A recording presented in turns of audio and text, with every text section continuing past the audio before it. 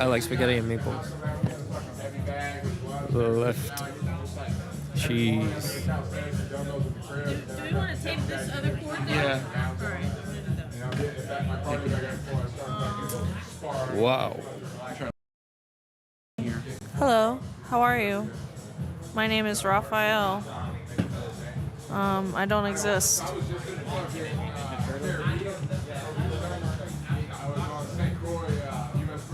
Keep having this problem with OBS where I can't monitor it.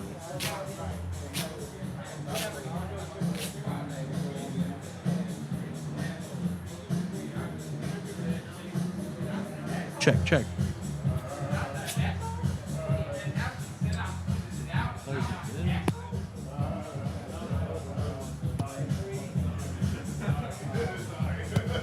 Hey, can you grab this tape roll from my leg?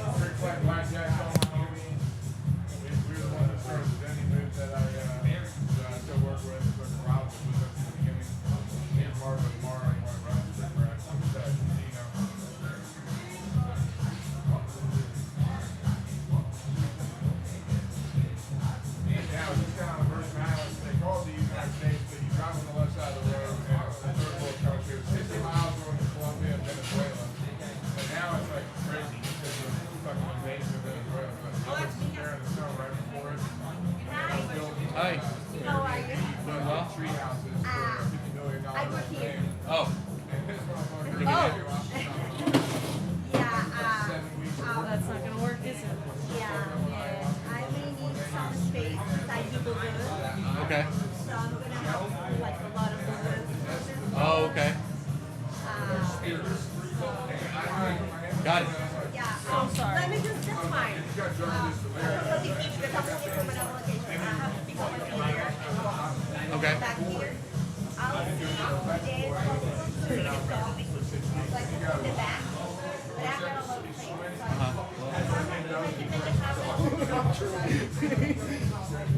Yeah. Okay. Just let you know, I'll be back. Okay. Sorry about that.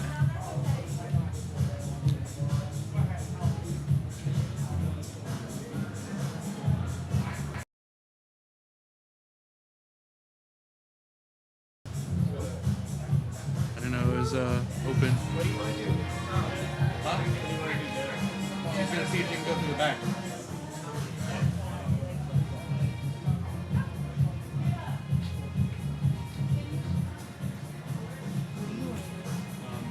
I'm almost ready. I'm just trying to get sound. Probably. We'll have to. Well, it's easier. Yeah. We'll just probably scoot that way.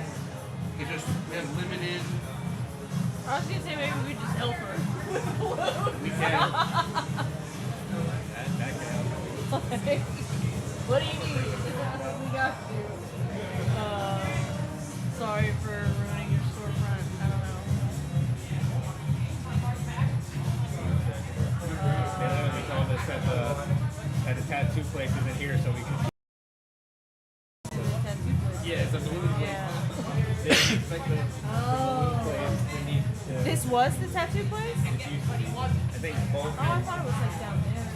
Oh yeah. No, this has been here for a while. I think the tattoo studio. Do you still have that tape? Can you do a layer of tape? Tables right here, so that this gets stuff done.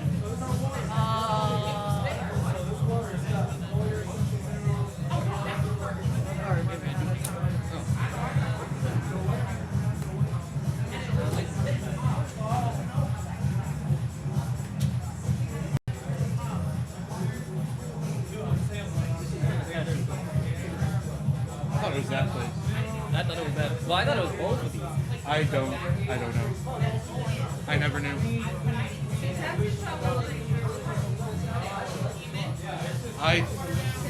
been here since I've been here. I got my tattoo. I remember one of these being tattooed. For sure. I thought it was both. I just want to know why I don't have audio in my ears.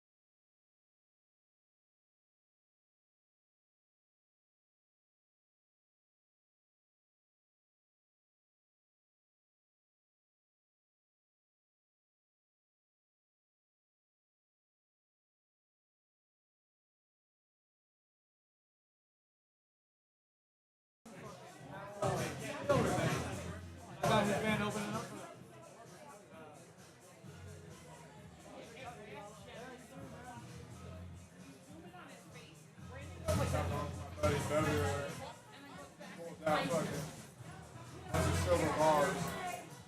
Were you able to get it? Yeah, I've been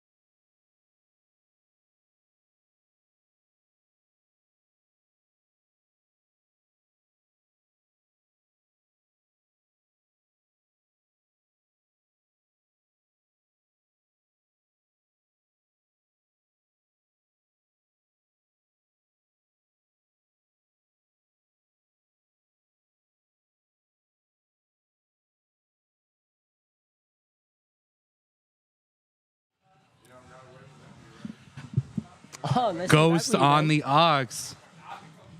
Live. Starting right now. We're going to do a quick intro and then we're going to go to a quick break so I can help this person back here move their stuff from their store. But first, we are live at Kava Cat for the eighth anniversary party. 8th, bro. Yeah. And who are you? I'm Caleb, aka 333 Hours, aka Mr. 333. And it's a shame he hasn't been on the podcast yet, except for the Lost episode. Oh, lost media. You guys will never see that. Nope. Or hear it. Stay pretty close to that mic. Oh, Thanks. my bad. But oh my And- god, I think about that podcast sometimes. I was like Do you? 19. I was like Go after ahead, you're a party. okay. Oh, do you need to open the door all the way? I'm so sorry. It's okay. Guys, support small business. Yeah. Support small local business. I feel like we should help this woman. We are. We're going to help her out. We're going to help her move her balloons. This is a balloon place or a party event planning location. Oh my God, We're going to help her move her balloons, and then we're going to be right back.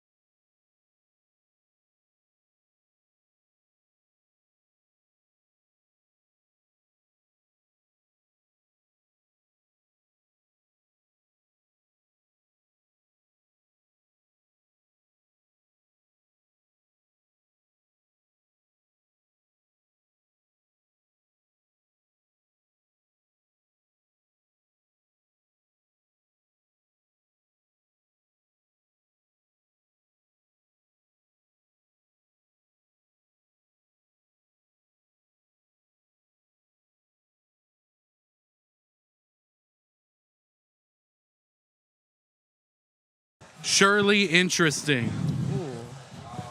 So are we All there right, yet, guys. though? Caleb, 333 hours here, and Devin. All right, this is the official, real introduction to the episode, to the podcast, to the live show. We are at Kava. What's this today? January 30th. It is the 8th anniversary of Kava, and we are here celebrating, and we are trying to help support local business as always. The 8th, bro. It feels a lot longer, honestly. It does? It feels a lot When did you longer. first start coming here? I started coming here around 2021, but from Okay. what everybody else tells me, it just feels like this place has been here a lot longer. I think it was about 2020 or 21 that I also started coming. And yeah, it feels like time has flown by since then. Bro, yes. Yes, big time. And 5 years. I first started hanging out here with friends. That's where I met a lot of people that I work with and hang out with now. I also started doing open mics here. Oh, really? That's how I. That was nah. my venture. Like first starting into So, like that was getting good at sound, like learning how to do sound tech So engineering wow, stuff. helped you open up to that. Wow. Yeah. Yeah, that's funny. It's similar with me and DJing, bro. My first DJ set publicly was here. I've grown a lot here, just like for artist-wise with my art. You know what I mean? Me Yeah. DJing looks like you with your podcast stuff. Hell yeah. Yeah. Oh, I was yeah. doing the podcast a little bit before I started coming here. Oh, really? But I didn't really know what I was doing sound-wise, Okay, like from I an see. engineering perspective, Yeah. from a sound production perspective. I was very rudimentary. Well, you were but, just- you know, you were just doing talking on a live sound microphone? and starting to learn, you know, the actual, like, behind the scenes, like the professional, like, techniques. I see. Like, The technical side of things. I see. yeah, the real technical side of things. Once I found the rabbit hole of sound, of audio engineering, and figured Okay. out, oh yeah, I'm actually missing a lot of stuff in my knowledge. But anyway, was Kava your first place getting DJ gigs? Yeah, no, it was my Yeah? first place. It was with Groovy Promo. With Groovy, Like, yeah. nah, he reached out to me based off like a little Instagram post I was just posting. Honestly, a very corny little Instagram post, just basically trying to show, hey, I'm a DJ. Yeah. But I guess he was looking for DJs in the area, and he noticed that. And yeah, like, he gave me a shot, man. I appreciate him a lot for that. On my laptop, I still have his signature and the other DJ signature from my first show signed That's on my laptop. awesome. It's a little bit faded out, but yeah, no, I still have that. That is super sick. Yeah, no, I love that. Oh, need to get something signed from you. oh man, nah. Yeah. I don't know. I feel like so- I don't have that much of an impact with my creativity yet, bro. For that I to don't be- agree. I disagree. You think You're so? here all the time I mean, DJing. Like, how often are you here? Like, I feel like you're here every weekend. What? I try to be once a month for sure. I gotten a lot busier with my Amazon job. Yeah. Fuck warehousing. Yeah, no, that shit will drain your life. Yeah. But yeah, But no. I feel like you're here often enough where I feel like I look at it almost as if like this is your residency. Bro, in a way it is. I'm a very Triano. closed-minded individual, or I'm kind of shy. But this place is the only venue that's helped me feel at home in a way. Even though some people don't really fuck with Kava like that, but I don't know. It's easy for me to be here, talk to the people, talk to the owners, without being like, hey, can I get a show? I don't know. I just talk to them, bro, and they just say yes. Hey, they let me do whatever here, bro. I have full creativity here, which Well, you know, love. you bring up the point that I think a lot of people are thinking about, which is people have their ups and downs, and some people have their complaints about Kava Cat.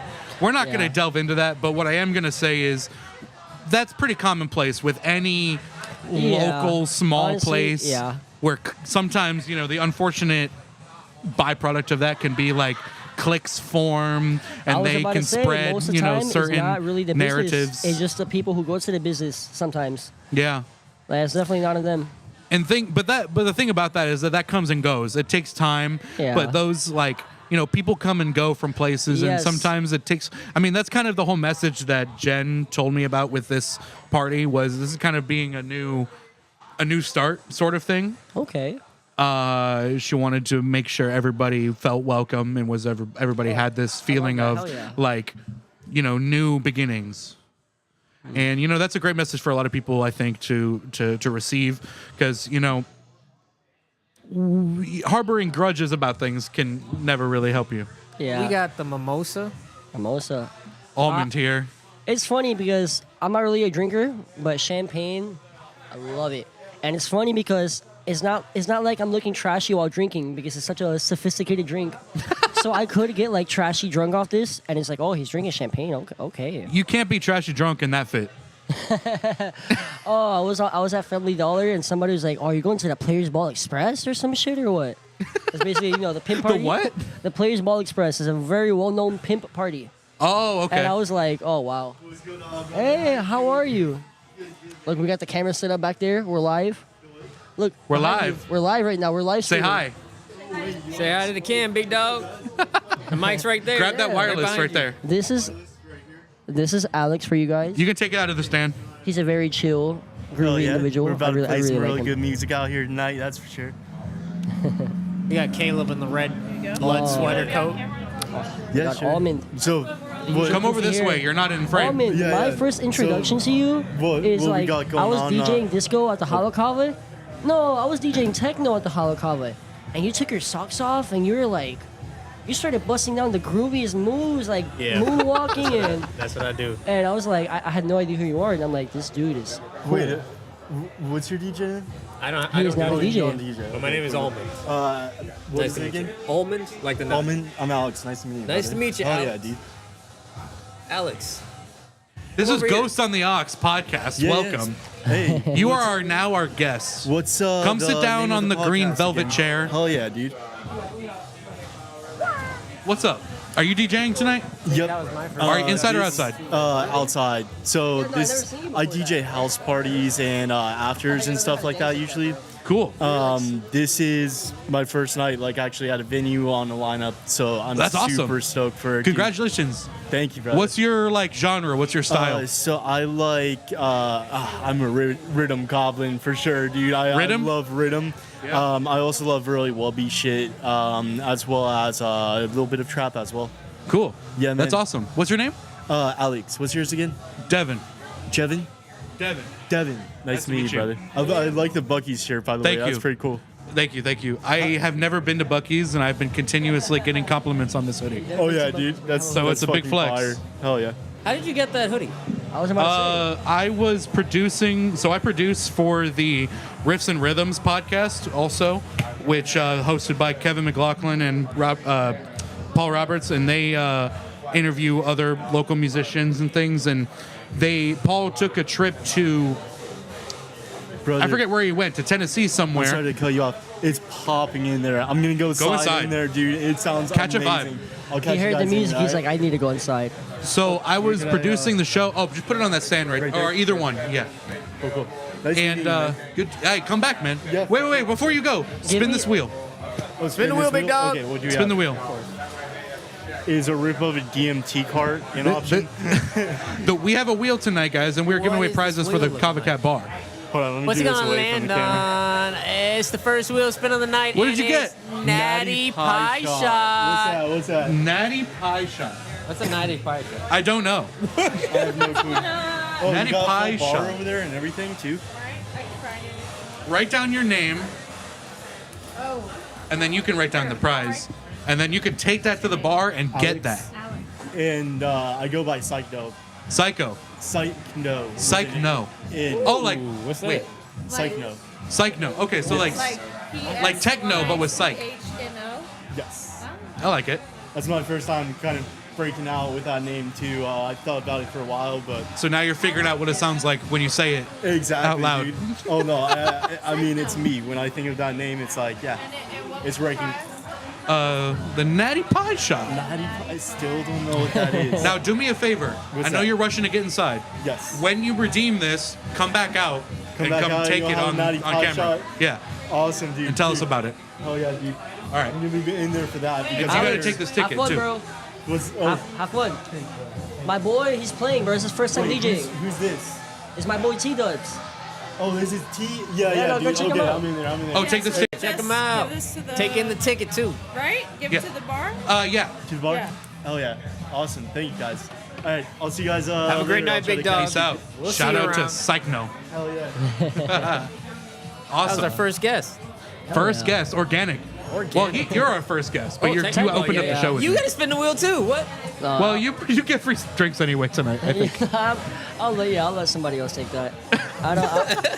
I got a mimosa, so I'll be good. Bro, you guys gotta see the drip. The drip is immaculate right here. Hold on. Come show off. I'm not gonna lie. The coat. The coat, the Hello Kitty. We got the coat. We got the low top Jordan all of ones. it, bro. We got the ring. We got the chain. We got the earrings. Oh, can you flip the viewfinder around so they can see it better? I'm not rich. All this costing me like $1 in There Sheen. you go. This is Sheen drip.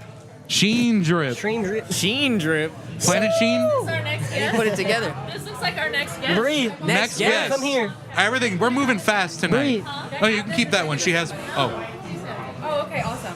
never mind. You did take the mic. Hello, Hello. What's your name? Bree. Bree. You can call me Welcome, Lana Bree. too. What? Lana. Lana. Lana? Welcome, Lana. Brie Lana. Your camera's over there. This is Bree, aka You're playing Trigiano's tonight? What are we playing? Are you playing? Oh, I wish. Oh, you I'm wish? I'm the one that stands next to them and looks pretty. Her boyfriend's playing. Oh, okay. Yeah, Mauro. Mauricio. Oh, sick. All right. Trugiano. Awesome. Follow Trugiano. Follow. Follow. Listen to Trugiano. Listen to him. Follow Caleb and listen to him Follow too. 333 hours. Yeah. Follow everybody. Follow everyone. Follow Ghost on the Lana Ox if you Spoken. want. Follow If- Lana. Spokespoons. I like Lana Del Rey. all right. And she has a Coke Spoon necklace merch that I really want. So I made my username based off of that. Okay. Wow. Wow, that's the lore behind your username? I hate that. I hate that. Oh. I stopped putting my real name on social media because I had people dox me. Maybe, actually, I don't know. Let's see. But I had Oh people my dox God. me, so I stopped putting my real name on social media. And now people think my name is Lana. Yeah, no, It's better to have people thinking it's your name than knowing your real name. It's also better than them thinking it's Lana backwards. Yeah. Well, that could be a fun one. you're stupid, bro. Oh my God. Can you go give this back to Mauricio? I'm staying here, so. Morrow, come get it. All right, what Yeah, other everybody what come here. questions? Well, one of the things I wanted to ask people actually is just memories and good times and things about Kava Cat, since that's what we're celebrating yeah. tonight. You're in my shot. Didn't you say you've been going to Kava Cat for a while? Yeah, so my first time at Kava Cat, I was 15 Oh. with my Oh my mom, God. who we don't speak about, but Can you grab I that was mic 15 and we went on a hike at one of the little areas somewhere. I actually don't Take the remember. microphone off. And she told me, she was like, yo, I heard about this new drink It's or on. whatever that's like liquid weed. And I was like, liquid weed? That's what she said. That's how she explained it. And she was talking about Kava, and I was just like, She okay. was So daughter. we Daughter, come here. you need She to try buys us this. a shell, and I hated it. I was like, this is so. I don't like this. Wait, The so way I describe it is it's like fruity dirt water. Yeah, it's like Oh. muddy. honestly, But less it's an fruity, acquired just dirt. taste. Just dirt water. Kratom is better. I think it's funny. Your mom was like, daughter, you gotta try this weed water. And she bought you a drink. My mom used to lock us in Weed her water? What did in I our walk room into? at her apartment with her weed pen when she'd have guys You're a over. little out of the camera. Come forward a little bit if you can. Or come in this way. I just didn't want to put in the This is just- Trugiano. Trugiano. I'm not Spanish. But you can pretend to be. I can pretend to be. People fall for it. They do. They easily. What's up? You want to come next to me over here? I'll stand. No, come in. More the merrier. You're already in the camera, so you might as well. We're doing a podcast. We're doing a podcast. This is Ghost on the Ox. Ghost Say on the hello Ox. Ghost on the I gotta Ox. follow. Please follow Instagram, Twitter, or X, whatever you want to call it. Twitter. I still call it Twitter. Wait, what is this wheel So this is a prize wheel for the bar. for the bar? Yeah. So if you're not already on the lineup to play tonight and you don't already get, bar coverage, then we are offering this out for some of the people that we invite as guests on the show. So I'm one. Yeah, you guys, yes, you are. Go ahead and spin it. Okay, I'm not gonna look. Oh, they should have got. Hold on, it should be a better Yeah, spin my than finger that. slipped. Go ahead. There you That was go. better.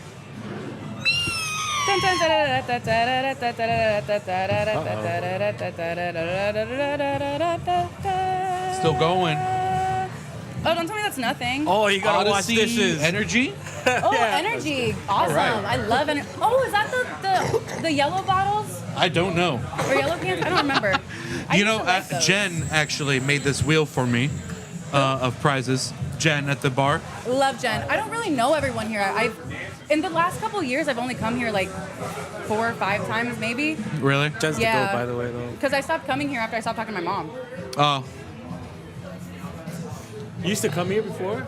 Yeah, my mom is the one that showed me this place. I was like 15. No shot. Yeah, she, like I said, she was like, daughter, try this weed water. Well, she And would then- buy That's it one way for to me, and keep they it in didn't the family. care. Like, well, they there were- used to be a few years back. There it was was 18. It was 18 the- plus, yeah. Yeah, the laws were a little bit different with Kava. Oh, is this you guys? Yes, it is. Love it. Oh, he follows No, you yeah, guys. no, these guys Already are do. sick, bro. Yeah, see, I'm still meeting everyone, but so far everyone's really cool. All the Kava tenders are super pretty. They all have these green capes on. They look awesome. Yeah, I peeped that. I peeped that today. Do you want to say something? What's your name? Felipe. Oh, Felipe. Felipe. Felipe Will with you the red please- suspenders. Put your name down on here. So This is your ticket to cash in for that. That wheel prize. Can I write my prize? Odyssey. Free. It's on there already on the back. Oh, cool. What is Then the I- podcast about? What's up? What is the podcast about? The podcast. Well, Hold up. I'm gonna have you on as a guest in a little bit. Only guests get to spin. I'm gonna have you on in a little bit. Todd, Now, Todd. what? I fucking love this The dude. question was, Dude, what is so the podcast about? Sorry, guys. I have people around me in real life, and I'm monitoring on headphones, so this is a little trippy. I'm hearing so many things at one time. The podcast. We talk to a lot of local musicians, as well as DJs and producers and business owners and just anybody we find generally interesting. One of my co-hosts, Almond, he went that way somewhere. He'll be back in a little bit. You need to get out? Oh, what's up with Trey? And Trey did not make it tonight. Unfortunately, Trey. Shout out to Trey. I don't know if he's watching. He might be watching this live. Trey, this is live stream right now. Yes. Unfortunately, Trey Don't has embarrass to get him. his car fixed, and he has not gotten it back yet. He's been waiting like a week to get Bro. it repaired. I feel the struggle. But when he gets it, you'll see him. Okay, hell yeah. Yeah, where can I catch you guys next time? Where to catch us at next? Yeah, no, today's Friday. What you? I know you guys have a loopy oh, you're schedule of good. You things you moved the do. chair. Hell yeah. Yeah, I'm planning a new open mic. Some details on that Ooh, will be you got revealed food? What you eventually. getting? I'll let you We got know. chicken nuggets and Okay. fries, so that's what I'm Yeah, have a getting. lot That'll more. become Have a a lot weekly more. thing. Have a lot more availability now, so I'm able to I didn't actually finish my support you guys. That man. would be awesome. Hell yeah, bro. I should. This is our first time doing a live show like this out on location. I realized I was like, these guys are sitting at the podcast. This is your first Yeah. live? Is my volume all right? Or Yeah. Okay, I wanted to make sure. Yeah, I try to set up as much as I can. But so what is the whole lineup like tonight? Oh, well, I'm gonna let you take over. This is his show. I'm actually happy for him, man. I've been telling him do a Kava Cat show, man. Get to do everything yourself, man, and take a bigger piece of the pie. Go get my food. But talk about this, man. I've been in the game for a long time, and I met you doing this, starting off Met this me through scene, Kava Cat and shows, man. I just wanted. Now you're gay. But yeah, tonight we have the 8th year anniversary for Kava Cat. We wanted to bring out some of the best local talent and up and coming talent, giving them a spotlight to actually be able to play in front of people. Because as a DJ, I can't speak for other musicians and stuff like that. But as a DJ, sometimes you tend to play for yourself or for an empty room for a really long time before you even get an opportunity like this. So It's true. I feel like anything that I can contribute back to the industry and especially this local area, I'm gonna do everything I can to do so. So yeah, that's the main thing with regards to our lineup tonight. Yeah, I love what you said about like a lot of beginning talent, cause that's Yeah, true. a lot of new people. Yeah, Shroomless. She's an up and coming DJ that just started DJing a couple months ago. Killed it. Awesome story about Shroomless. What? I know her. Yeah. Wait, really? I've known her because she actually was a trainer of mine at Oh my a previous God. job. Bro, what job is this? Everybody, I feel like so many people. There's A so lot of many people knew her. That's so funny, Yeah, bro. no, there's so many I don't know if people I should know. say it on live or not, but I'll tell you off Whisper it. camera. There's so I'll many tell you guys off camera. There's so many people that I know that I'm like, oh, how do you know this person? Oh, this job, and I'm like, You trying wow. to finish me off? I'm making my own mimosas. Are they your glasses? What do you want some? Which one? Yes. Are they your glasses? Yes. Are you guys off? I did not take it inside. I was like, this might help. What do you want? Thank you. I just don't Okay. want to like go away or something. No, please. They're mine. No, let me Please. bring it back. Oh my God, yes, please. Please. What's happening? Your what? She thought this was from the bar, one of these glasses. These champagne Mama- glasses are actually You bring from your own. space. Every time I'm here, you bring your own stuff. Let me get some lore. Which I don't know if we should be saying that publicly or not. But let me repeat what he just said. These champagne glasses are from Club Space. I stole Are they them. really? Yes, bro. I seen people step on these glasses, and they don't break. And like every champagne glass I had, I've broken. So I was like, next time I go to Space, in this coat, I was like, boom. You're lucky my hands boom, are You not put too him sweaty, in the my feet probably coat? be really sweaty. boom, 2. It was that's perfect. awesome. Wait, hold on. Bro, they're indestructible. And I Alvin, never he took these glasses from Club Space. We literally Bro, walked out of space. I mean, if I'm gonna pay coat's full of $15 for a champagne mimosa, glasses, bro. and bro, I saw the champagne. You they were deserve giving to me. buy the glass. They were giving me $5 champagne. I'm a champagne holic. I saw the bottle they were giving me, and I was like, wow. To charge like 30% of a 15% of a $5 bottle and charge it for $15. First of all, the price margin on that must be crazy. Second of all, wow, man, what an upcharge. I was like, damn right, I'm taking the glass. I'm paying for this too at this point, bro. Oh my Dude, God. same thing. I went to the Vanguard in Orlando for Deadmau5 a few years ago. really? And I bought, what did I buy? Malibu and Coke or something? $25. At the bar. It was like $20. for a double. Yeah, no. Bro. And- But still, $20 for one drink. And I it's- mean, it was a double, but still, it's just Malibu and Coke. I think it's funny, man, because I feel like that's part of the mentality that encourages people to do other things that's Yeah. not alcohol. Like, I damn, kind this of is so agree. cheap, and this is smaller, and I could sneak it in and just take it. And it's like, damn, bro. Damn. But also, they know they could charge that much. They know and make that that some people will much. buy it. They know. mean, Enough bro. people will buy it that There's Yes. nothing like a mimosa at 7 o'clock in the morning at space, though. Honestly, in the terrace. yeah. I've never been to space. It's just Is it? I say, if you're a person that doesn't rave and doesn't really party, go just buy it after 7 a.m. ticket. Wake up early. The prime time for space is the morning time, and Yeah. it's a weird club because a lot of people will go there and buy a before 1 a.m. ticket to see their favorite artist, and then they get upset when their artist is playing. Their favorite artist is playing at 9 a.m. And they're like, I actually had somebody complain to me, like, oh man, I want to see this DJ, but like, he plays at 9 a.m., bro. And I don't want to stay here that long. Like, I don't do drugs or anything, bro. I don't know. We'll go in the morning then. Yeah, but that was. I would go for morning. it's an interesting Brunch. vibe, bro. Brunch, and then yeah, you leave and get real food after. Oh, you go on it for a day. It's a nice little workout, bro. Get the cardio But- going. But enough about space. Let's talk about Kava Cat Oh, yes. because that's who's hosting us tonight. Yes. That's where we're at right now. I want to get from both of you. Give me some memories or just like good things you could say about like experiences here. Oh man, just meeting people. I'm not gonna lie. I moved to. I'm originally from Broward / Miami-Dade, so I moved out here in 2020. I'm 22 now. I was 16 at the time. Once I hit like 18, I was a little bit more comfortable here. I was driving, and this place gave me friends, bro. I fucking found friends out here. I found the social environment, and I wasn't finally stuck at home. In Broward, I was able to skate everywhere, just go here, and there's a lot more. Everything's a lot more closer everywhere, so you don't, even if I didn't have a car, being the young person I was, it was easier for me to have those social environments and go places and actually do stuff other than being Yeah. stuck at my house. Yeah, the accessibility was definitely a difference. Yeah. But once I Without- started driving, I found this place, which I'm also used to Broward, which honestly you could go. No, when you get the chance, bring that mic back over here for the guests, please. I didn't know what to do with it. That's okay.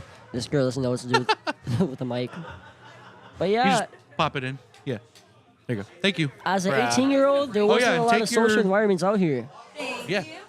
There wasn't a lot of social environments out here as an 18-year-old, so I found True. this place, and How old are you? I'm 22 now. Okay. Just turned 22 in December 7th last year. Happy birthday. Thank you. Belated birthday.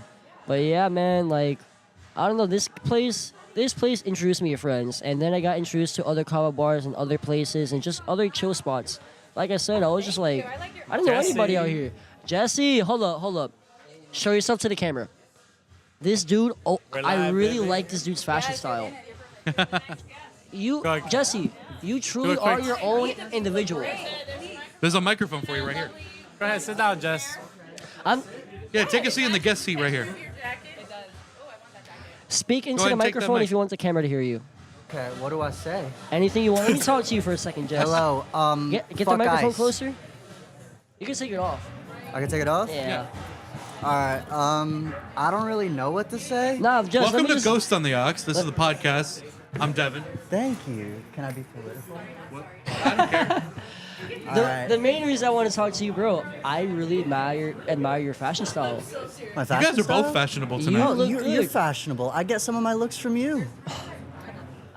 I was gonna say the same thing. Oh my god. Yeah. But you're more raw than me, bro.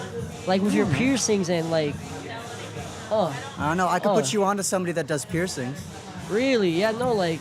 One of my I really- best friends, Julie, she's trained and everything like that. She's done my bridge. She's done my eyebrows, everything like The that. bridge is a piercing I'm really scared of. Yeah. I'm scared of the bridge. I heard if I don't always have it on, it's gonna look weird. It don't hurt that bad. What's the most painful piercing you've had? My anti-eyebrow. I had to take it out. You might be able to see a scar. On the right here?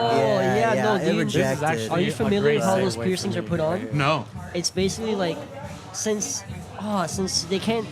I've they never basi- gotten anything pierced. They basically screw your skin in. They screw it on your skin since they can't really. It's like a dimple. Oh, it's just in. Yeah. Rather than through, it's just Yeah, in. Yeah, it's so, like a like- staple bar. Oh, So God. like they Isn't that screw it technically in. considered like a dermal? Or What? some shit? Isn't it called a dermal? No, but or it's something? up A here. dermal is when it's just like straight in. Anti-eyebrow is a staple bar. Oh my They god. go Jess. all the way through. Okay. Yeah. Wow. But it's worth it, I think. I don't want to hold you up, Jess, but I mainly just wanted to tell you that, like you, I came here to see you guys. Oh, yeah. Oh. What time is it actually? I gotta. bro. Oh, I'll put some. 9:37. I'll play some techno for you, dog. Hell yeah. Oh, really? Hell yeah. Hell yeah. Oh my god. So- Bro, I was DJing at the Berlin Techno night. I heard. Yeah. I'm so mad I wasn't Him able to too. go. Yeah, that was Wait, a cool show. are you also Shout playing? out Berlin tonight? Are you a DJ? No, I'm not. Are you a I'm musician? fucking Orlando, sick. man. Oh, you're a producer? Yeah. Awesome. We'll have to link up. Follow Ghost on the Aux on Instagram. Yeah. Also, before you go, give this wheel a good spin. Shout out to Jess. So one thing, yeah, what was that? Are you good? Good. So, Oh, I like the oh, the tattoo. Aphex Twin tattoo. Yeah. Alright, I got a lot. So these are bar prizes you can get tonight. Most of them are written in by Jen, Yeah. but you got a couple of funny ones. You got a straight up loss right here. You don't get anything. You get to tweet from my Twitter account on this one. More bar stuff. Get big dog mode. This is where we just all hype you up. We just all give you compliments. Hell yeah. And Compliments regardless. what else? I think that was it. There might have been one more. Damn, Chad. Big dog mode. What is? Oh, LMAO. I don't know what that means. LMAO. We have to ask Almond what that means. You know what we need to bring back? ROFL. Rolling on the floor laughing. But before you go, give this a spin.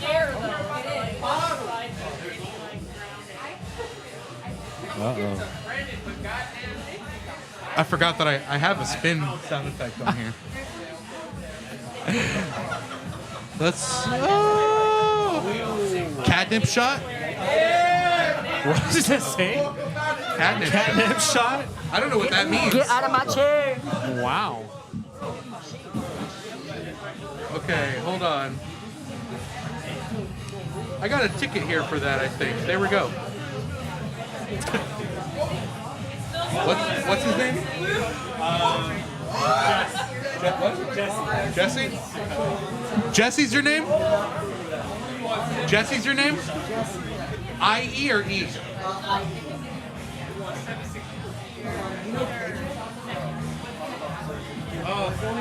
Yes, Shout out Deploy Boy. You guys are both in red and black too. Hell yeah. So- Hell yeah. Here's your prize.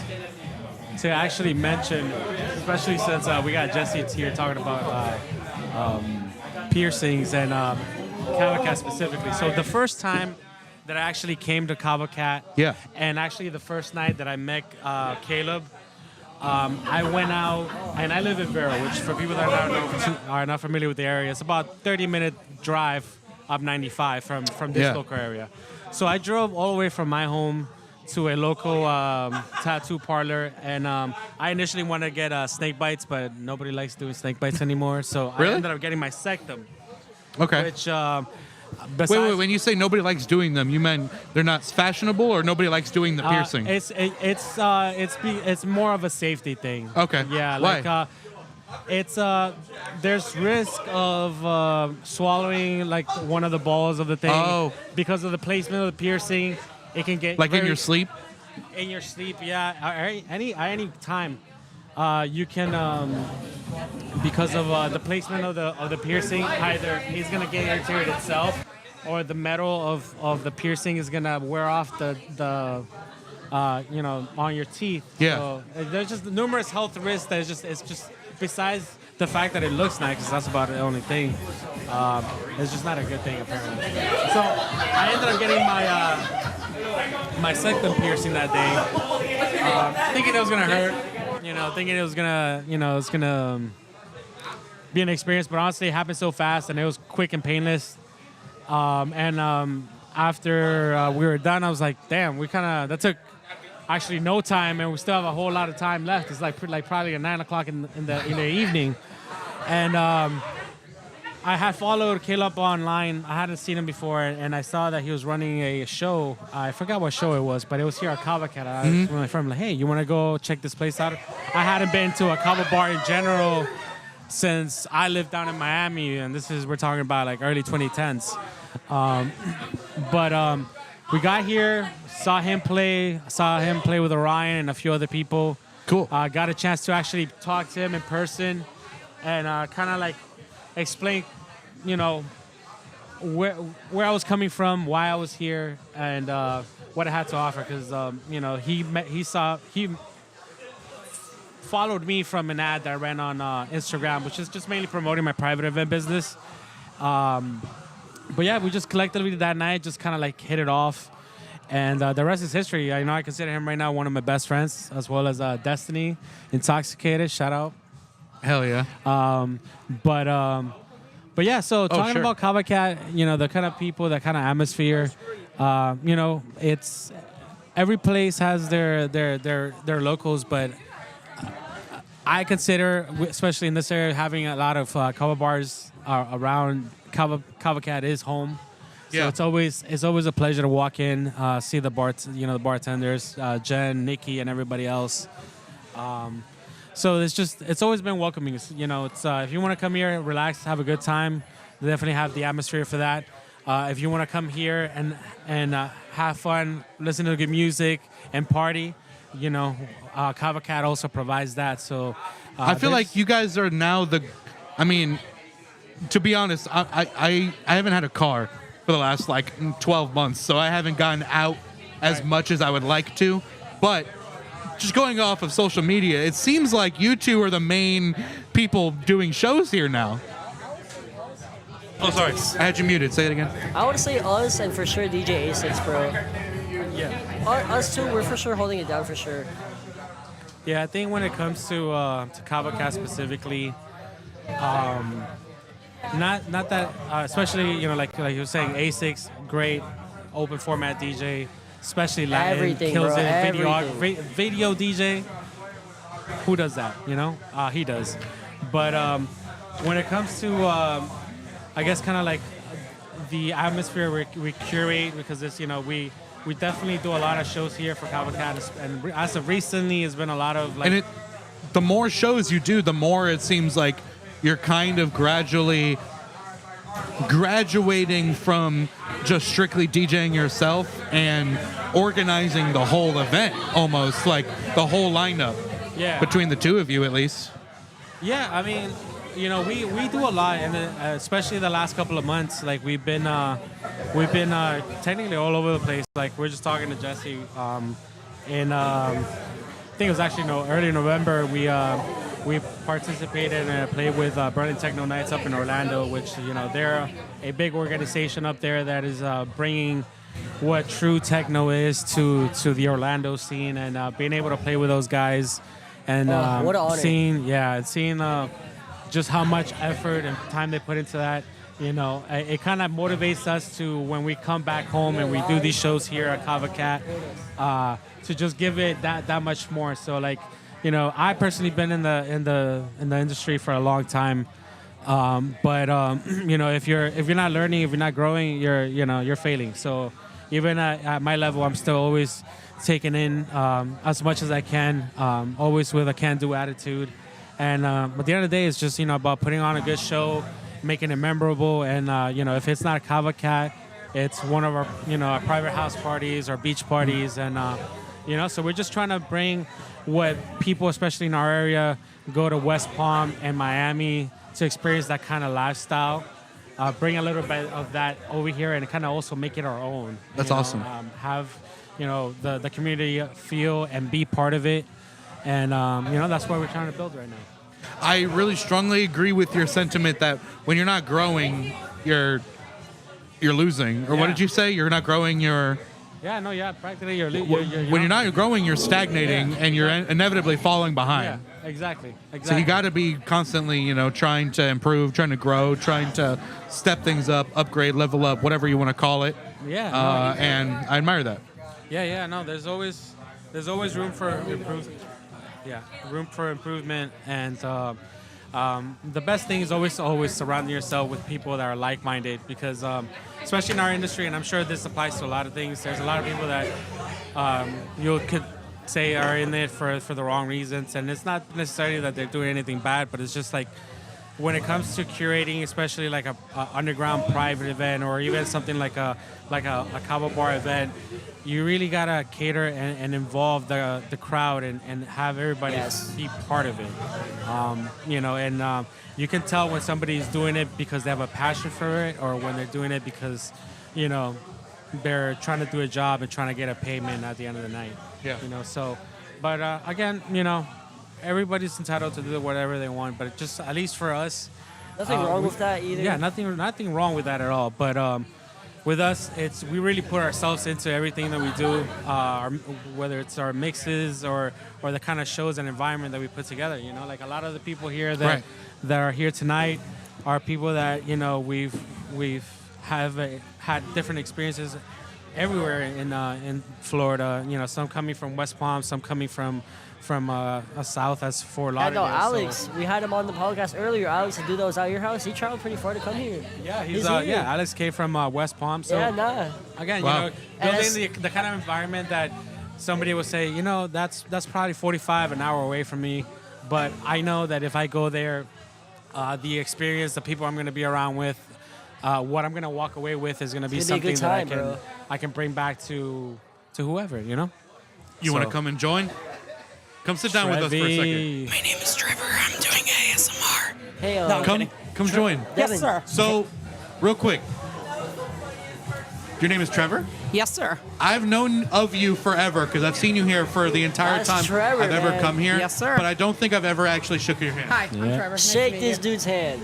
One of the only people that I know that has their own signature drink here at Kava Cat, Bro, by he has the his way. own drink, Tropical Trevor, one of the best drinks at the deliciously Kava Bar. dangerous. So What is it? So, is this going? Yeah. Yes. Oh, sorry, my bad. Edit that out. Don't get shy. So, We're live. Hi. I'm Trevor. So, I love this dude. hi, I'm Trevor. I'm wearing my doctorate gown for anybody that's wondering what cult I'm in.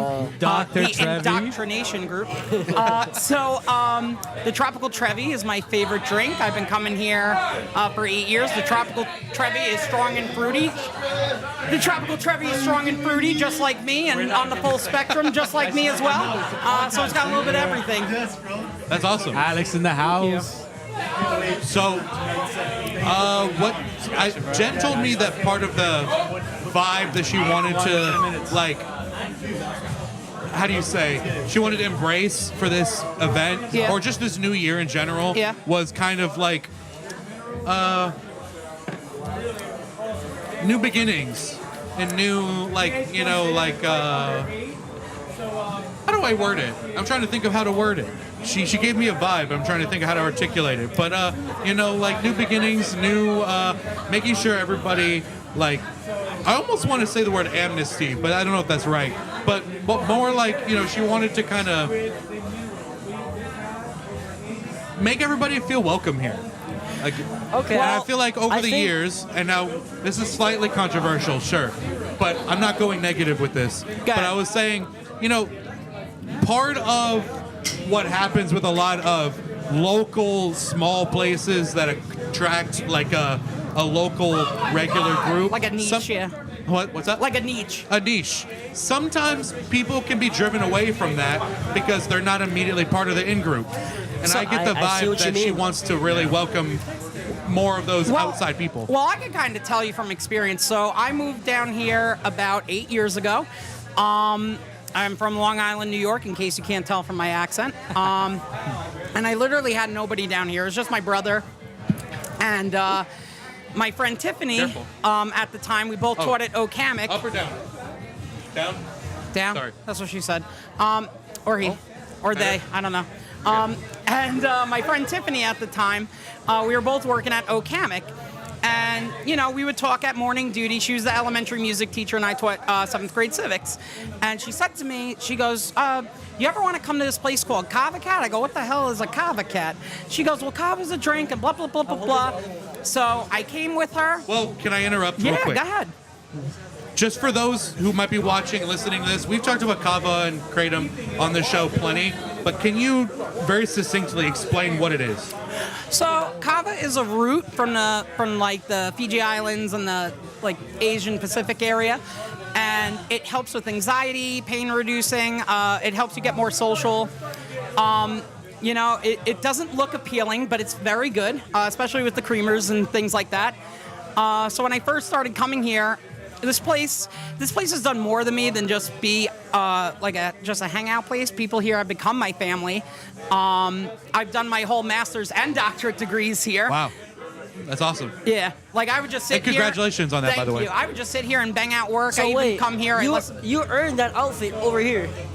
What happened? You earned. Here, repeat what I said, Devin. She said you earned that outfit here. Oh, thank you. Yeah, I did. I earned that outfit. I earned this outfit here. A lot of my birthday parties are here because they really do take you under your wing. This place is like the island of misfit toys, and it really is. I love that And you said that. everybody's got some story here. Yeah. And that's what's Yes, really I do. powerful. There's all sorts of lives and people that come to Kava Cat. You may not look like everybody or agree with everybody here, but it is a really welcoming place. It's really cool.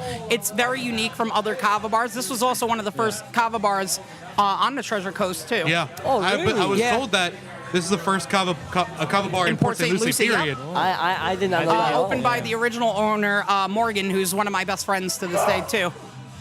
One thing that I will say for anybody that's never been a Kava Cat, I believe Trevor is a perfect example of the kind of individual you will find here. You True. know? Yes. Everybody comes from their own different walk of life, but Yeah. ever since I met Trevor, he's just been a ray of light. Always fun to be around. Always has a good conversation. Always has a good character, and everybody in here, you know, is that in its own. But it's a room full of interesting characters that if you come here with an open mind, you will walk out with something. Yeah. 100%. Because when I first came, the walls were red, furniture was matching, nothing matched. And I was like, what the hell did I just walk into? But And on that note, you can't judge. It's ironic, but you can't judge a book by its cover. Do I you know have that to run? sounds cliche. yeah, I gotta hop on in 5 minutes. Okay. Real quick. If you're not here, come out, enjoy it. We're about to start getting this party even rowdy. I love you guys. Love what you do. We'll see Like, you again follow, later. Subscribe. See you Don't worry, guys. I'll get him back on here a little bit later. All right. There's all kind of events here too, which is awesome. All There's- the time. Oh, trivia, bingo. You know, it sounds like an old person place, but it's all kinds of. No, ma'am, you're 23. See? Oh, 21. I'm sorry. Yes, ma'am. I'm sorry. I know. Have a good night, man. And see, and that's what Kava Cat's all about. Just talking to people, saying hi, and just making that connection. Yeah, we get all kinds of people here. Like that's one of the things I do appreciate about Kava Cat. And honestly, a lot of kava bars in general have this one thing in common, that you get a really interesting mix of people. Oh, yeah. Now, I don't want to speak too broadly about everywhere, but no, you're good. You know, because there's some places that, you know, aim for more of a specific image, Crowd. specific crowd, Yeah. specific vibe. But in general, I feel like kava bars really attract the, like you said, the misfits toys. Honestly. The underground people, the underground scene. I think it's almost like people that don't fit the social norm. Sure. That kind of don't fit in. That they're maybe socially awkward, or I don't know. But it's really cool. Like I said, we have all kinds of events here, all kinds of people here. So I highly recommend you come to Kava Cat. And even I'm here most of the time, if not every day. You can come in, say hi. You know, Jen, all the Kava tenders are amazing. And Caleb plays here, who just returned, and I was and saying he's that awesome. I feel like him and Trujillo play here so often that it's like their residency. They do, and then I become friends with them because I'm like, oh shit, they're here all the time, and then we just start hitting it off and having fun too. A lot of connections are made here. Oh, like literally all the people I talk to are from Kava Cat. I have to say, like, Kava Cat was my sort of launch pad into everything I'm doing now, because I was doing the podcast back in 2020, but I didn't really start, I was telling Caleb this, that I didn't really start learning and getting into like serious audio production until I started doing open mic here. That's right, open mic night. Yep, there was a while where I helped take over open mic, and that really set me down the path of, number one, meeting a lot of interesting and awesome individuals. Yeah. But number two, learning a lot of what got me to where I am right now. Yeah. And here I am, full circle, getting invited back to do a live show here. That's awesome. Right, it's kind of like going back to your roots in that sort of sense. Yeah. Yeah, 100%. What's like a golden memory, or like a favorite memory you have of your time here? Oh God, there's so many. I have one. I have a really good one. You might remember. Go ahead. So there was an open mic a while, years ago now, where do you remember Joe Fish? Oh, your mic is muted. Sorry. Long time no see, Joe Fish. You remember Joe Fish? Yes. So Joe Fish did an open mic performance What's that? here. I believe it was a Halloween, and he put like a pentagram and lit candles and stuff on the floor. Oh my God, that's right. That's right. And he got yelled at. He got in trouble for lighting fires in the room. I remember that. Because he like blew fire or something. Yes, the old manager. Yeah. We used to do. That was a great floaters. open mic though. Oh my God, a lot of open mics are great. You used to sing at all the open mics here too. Yeah, when are the open mics here nowadays? Well, we do karaoke nights every Wednesday. If you want to just sing and have fun, you could definitely come. Stay pretty close to that.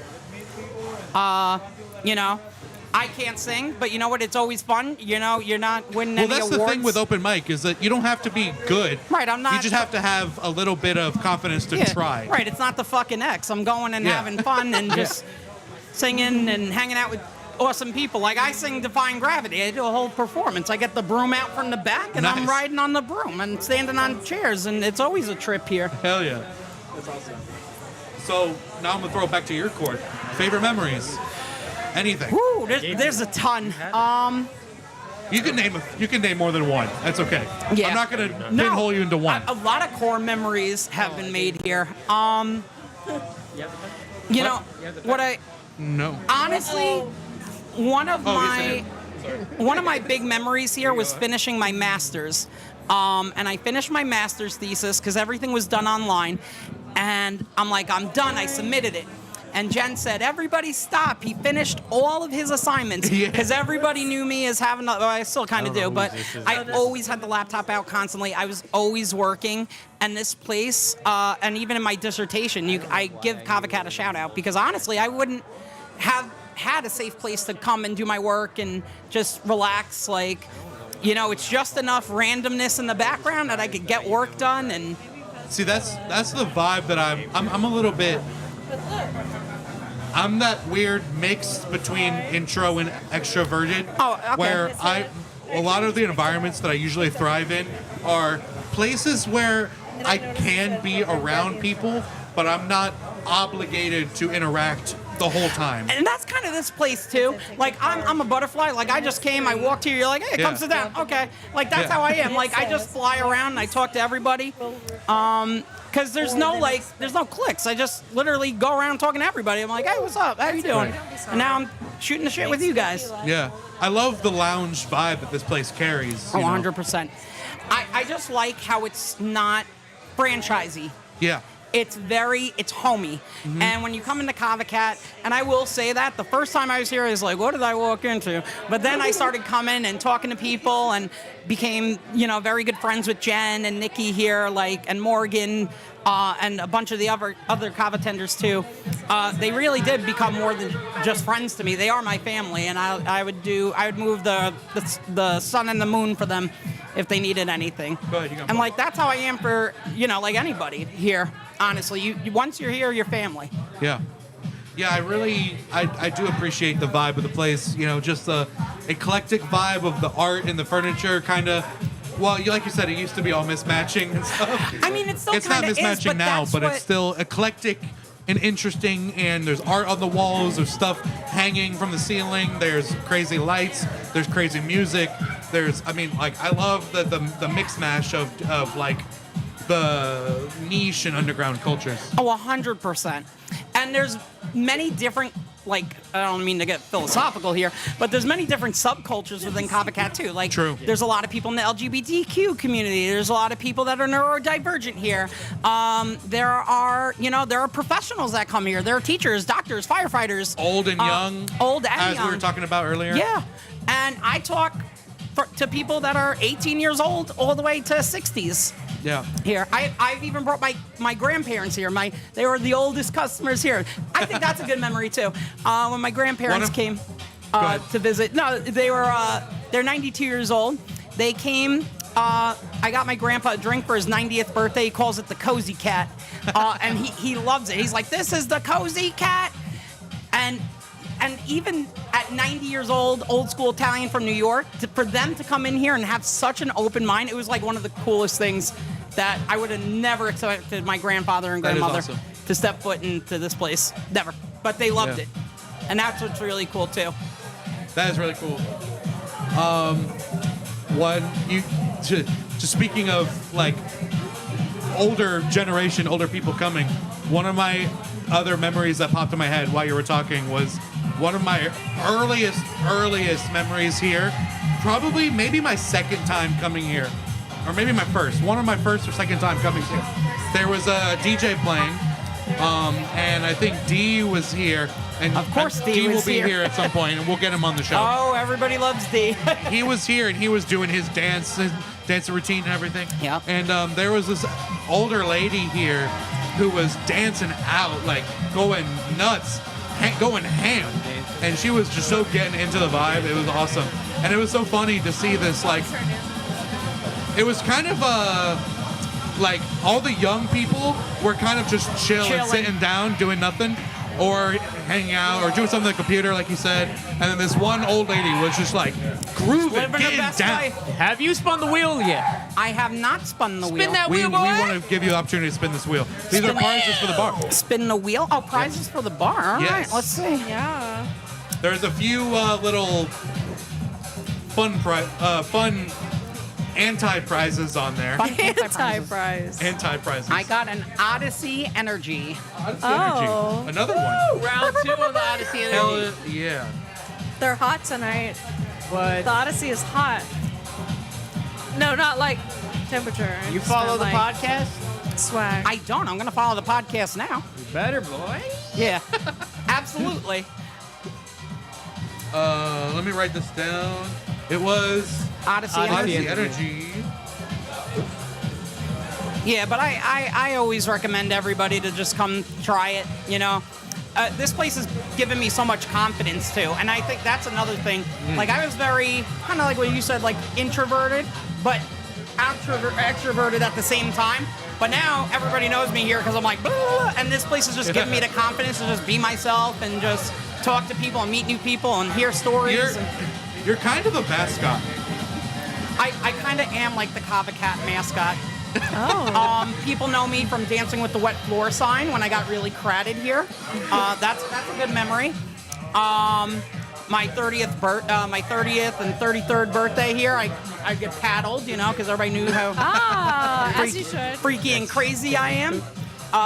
You know, we've done lots of things. And what's awesome about Kava Cat is, as much as I follow them, they follow me. Like, they're like, you got your master's, you got your doctorate.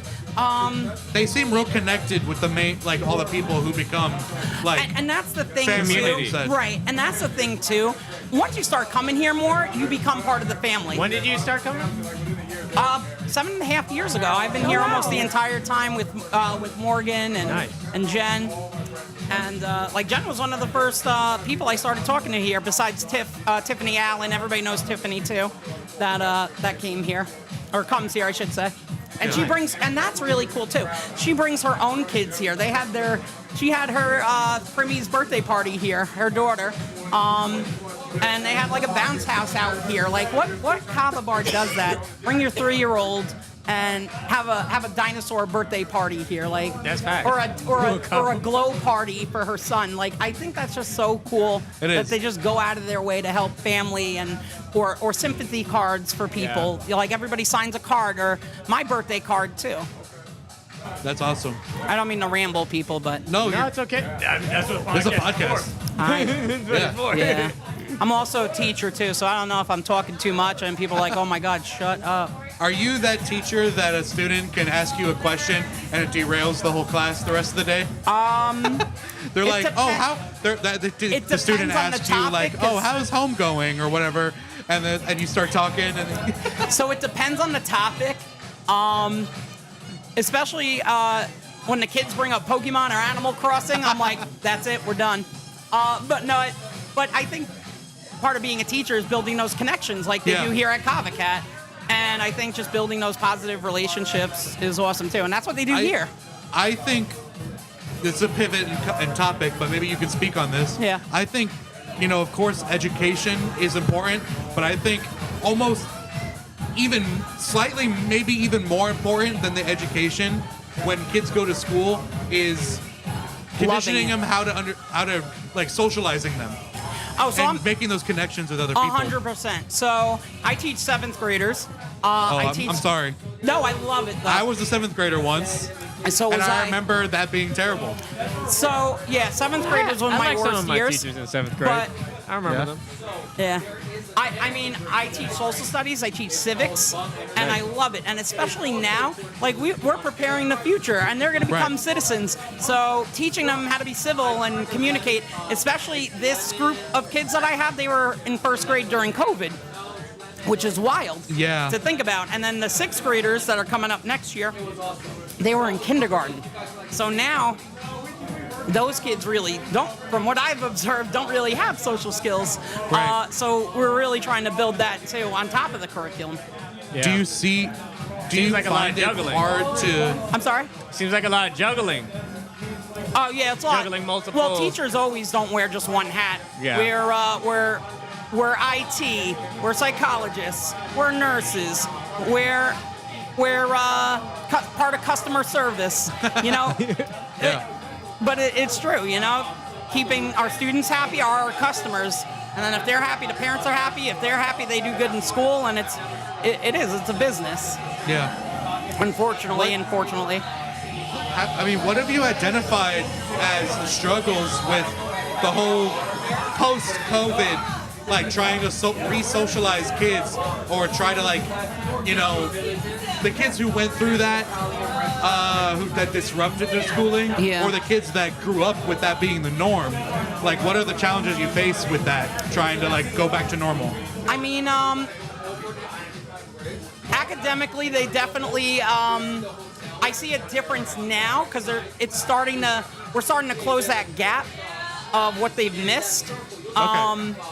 I think the kindergartners, they lost a lot of those foundational skills. So they're kind of on the struggle bus a little bit, but they've also, I think society and education just kind of got flipped on its head with COVID too. Yeah. It's so everything. Teachers were heroes for a year, and then we became, part of the shit crew the following year. Like, oh, they're getting paid and they're not doing nothing. So, Essential worker. Right. Education, I always say, is a pendulum, and it swings one way and then it'll swing back the other way. Unfortunately, there's no middle, but I try my best to find that middle. Keeping the kids happy, but making sure admin's happy and that administrative piece, and making sure they're getting good grades and staying out of trouble, and because eventually I want to go into administration. Okay. Because I feel like if I can make a difference in the classroom, I want to make a bigger impact and make a difference in a school, From like the an top entire down. school. Right. Yeah. Exactly. Exactly. What kind of,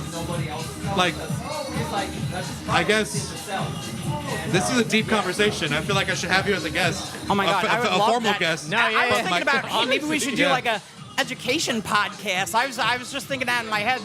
But go ahead, I'm sorry. My question on this topic is what do you, if and when, hopefully when, you achieve that upper administrative status, what kind of changes, what kind of things do you think you would want to be implementing to do differently?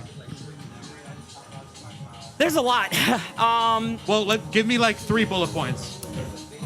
Or 1, whatever you want to say. Okay. Try to bullet point it. I would like more student self-regulation, Okay. more student accountability. Okay. And I don't mean accountability like they get in trouble, that too, but them taking Sometimes ownership there's- of their learning. Sure. So I'm very a data-driven teacher. So their scores on their test, they graph because I know civics. I have my doctorate. You need to learn it. So when I put the ball in their court, I feel like they're more receptive to learning because they go, okay, and every kid's different. So that's why they graph their own data, because they're like, oh, well, I need to work on this unit when Johnny needs to work on that unit and Jill needs to work on this unit. So because That makes sense. Right, because it's not a cookie cutter system, and I think that's kind of the problem. And I really try my best to differentiate and individualize education as much as possible. So that's 2. And then culture.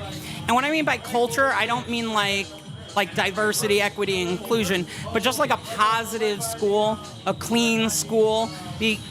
Because I've been and seen many teachers that are mean to each other, and it's hard to do that.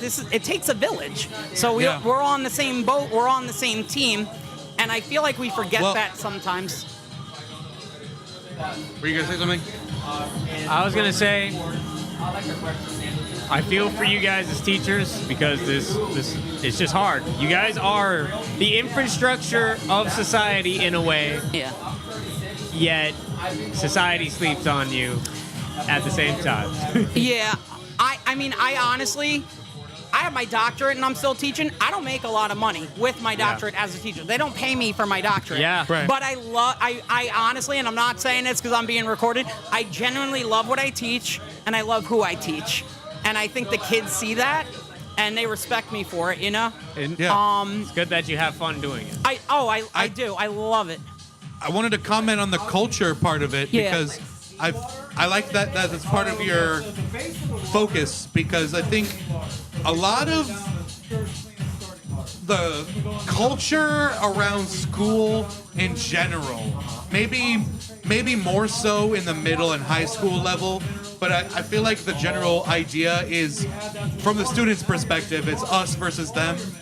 Like the student body feels like a class, and then the teachers are a class, and it's kind of like a combative relationship sometimes. Yes. And I feel like if teachers, number one, had a better relationship with the kids, but also with each other, it helps to facilitate everybody feeling like they're on the same team, like you said. Oh, 100%. And I feel with the students that I have this year, I always say we and our.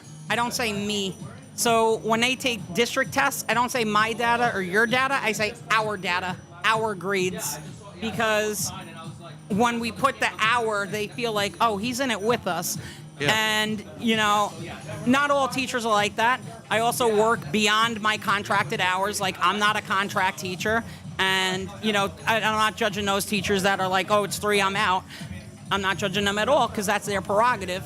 But at the same time, my students see the extra work that I put in, and they're going to go that extra mile. And you're going to be one of those teachers that they remember later into their adulthood. I mean, I hope so. I mean, that's the goal. I mean, I've had former students come in here and they're like, Mr. S? Yeah, scary. Scary. I've been doing it that long. How long has that been? So I've been teaching 10 years. I've been in right out of college at 22. I've been in the district for 8 years.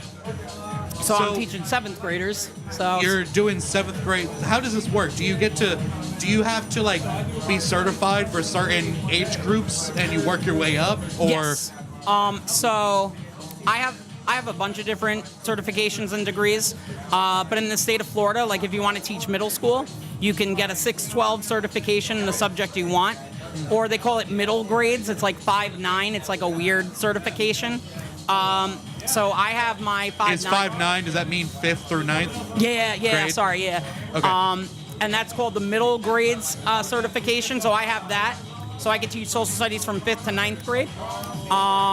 But I taught high school. I taught at an alternative high school in New York, in Long Island, and I loved it. And I love those challenging kids, too, because those are the kids that need the most love, as ironic and weird as that sounds. But those are my favorite kids. They really are, the scooches.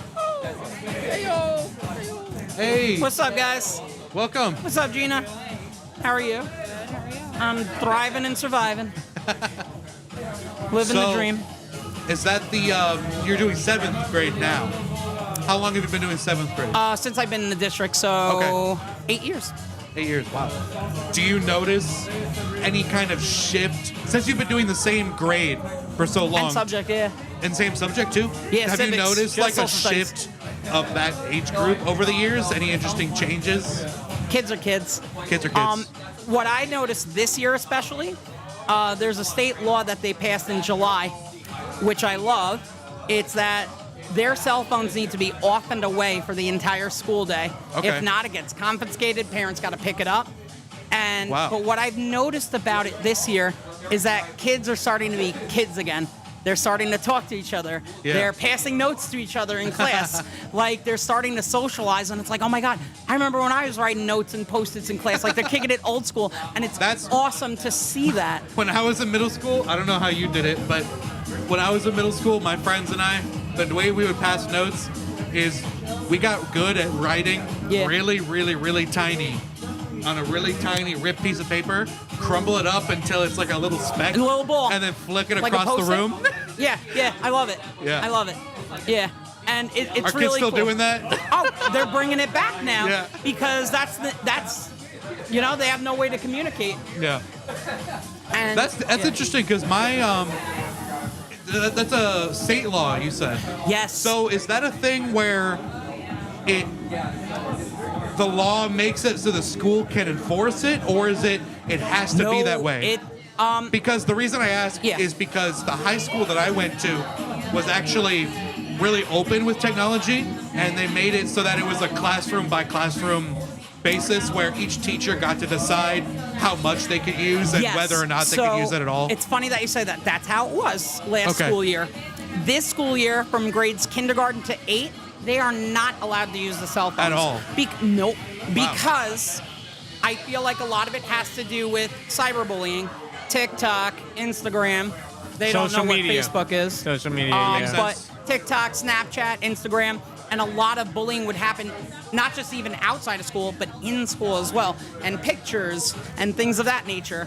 I definitely saw part of that in high school because I graduated in 2018. I'm younger. I'm 26. Shut up. Yeah. My high school years, like I said, we were allowed to use tech to a limited degree. So like in between in hallways, they didn't care at all. You could use your phone, laptop, tablet, whatever. Yeah. But then once you were in the classroom, it became up to the teacher Yep. whether you could use it at all. So, and yeah. some teachers actually really embraced it because they were like, oh, you could use your phone for a calculator for this, or So, a it's laptop to take notes, or like for Yeah. economics class, we actually had to use tech for a certain degree. So yeah, I'll go into that. So in the high schools, it's still that way. Okay. So the high school law, as of right now, because they are piloting it in a few high schools in the state. Oh, but I'm sorry, but the point that I was making with Yeah. that I was coming around to, I was taking Sorry, a long my time. bad. My point that I was making with that was that I definitely saw the beginning of that, of like, number one, it felt a little bit freeing to have access to your tech for whatever you need it for or want it Yeah. for. But at the same time, I definitely saw the beginning of like the abuse of it. Yes. So, and that's what I was going to kind of get into too. I feel like at high school, they're pretty chill with it. I feel like at the middle school and even elementary age, they're like addicted to it. And that's why their attention haven't- spans are so short. Yeah. Because these Yeah. TikTok clips are, I know I sound like an old person, but these TikTok clips are so short. It's so true. And you got to try to it keep their feeds attention. ADHD. Yeah. But it's also not ADHD too. It's literally they They're are kids. addicted to the Well, phones. yeah. Because you get serotonin levels from liking things. Like there's research behind it. I think it's two parts. It's one that It's a double-edged sword. It's both that it's addictive, but also that age range is going to be way more susceptible to it. And they don't Yeah, know probably how even to use it in a way appropriately. can create yeah. like ADHD in a way. Yeah, for them. yeah. And the other issue is they don't know how to use it appropriately. I feel like if they're taught how to use it appropriately and how to be good digital citizens, that's a totally different ballgame. I sort of feel like we need to incorporate That might need to be a into. thing. Actually, yeah. What? What he was saying, I was saying that might need to be a thing. Teaching. Yeah, I think we need to incorporate how to exist online and digital use And we as all- like yeah. into the curriculum in some degree. Yeah. So I'll give That you makes I'll sense. give you a perfect example. So I did a mini digital citizenship lesson. Okay. Because right now there's a TikTok trend of kids that are taking teachers' pictures offline and kind of like making defamatory and slanderous videos of them. That's like the new thing. So I Oh, told- because of like AI Uh-huh. and people can And that's just a make whole whatever nother videos thing. they want. So, right. So, you know, I had a serious conversations with my kids. And I said, you know, you guys know, like, this lasts forever, even if you delete it.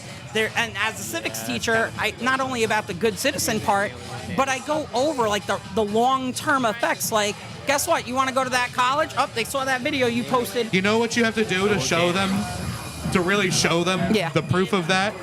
Because the internet is strange because it's both simultaneously always going to be there. Oh, it's gonna. It's And so is whatever you AI. put up, you can delete. But people in real life, if they saw it, will remember it. Or if you have Screenshot it. even a little bit of a following, people are going to record it. People are going to save that's- it. and that's people exactly are what going I to repost said. it. They're And like, I think "Oh." the best way for you to prove this Yeah. like concept to people is how many. I don't know how online you are in general. I'm a very terminally online person. Yeah. And I just have I've been witness to it's countless celebrities who like they have a really good career and then something they did 10 years ago comes Right, up and just right. ruins That's it. Well, that's exactly what I tell them. Exactly. Like the cancel culture, you know? And sometimes it's kind of a good thing.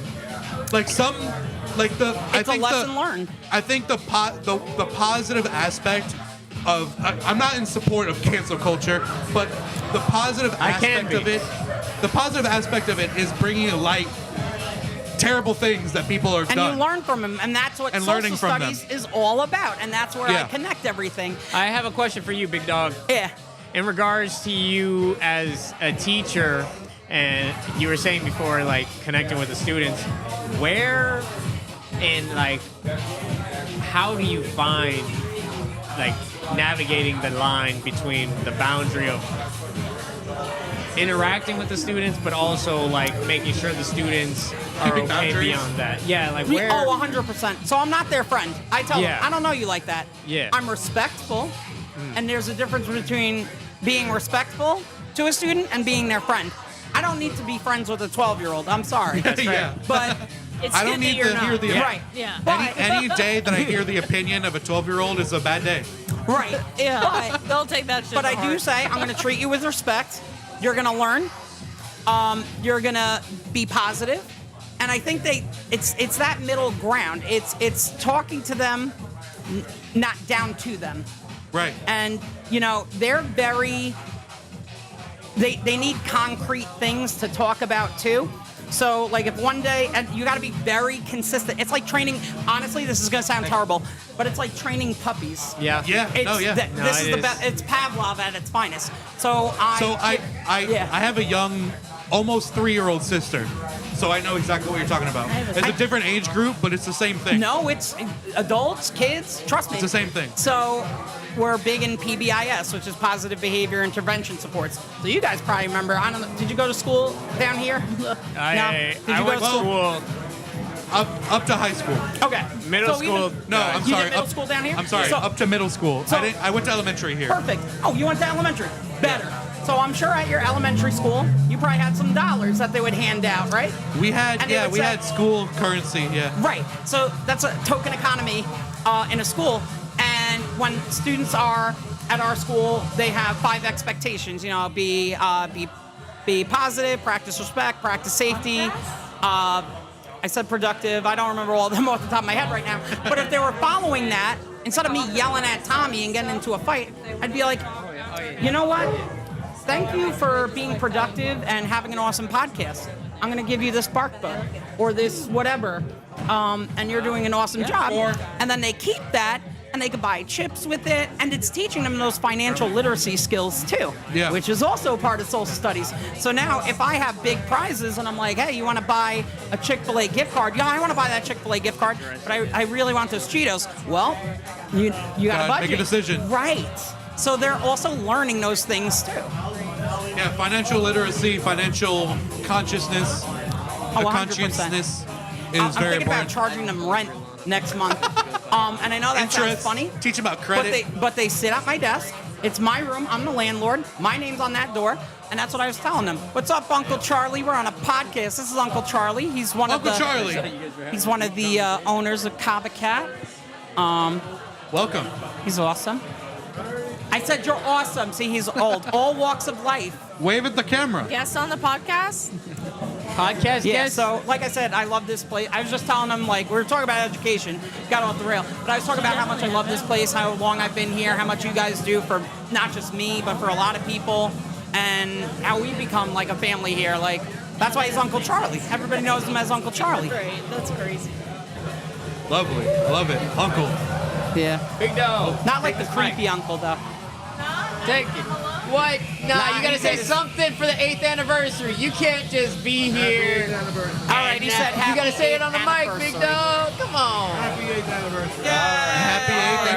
He said it. He said it. Happy You 8th heard it. here. Happy 8th Happy He's anniversary. camera shy. He's mic shy. It's okay. But that's He's living his best life though. Yeah, That's what matters. 100%. It's all right. 100%. What's going on over here? But yeah, going back to the token economy and all that fun stuff at school, it's just kind of teaching them those financial literacy skills and them being rewarded. Like even us, they're like, I don't know why you have to give kids, dollars for them to listen. No, they're doing what they're supposed to do. I go to job, I get a paycheck. Guess what? That's PBIS in itself.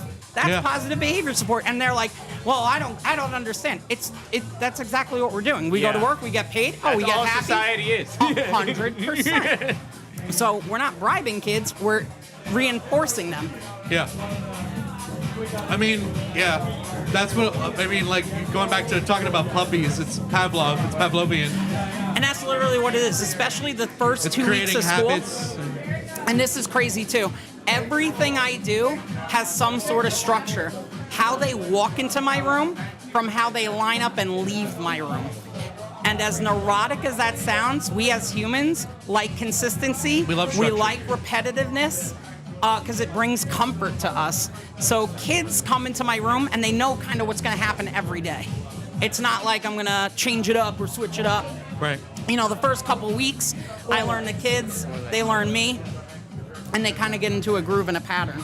That's awesome. But consistency, being consistent, being fair, being patient. Those are all really big things, and then they'll work. If you don't have honestly, anybody can learn content, anybody can teach math, but it's hard to manage a classroom. Oh yeah, that's the thing. Even in the even in the business world, 100%. I started to say professional, but teaching is a profession. But you know what I mean. don't know. Even in the business world. Yeah. Sorry, what did you just say? My mind is going 3 different places. I know, it's great. I said that, oh God. I don't remember either.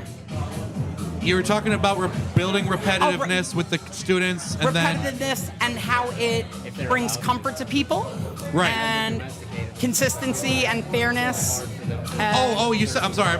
I remember now. Okay, go. You were saying how it's a different thing to manage a classroom. Oh. And I was gonna say, even in the professional world, like the status of a manager should not be simply knowing more than the employees or having privileged information. It's how to manage and interact with people. So I can tell you, I'm a department chair and a team leader. Yeah. And I manage the 7th grade team, and I also manage the middle school social studies department. Pretty big on something called servant leadership, because if I'm constantly helping you or serving you and assisting you in whatever task, if I need something, they're gonna have my back. Yeah. And that's how I am with my kids, and I tell them, like, my leadership style is servant leadership. I'm here to serve you. And at first they're like, what? And they don't get it, but when you explain it to them, like if you're not happy, you're not gonna work for me. Because there's a Rita Pearson quote. You can watch her TED Talk on YouTube. She says a very powerful quote that resonated with me ever since my first college class in Foundations of Education. She says, kids don't work for teachers they don't like. And True. just like as we as workers, going back to what you said about the work world, we as workers don't work for bosses we don't like. Well, we also know, just on a personal, anecdotal level, through our entire life schooling, I'm sure you can remember peers of yours in school of any year where they were flunkies. They didn't care about any class, but the one teacher that they cared about, they were actually on time. They did work. They tried in the class. They interacted. They they participated. Yeah, and I think that's powerful too. I think anybody watching this podcast can think about one teacher they really liked, and they're like, I love so and so because da da da da da da da. Right. And it's not they don't go, oh, I remember learning fractions in so and so's class, and it was amazing. They remember the things they did, how they acted, their personalities, and I think that's what really sticks out with me too, because I'm very sarcastic. And sometimes I got to remember, all right, they're 12, Trev, like they might not get it. So it's that balancing act, because 7th graders, they're like the redheaded stepchild of education. I agree. I experienced this myself in 7th grade. Yeah. Was 7th grade is this weird transition period. 100%. For some reason, 8th grade isn't as bad. And I don't know if it's just a puberty thing, maybe a hormonal thing. I think it's a structural thing. You think because so? Middle school is 3 grades. Yeah. 6th grade, you come in, you're new, you're like, oh my God, all these teachers, all these changes. It's all intimidating. It's new. 7th grade, they're kind of like, oh, I've been there, done that. I get but it I still now. got another year to go. Yeah. And then 8th grade, they kind of mellow out because they're like, I'm going to high school. Yeah. And we get all these promotions and field trips and other graduation-esque type things. Yeah. I remember 7th grade being the most hellish and we're all chaotic year as far as like the other students. Like I was generally a good. That's what I teach. Yep. I was. Generally is like very difficult. Yeah. Right? We're all trying to find ourselves. Those kids, and that's what I really like, because it's like, I know this sounds really corny and cliche, but I'm really giving back to those kids and hopefully teaching them things that may have happened to me. Right. They could take and put in their toolbox. I really wanted to ask, actually, do you remember what it's like being a child? I assume you do. 100%. And like you use that in your teaching with children. Yeah. I'm also on the autism spectrum too, and I'm very open about that. So me having a disability, constantly being bullied, being in different being in like co-taught classes with like the special ed and regular ed teacher. So even that in itself, I'm like, well, I'm not so special ed, or like people with autism, they go, I'm not like Albert Einstein autistic where I'm doing math. Or Rain Man, I'm good right now. Yeah. But I'm also not nonverbal either. So it's kind of this weird middle ground. Yeah. And I use my experiences from even as an adult and a kid to kind of, like I said, give them tools. And I really empathize with kids that maybe are really trying to learn, but they just don't get it. And I use a lot of those strategies and stuff with them. Do you feel like that was something that our teachers or parents or adult figures, when I assume we're around the same age just by looking I'm at 32. you, I'm 33. I'll be 33 in April. Yeah. So, do you think that that was something that our generation has sort of adopted? Is like remembering what it's like to be a kid? Because I felt like the adult figures, they seem to like not get it anymore. I mean, you if know? I can add on. Yes. Yeah, I feel like if I can add on to your question, I feel like growing up, many of the teachers I had kind of forgot what it was like to be a kid. My like they were just stuck in adult said mode. that. Yeah. Yeah. But maybe it's just because of how long they've been an adult. It felt I very think that's part of it. validating. How long they've been doing it, like they get into a groove. Yeah. I think the length in the career, but I think it's a person-to-person thing, because there are teachers younger than me that are like, well, I don't get why these kids just can't do it, because they're kids. Like, do you remember when you were 12? Like, Yeah, I guess it depends on who you are. I think it's a and how you're personal raised. thing. Yeah. I honestly don't think it's an age thing, because I've seen some older teachers that are phenomenal. I've seen some younger teachers that are phenomenal. I've seen some older teachers that are horrible. I've seen some younger teachers that are horrible. And as a team, we want to build each other up too. That's why, I'm a department chair and team lead. I want to build those people. My college professor talk about people making a difference in their life. The one that put me into the master's program I graduated from Lynn University, Dr. Weigel. I thought I got my bachelor's. I'm teaching down here.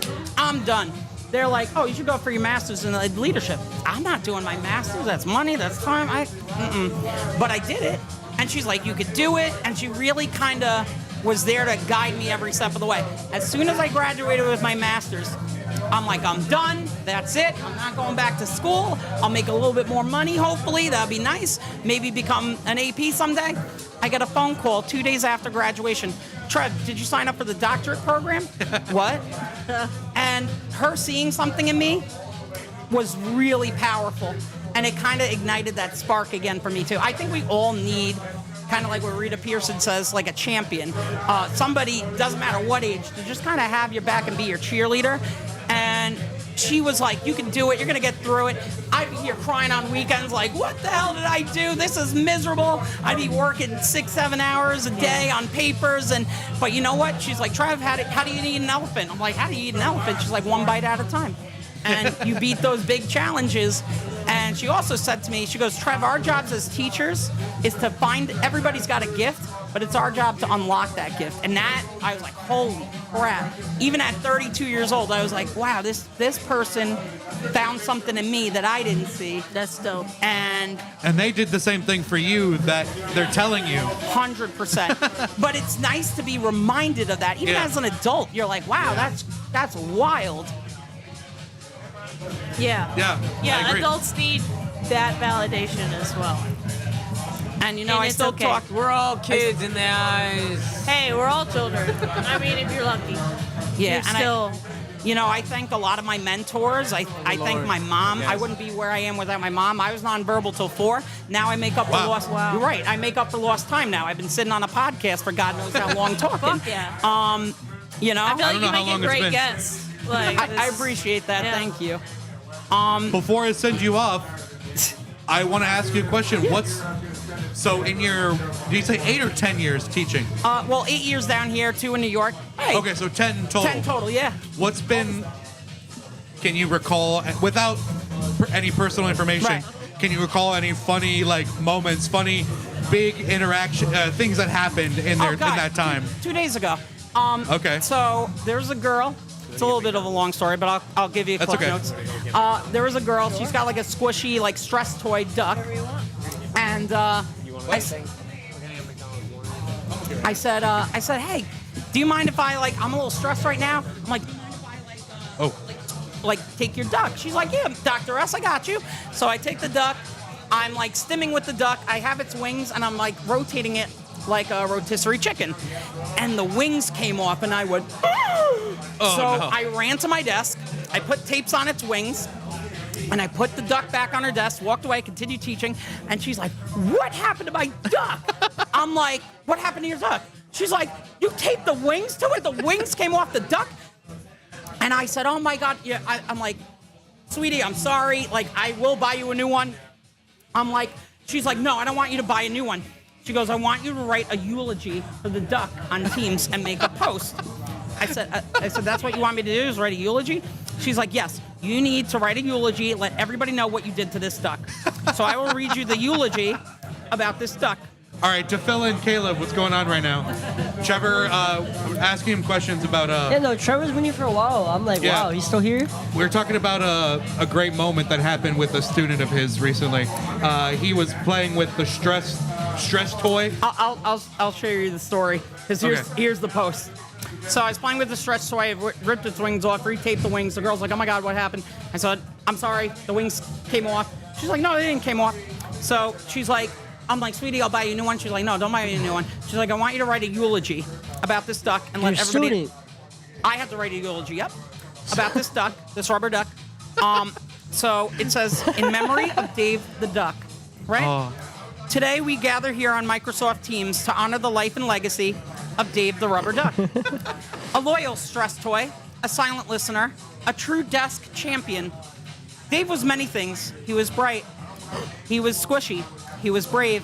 Sadly, during an intense moment of stress relief, Dave made the ultimate sacrifice. His wings were unexpectedly detached. Oh, no. Let it be known that Dave the duck was not a lucky duck.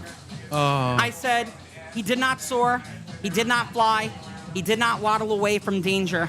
But oh, how he served. Dave's helped us through long days, through lessons, and moments of patience, running low. He never quacked back, he never judged, he just squeaked. Though his wings are gone, his legacy lives on. This is his legacy will be in our hearts, in our classroom, and remember to use stress toys gently. Let us take a moment of silence. Rest in peace, Dave. You may not be a lucky duck, but you're our duck. So the kids made a tombstone. That is amazing. It says, Rip Dave. That's hanging in my classroom right now. May I see? Yeah, absolutely. So it says, Rip Dave. Let me check this out. The 2 days he was alive. Wait, it gets better. You can see the picture of the duck as well. Oh, I didn't make that. The kid made that. I wrote that. Well, you were, okay. I see. So you see the duck with the wings ripped? Okay. Yeah. So now it gets better. Oh, my God. So now wow. after, that That's was like brutal. 2 days ago, right?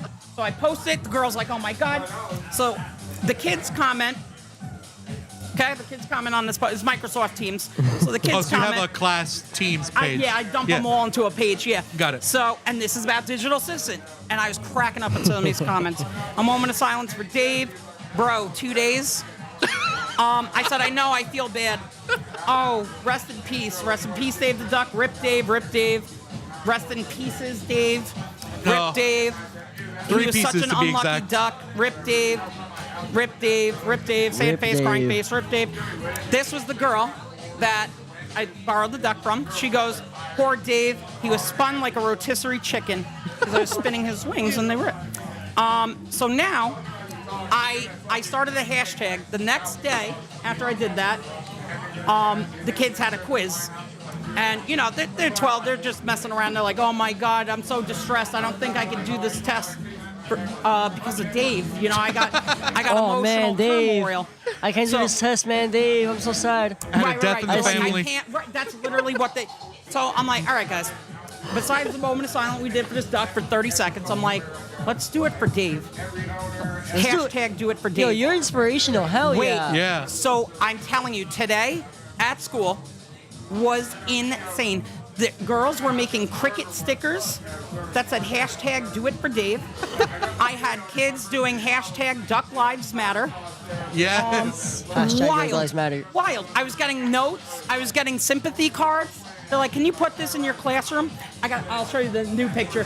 I'm just hanging a bunch of duck stuff up, and they're giving me rubber ducks. One girl's like, I'm gonna crochet a duck with no wings for you. I was like, great. So they're all That's hashtag awesome. Dave. They That's all were awesome. in hashtag Dave Duck. Do it for Dave. I wish I had a teacher like you when And I that's was in part of middle the school. fun. And Right? Wow. And that's what we're And going like, about with not only relationships. you turned that into something so inspirational, I bet all of them aced their But test, you know bro. what, too? If an admin ever is like, what is all this? I said they started a movement. And that's what I teach in social studies. I teach civics. So guess my what? God. They were Good. petitioning. They were gathering signatures. Bro, and actually- that's all stuff that I teach in my course. Yeah. Wow. Wow. You organically taught them how to start a grassroots movement. Trevor, That's awesome. God bless you. Is that wild? That is really good. That's really awesome. That's very commendable. Thank you. No, it was nice talking to you for this past, sorry people, hour. But if you're ever interested in education or Kava Cat, always stop by. I'd love to meet new people. Awesome. Thank you so much for this. Thank you. No, this is awesome. Well, I'm gonna have to talk to you after. Yeah, and we're we'll, gonna talk we'll after. plan something. 100%. I was going to ask you Trevor, if we could talk. can you give this to the DJ? I might take a sip or two, but yes, I can pass it to the DJ. It's Mauricio. Thank you. Thank you. Oh, what an amazing guest. Yes. The Trevor Your mask. cultist mask. Oh, the strap broke? I love it. I was here for the opening, and I'm here now, like an hour later, and this dude's still here. We talked for a while. We had a good conversation. I already know that was a good guest, dog. It was awesome. Education. Dave. Dave the Duck. We talked about RP. Wow, we talked about a bunch of stuff. I'm gonna have to watch this back. That's how dense that was. I think we're gonna take a brief little break here. We've been Okay. going steadily for about an hour, probably a little more. I don't know exactly. We were live before we actually started the show. But Yeah. we're gonna take a brief little break here, maybe 5-10 minutes, and I'll come back. And stay tuned. Thank you for watching.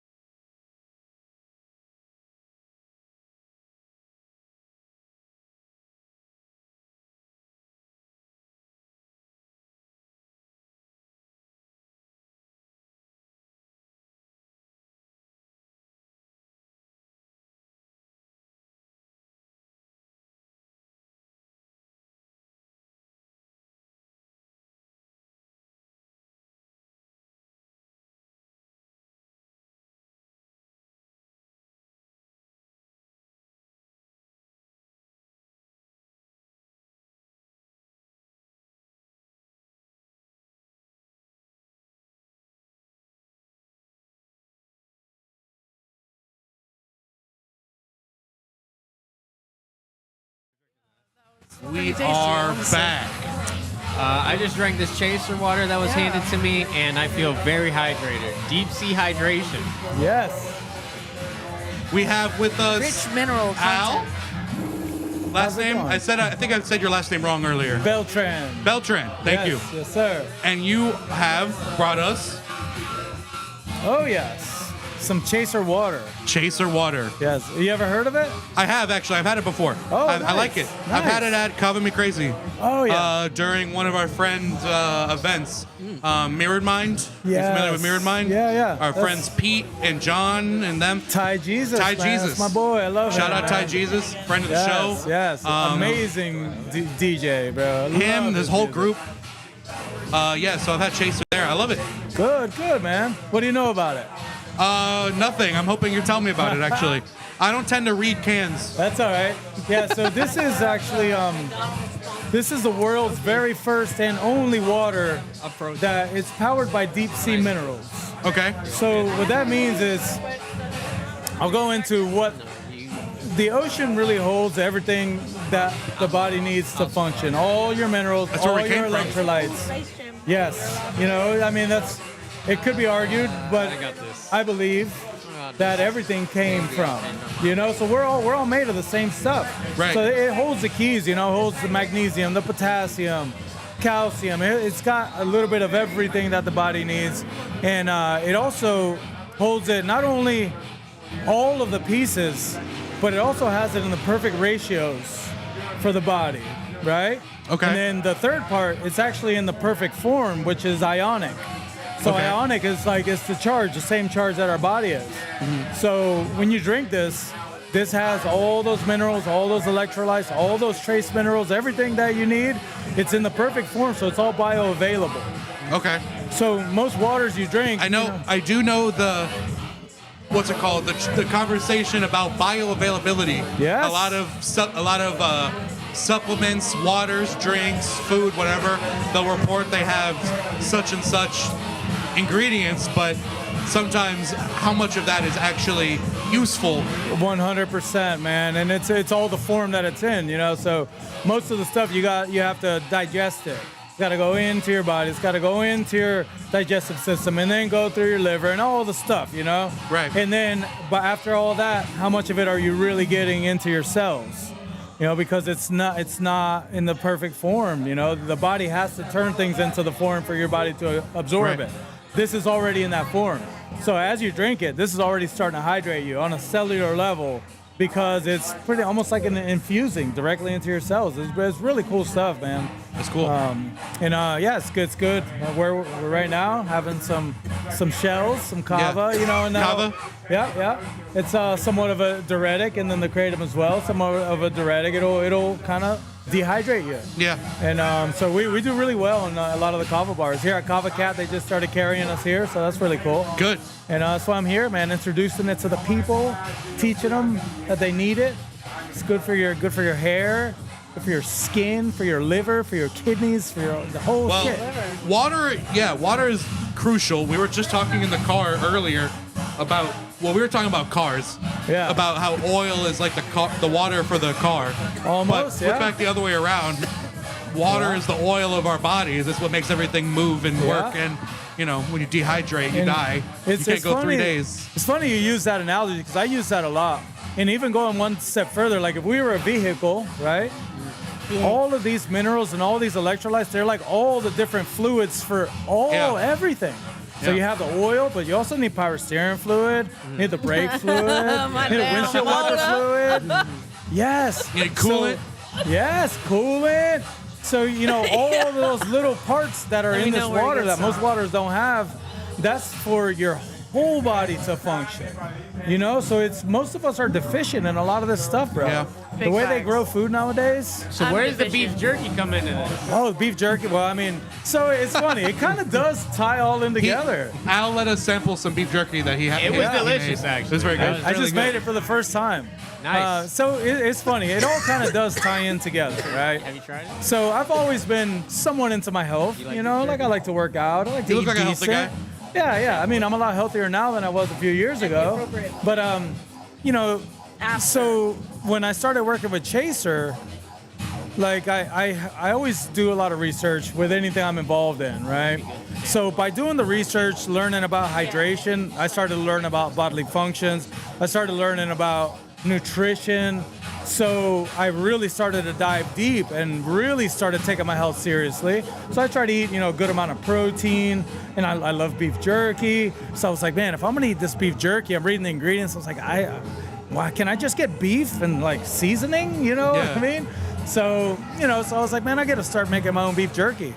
And I did. That was my first batch ever that you guys tried. What's your process? So She didn't get to try. Oh, yeah, I got some. Okay, I'll give you some love here. to try it. Yeah. So the process, the main thing is I get a nice piece of meat. When it comes to beef jerky, it's got to be pretty lean because the fat will be the first thing to spoil. So, I mean, I'll eat it quick, but, it's just, I don't know. I was going to say I read it in a book. Yeah. Lying. I saw it on YouTube, okay? Yeah, it counts as reading. You know what I mean. There's captions. Turn captions on and it's reading. Yeah, it's reading a it book. is now, right? Yeah. So yeah, you make it really nice and cold, almost frozen, so you can slice it real easy.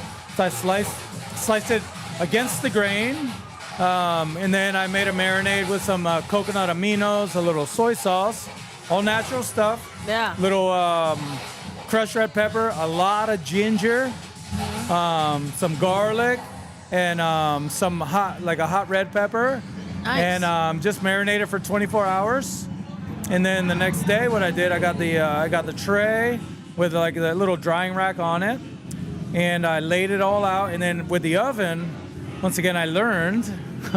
I set it on the lowest. You can set it on the lowest temperature, which on mine is 170. And then I put a wooden spoon in the door, so it just kind of the air kind of flows. Oh, okay. And then it took about 5 hours, 5.5 hours, maybe 6 hours or so. That simple? And that's it. Wow.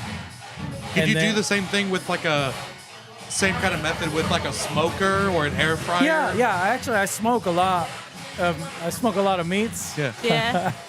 I smoke a lot. A lot of meat. Good save. So yeah, dude, I love barbecuing and stuff. So that's gonna be my next project, I guess. To do. It's gonna be a lot more smoky flavor, obviously. Where are you from?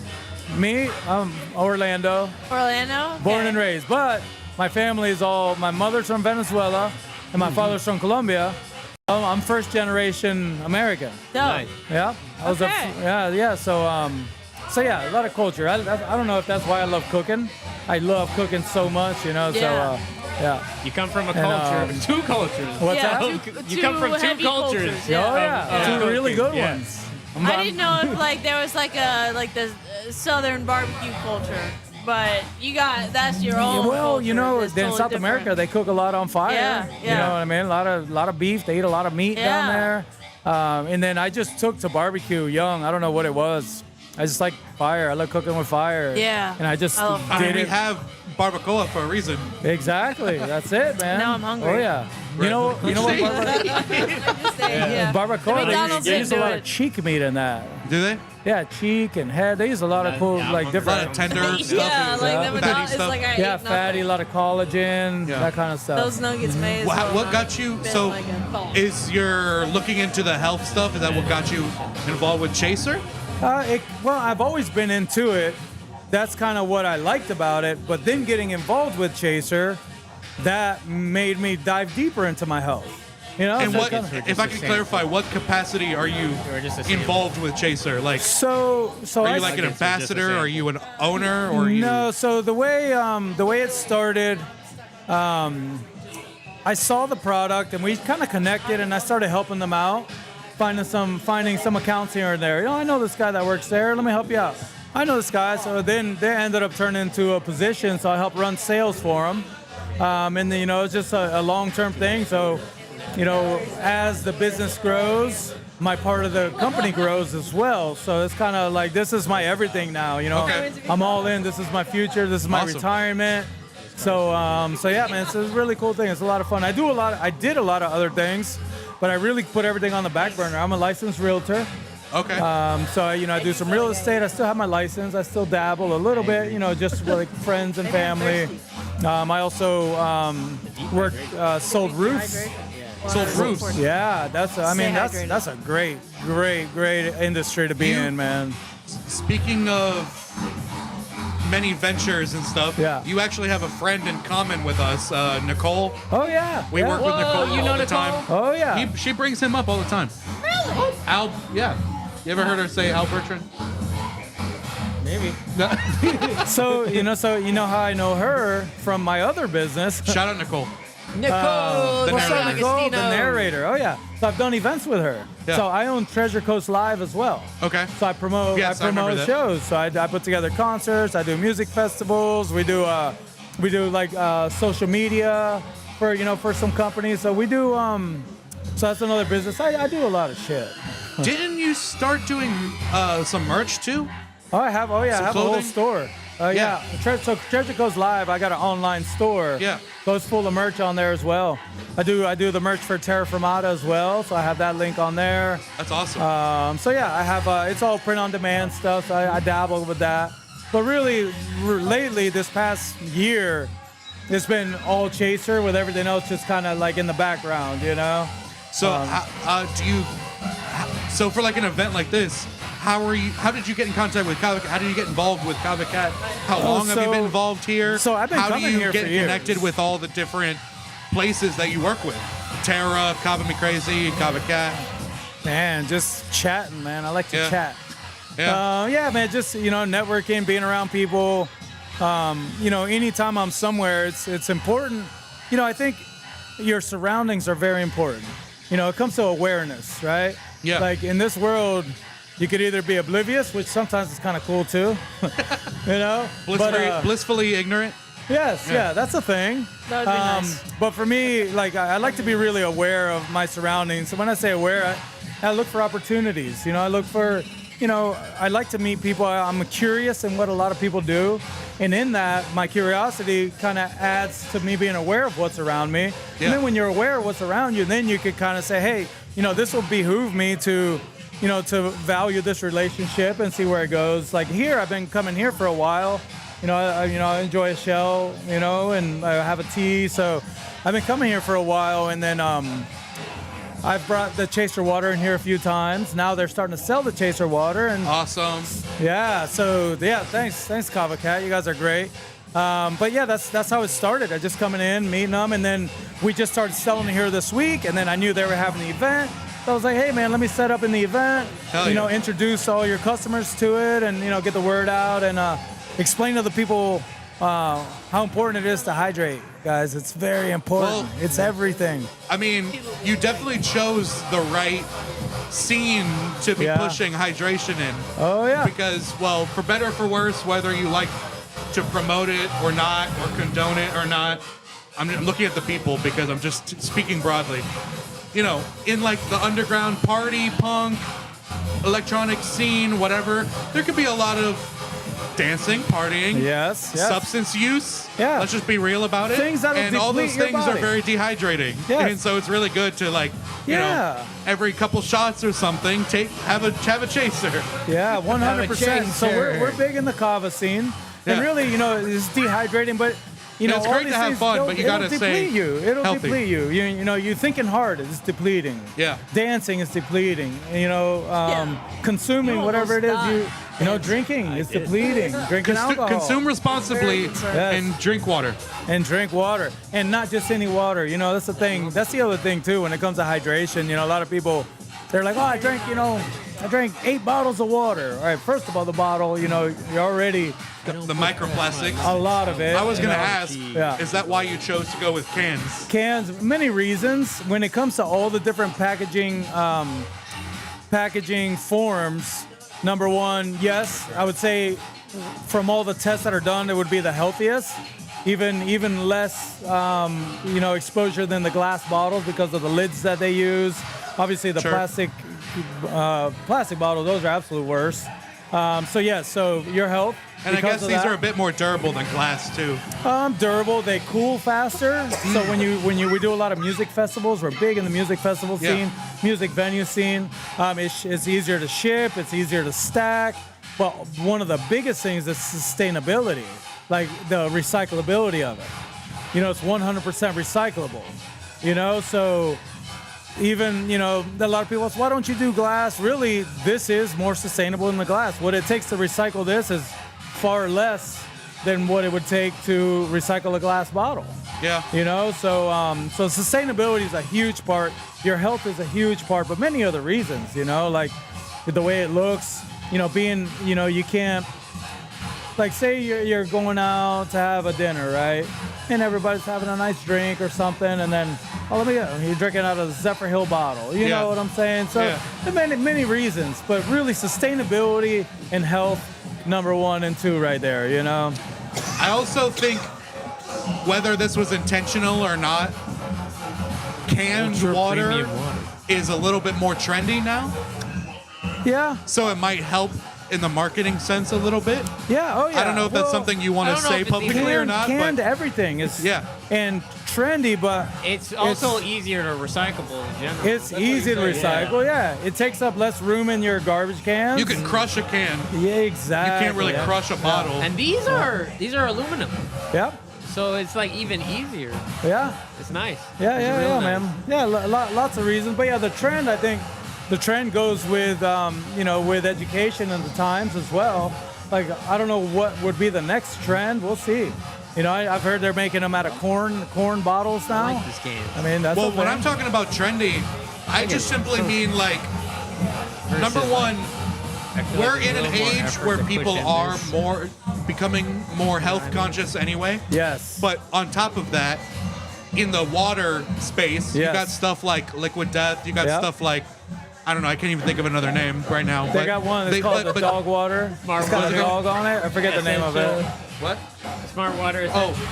Or are you talking only about canned water? I was trying to name other waters that are come in cans. Well, but the only one you know is Liquid Death. Liquid Yeah. Death is That's the one. That's kind of the one people know. Yeah. But my point with that was that it's become the fact that they do it in cans became, I think people marketing water in cans because it's kind of like a old school thing. It's now like come back around again to be premium. Yeah. Like it feels more, I don't know, cooler. Yeah. Yeah, no, I think that's definitely part of it. I mean, without a doubt. I mean, that's. Am I crazy? No, not at all. Everything like is. It's number one, like styles come and go. Yeah. But with this, it's a little bit of that like old school thing. But I think there's a lot of other things in this, like this type of can as well. Look at what everybody's drinking now. How many people are drinking like less? We move it out. We gotta move the set a little bit to that's okay. That's for business cool. owners to get This into is their live business. TV.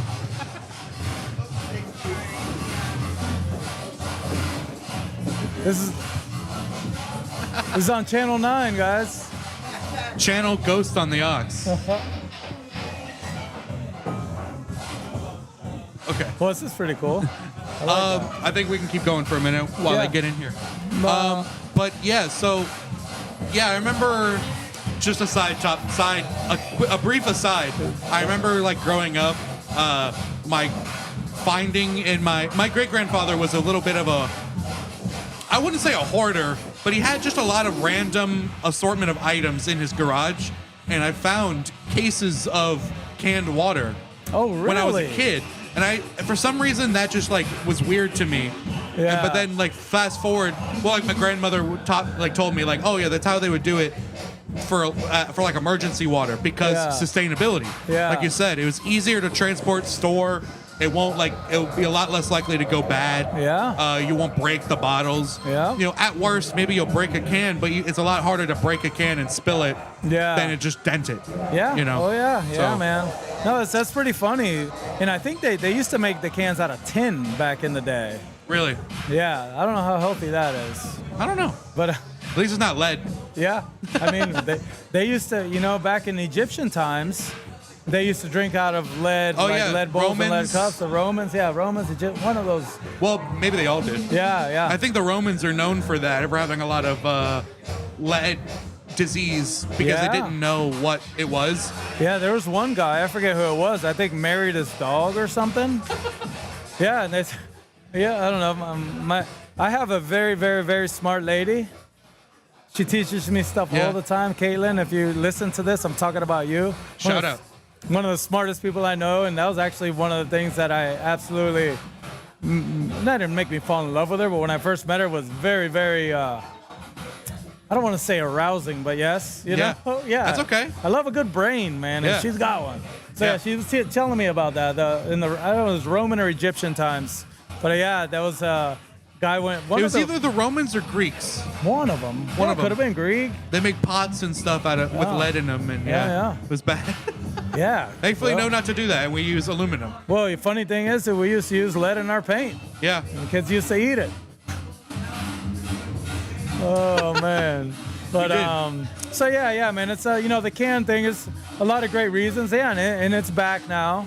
Liquid Death did a good job getting that you know. They changed the they again, this is about Chaser. I'm not trying to make it about Liquid Death. It's like this is about everything, bro. Just You know, in we can talk general, about they whatever sort we of want. changed the public perception. I think of so. Making water trendy. Yeah. Well, them and like Fiji and Smart Water and all those kind of help make it trendy, and then the cans help, you know. Yeah. But more importantly, the audience, the people, the demographic you're trying to help push Yeah. to, market to, is really gonna benefit from it. So I appreciate that. I think a bit, you know, it's funny. People ask me about Liquid. They're like, oh, it's like Liquid Death. I'm like, completely different. This is Liquid Life. Liquid Life. Because it's alive. I mean, it's, you know, this is charged with all those minerals and electrolytes that's like gives you life, like literally, you know. And that's got everything stripped out of it. So it's a perfect name. It's Liquid Death. It's dead water. Dead water. It'll kill you. Well, I don't know about that. Don't sue me. No. Liquid Death. Don't sue me. You're I'm gonna not- get me sued. Yeah, I don't know about that. But yeah, it is important to have like because we have a lot of people will just have, like you said, just like purified water where there's nothing in it. Yeah, and to a degree, your body still needs that water, but the other stuff that we need that's in it that you're you know naturally evolved to get from water. Oh yeah, it's not there in our stuff. You think about when people would drink water, it would either become from a spring, and there's rocks and the limestone, or come down a creek and run it across all the rocks, and you know what I mean. So it's getting all of those minerals where our body needs that. You know, most people, like I was saying, most people are deficient. So this is stuff you need, and most people don't. And have not even know they're deficient. Oh yeah, I mean, everybody listening, you should assume you're probably deficient in something. I think hydration and sleep are two of the big things that people will go a long time without even knowing are a problem. The damage. They don't even know they're dehydrated because they've set a new baseline. Oh yeah. Thinking of what hydration is. Yeah. And same thing with sleep. People will get a certain amount of sleep but not realize the quality of sleep they're getting is terrible or just not up to par. You nailed it. Those are two very, very important factors in health, man. And both of those affect your longevity very, very much so, man. That's good stuff. So tell me about what you guys do, because I know we've met a few times. Yeah. And I want to hear about this. So this is Ghost on the Ox. Okay. So right now you are a guest for our first ever live show. I love it. At Kava Cat. Shout out again to Kava Cat for their 8th anniversary. Almond over here is one of my good friends who I met here and a co-host of the show. We have a lot of rotating friends who come in on and off the show. But I got my start in audio and video. Well, let me back up, actually. I did a lot of video production since high school because I learned a lot of that in video class. And then I got started down the lane of audio production doing open mics here. Okay. I want to say it was either 2020 or 21. Oh man, I don't remember which, but it was in the 2020 or 2021. I started doing open mics here with a friend, and it just kind of snowballed from there because I really didn't know anything about audio outside of the little niche thing that I was doing. And even what I was doing, this podcast, early on wasn't even very professional or anything. Oh, you know, yeah, I that's didn't know usually how it audio tech. starts. I didn't know audio engineering. In the last 5 years, I've turned it into my full-time job, which is Nice. awesome. I do audio and video. I edit for people. I record. I do podcasts for people. I produce other people's Oh, shows. really? Yep. I live stream. Nicole, we were talking about. I produce her live stream Nice. that she does, that we do on Whatnot every Wednesday, selling One Piece cards. If you're into the One Piece card game community, check us out on Whatnot. Yes. One Piece Keepers. And yeah, so the podcast here has just been an extension of myself. I love to talk with people in the community, the music community primarily. Just all the creative communities. It could be video, could be music, could be, you know, traditional art, painting, drawing, whatever. I like talking to people in the arts, talking to people in the business of art, the art, you know, where those things meet, the business and art meet. DJs, producers, business owners, individuals like yourself. Yeah. You know, I have this philosophy that, well, I subscribe to the philosophy that a high tide will raise all ships. 100%, man. Over the I'm from Port St. Lucie, and I grew up with PSL being a very sleepy, nothing's going on type of town. But just over the years, I have seen the growth, excuse me, not only in just like population, but also growth in impact and a growth in, especially in the last 5 years, I've been exposed to a lot more of the actual talent that exists around here in many spaces, punk space, reggae, jazz, electronic music, producing, even other content creators, podcasters, YouTubers, etc. Shout out to D over there. He was going to come on the show in a moment. Yes. I'm going to drag him in here, whether I he got a wants to hat be on for or you. not. So my goal with the show has pretty much been to interact with and make into relationships with other artists and creatives and grow with them, help give them a platform to, you know, just another place to share what they're doing, share who they are, and also, again, to cross-pollinate. Yeah. Build those relationships with other people, have them grow their audience through us, grow our audience through them, grow the whole scene, grow awareness of like like I said, there's so much talent around here that just isn't known, you know? And I really want to help. I want to help, but also be a part of the growth, because I just see it happening. I see Florida is a everything sprawls out, and like south, like Miami and West Palm is very slowly creeping its way up here, like the influence. Yes. People are bringing Miami and West Palm music and vibes up here, and I think there's a lot of money coming through here. There's just stuff is just happening. We're on the precipice of like big things happening in South Central Florida, the Treasure Coast. Yep.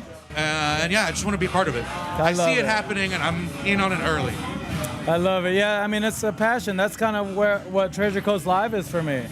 You know, I love just being a part of it. I love, you know, I work with a lot of like up and coming, regional, you know, bands that I believe in. Like, for example, you know, Keith, Up With It. Yeah, I love Keith. I have them opening up for Disco. Disco is a badass band. They're out of Indiana.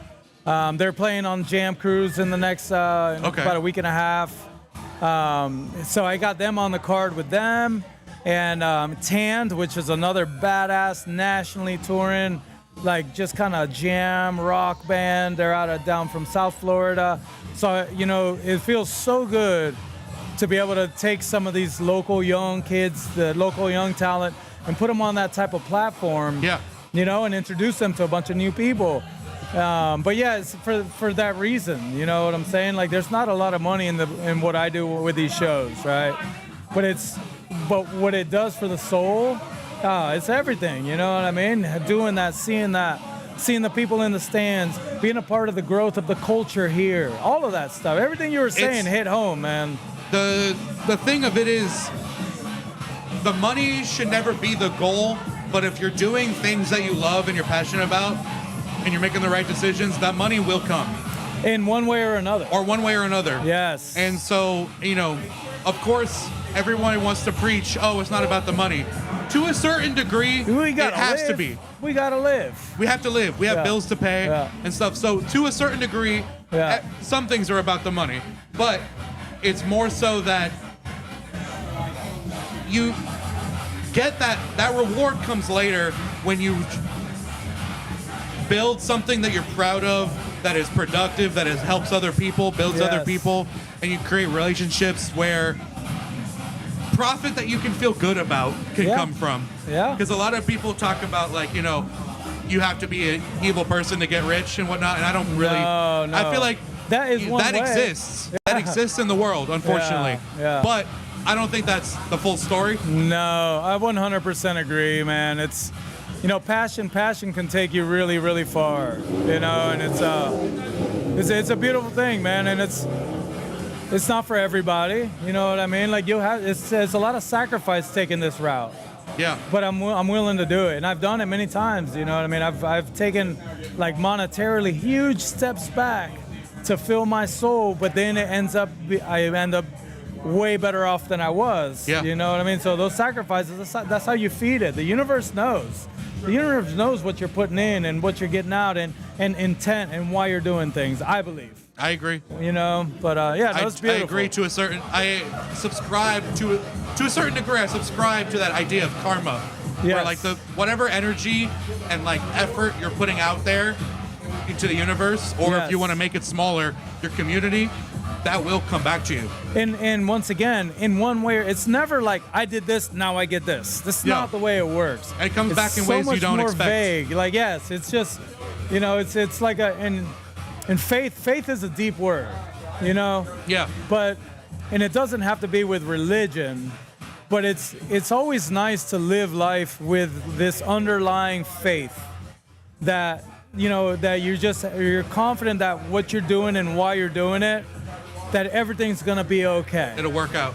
It's always gonna be okay, I agree. man. You know? I'm a very optimistic person, and so I have that same type of optimistic outlook on things. And when you're not doing the right things and doing them for the wrong reasons, it's hard to have faith. It's hard to have faith? To know that things are going to be okay, because a lot of times they're not. Well, also, if I can add to that, when you're not doing the right things, eventually people around you will know that. Oh, yeah. The energy, again, going back to energy. And when I say energy, I can mean, in this context, I can mean so many things. Yeah. But you can apply this to so many energy, specific scenarios. Everything is energy. But what I'm saying is, you know, if somebody's out there treating people wrong, being shitty, just trying to do whatever they can to get ahead, that reputation, they build that reputation and people know.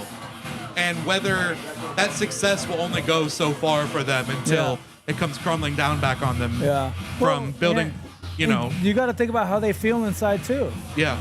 That's living hell. Yeah. Knowing that you're doing the wrong thing and that you're getting over on people and that you're stealing or whatever it is that's wrong, you know, like no matter how much money they're making, do you think deep down inside they feel good about themselves? Most likely not. You know what I mean? To me, that's a big part of success is how you feel, man. You know? I agree. Like, well, I think success is it really depends on the individual what success means. Yeah. For some, it is purely monetary. Yes. For some, it's being happy with themselves. Yes. Being, you know, having a good reputation. For some, it's just doing the thing they like. Yeah. You know, there's all kinds of different measures for it. But it's funny. Yeah. Go ahead. Sometimes when I get home and my lady, my kids, have a good night. My dogs, like the fact that all my family is. Hold on one second. I'm listening. You know, that they're happy to see me and that they're proud of me and that they love me. There's not many things that compares to that feeling. I mean, no matter how my day went, no matter how I'm feeling, money, everything, all of that goes out the window when I walk in the door and I hear. I mean, I don't think there could ever be any type of success or any type of win or any type of check that can feel the way that feels, you know? So yeah, like you're saying, it's... Yeah, good rapport, or not good rapport, but good, again, reputation with the people that matter to you, the people that love you, the people around you, the people that have the most impact on your life, and vice versa, the people who you have the most impact on. Yes. Having that, being in the, being able to be in the good graces of those people, that's so much more important. Yeah. Well, to me, not to everybody. That's true. But to me, maybe to not you. to everybody. But I think it should be people's priority. Yeah, man. Oh yeah. No, this is great, man. I think a lot about this kind of stuff, man. I energy, like you were saying, man. I live by that stuff, man. We can get scientific about it. You guys just get done dancing? Yeah. And now we're gonna get ready. There you go. Nice segue. Bro, Hell you're yeah. sweating. It's like 52 degrees and my boy's sweating. You were shaking. You got to it. replenish all that. You were shaking. Yes, that's what you need. I haven't danced like that in years. That's awesome. Yeah.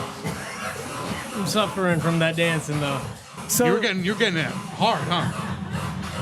So this is a good time for me to ask. Okay, Yeah. I've loved electronic music my whole life.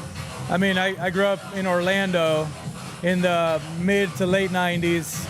And the big thing was break beats back then. Sure. Then jungle came in. But what exactly genre would you consider this right here? Because there's so many. I'm learning new ones, and I love them all. But what would you call this? You are asking the worst person because I am terrible at naming genres as well. I get it. I get Devin? some parts of What do you say it dubstep. is? This music? Who's playing right now? Caleb. Is Caleb playing? People can hear it in the background on the stream. I don't know what genre this is specifically.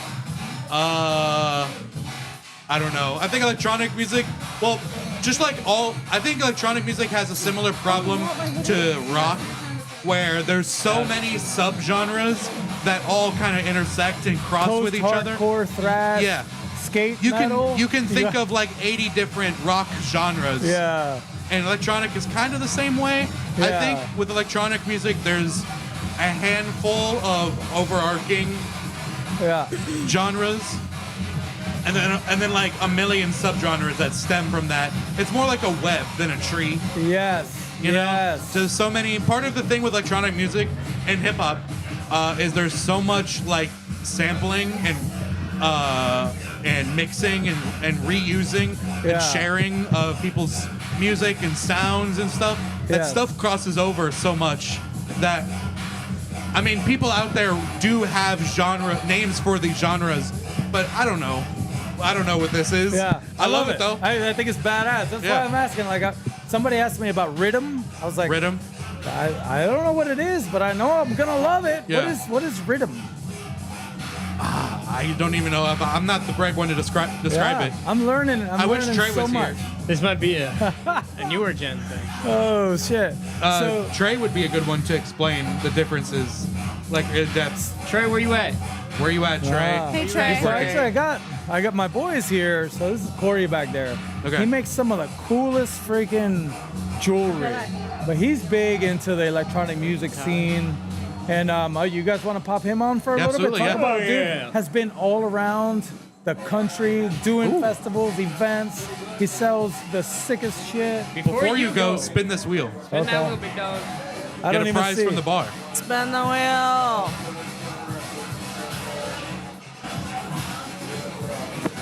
What it say? What it do, baby boo? I can't see. It's the Iceman Paul Wall. What does it say? Oh, tweet from Ghost on the Ox. What does it say? It was in between Natalie Fireshot and I think was it this one or the white one? Was it this or this? I don't know. I think it was this. I think That's it was the tweet from Ghost on the That's the Ox. tweet. It was. I think so. Tweet. Yeah. All right, you get a chance to tweet whatever you want from from the podcast Twitter account. Okay. So I'm gonna give you I'm gonna open up. It's called X now. X, yeah. I It's haven't, called I haven't X. tweeted or in maybe, I don't know, 7 years since it was Twitter.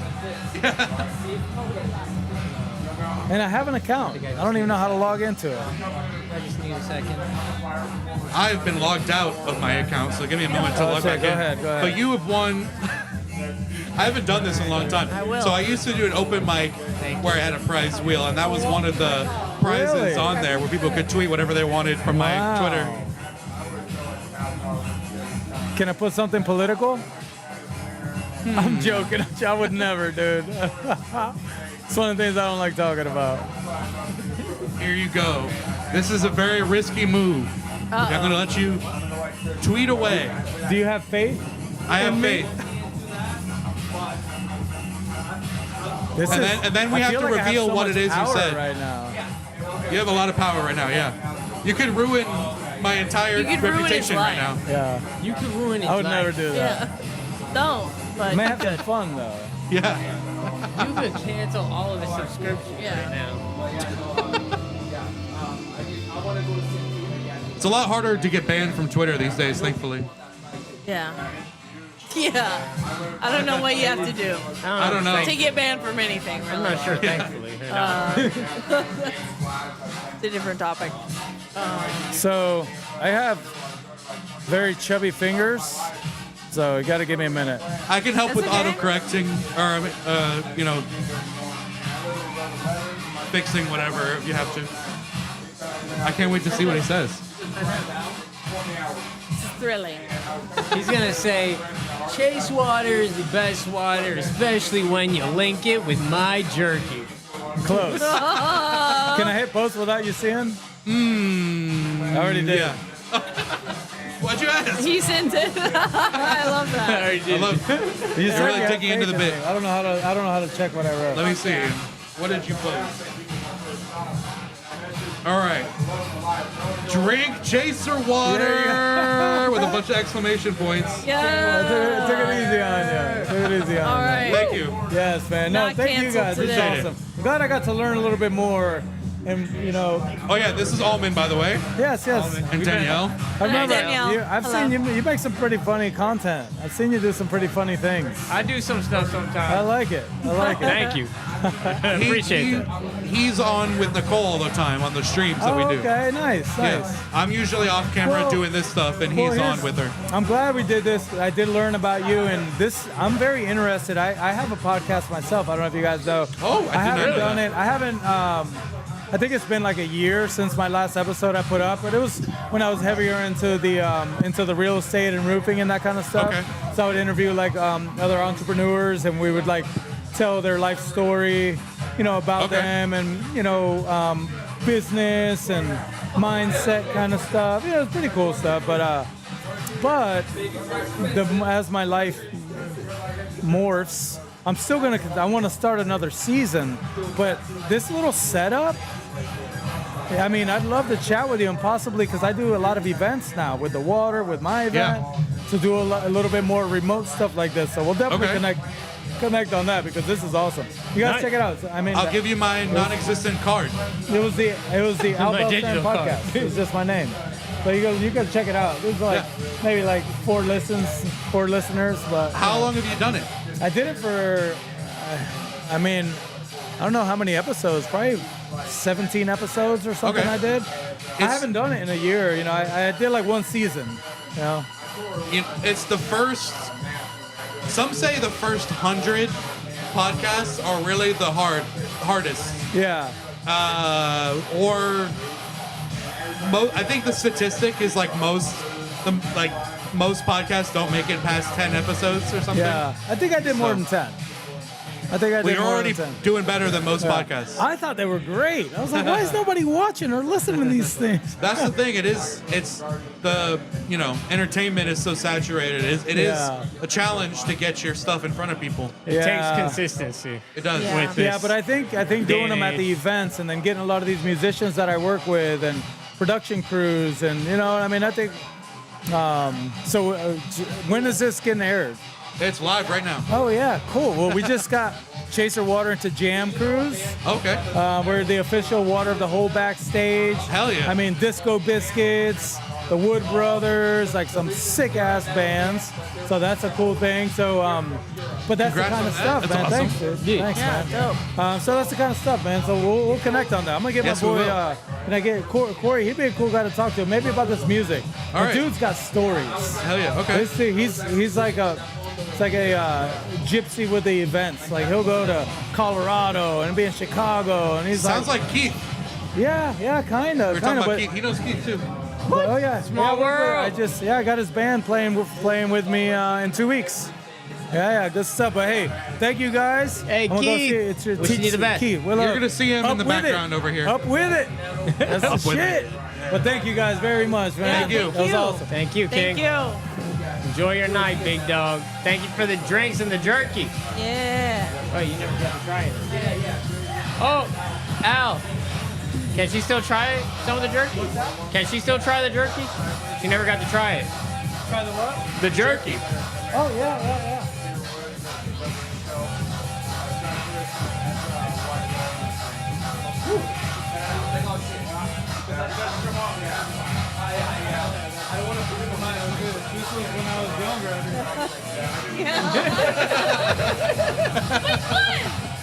This one's 35. Make sure you pass off the right bag. Yeah. Thank you. Thank you.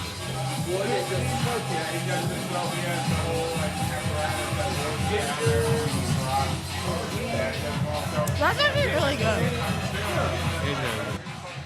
Thank you. Especially for our first time. Oh, yeah. Jeez. Yeah. I'm gonna be doing this all the No, that's time. really good. Hell yeah. I love beef jerky. Might as Start well. selling that too. Hey.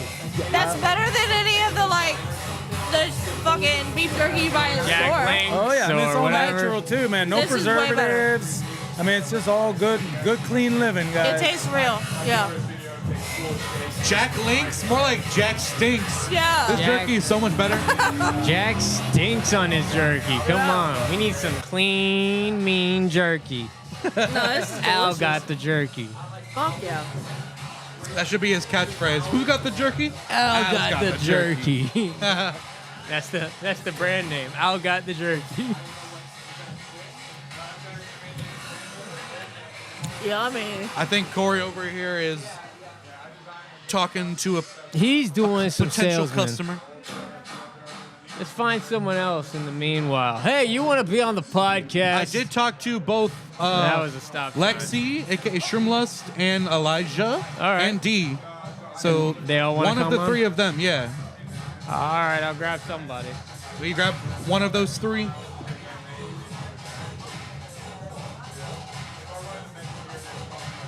That beef jerky is delicious. That's good, right? It's really good. Yeah. I Wow. didn't expect to get jerky at Kava Cat tonight. No. Oh, Sale. go ahead. I don't want him to lose the sale, so as soon as he's Oh done. yeah, no, it's good. We're gonna grab somebody else for a moment, and then we'll have him next.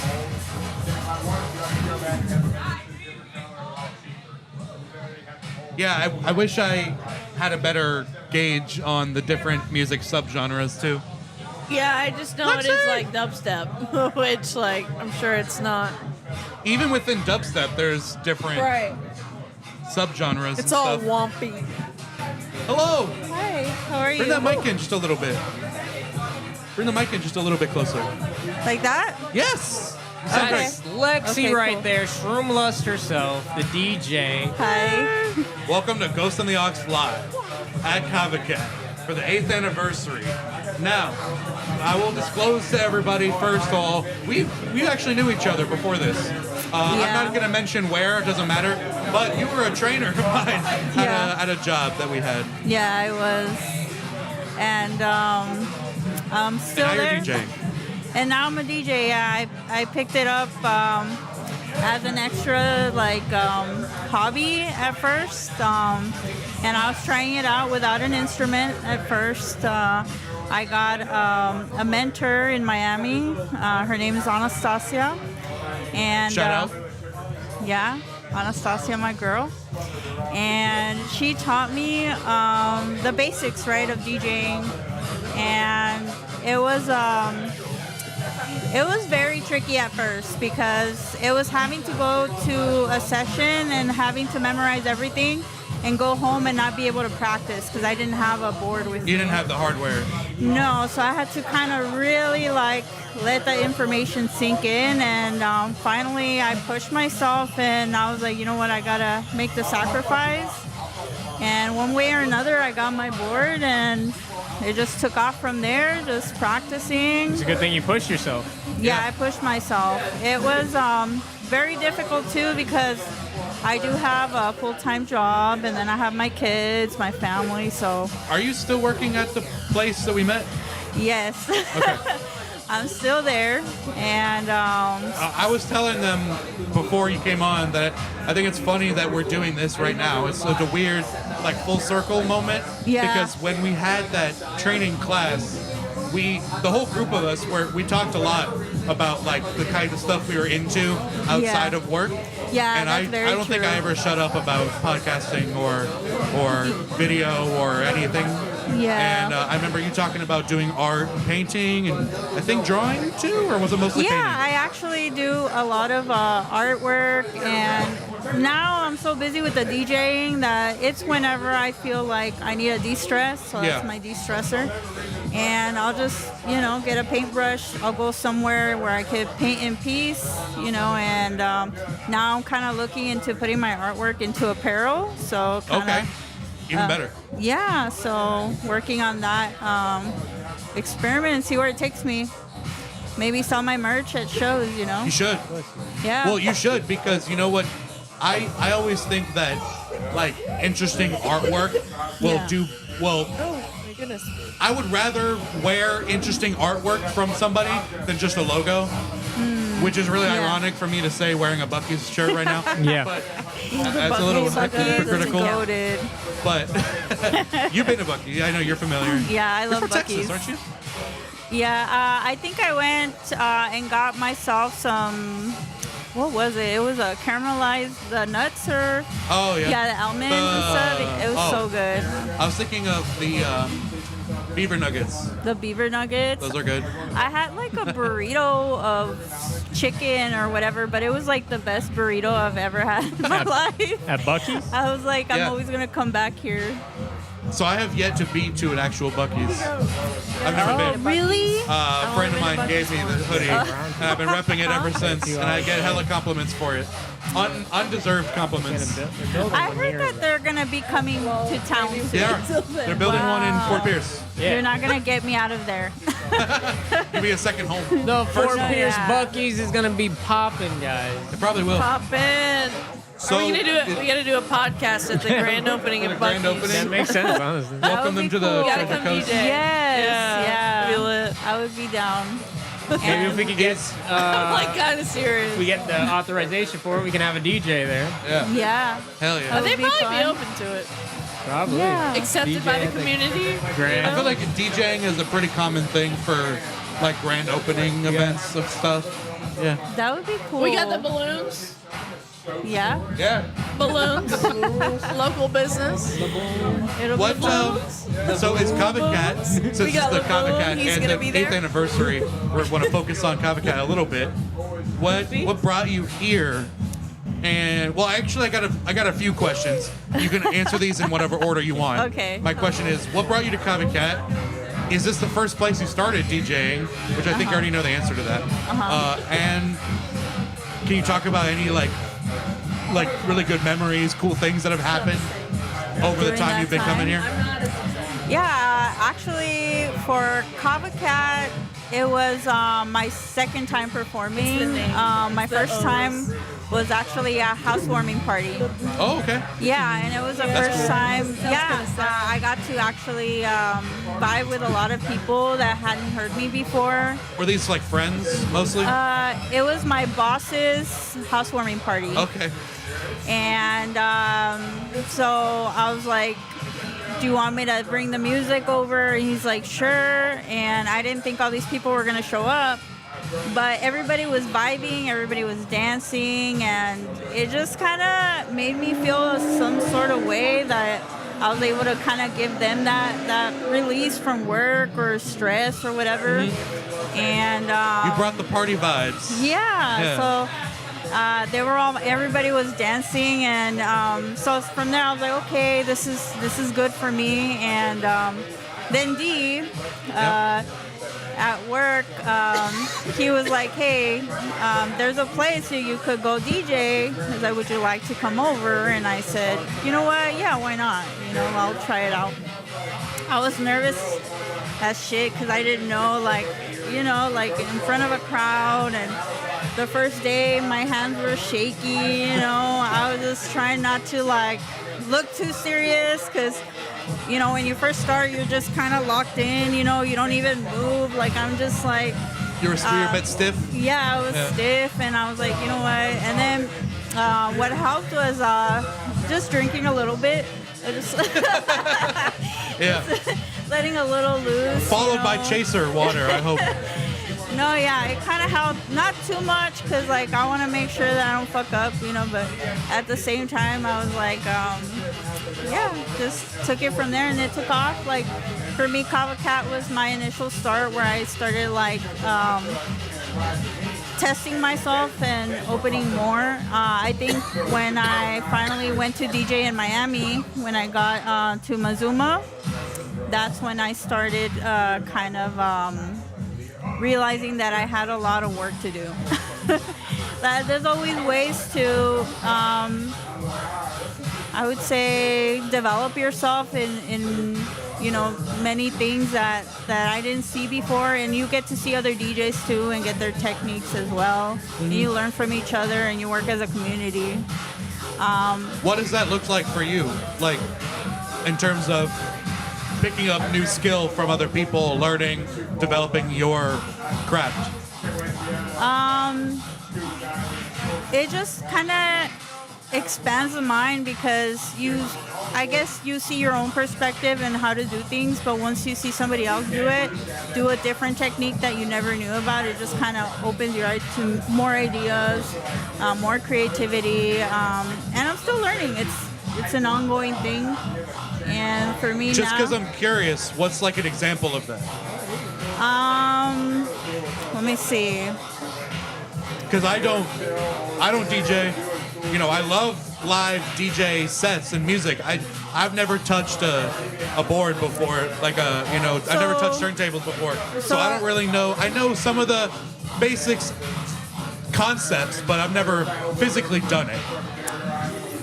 So it's definitely a project. At first I underestimated it, and I was like, okay, it's like from point A to point B, you know, very like, but you build a certain structure. This is a structure that I built for myself, right, when I learned.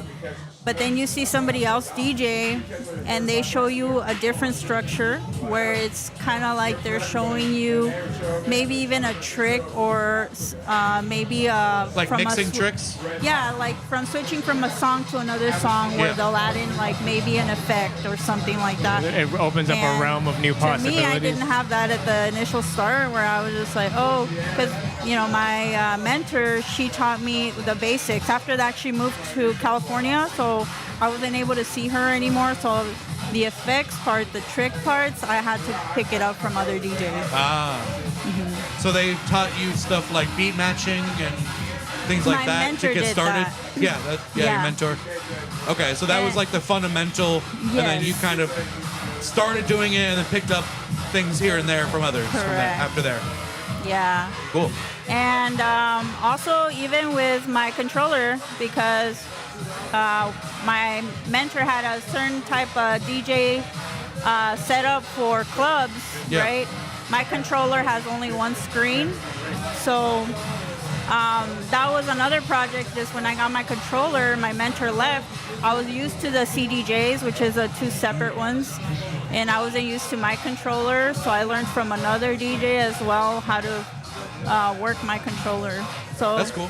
Yeah, so it just came to me like the universe was like, here you go, you need help, I got you.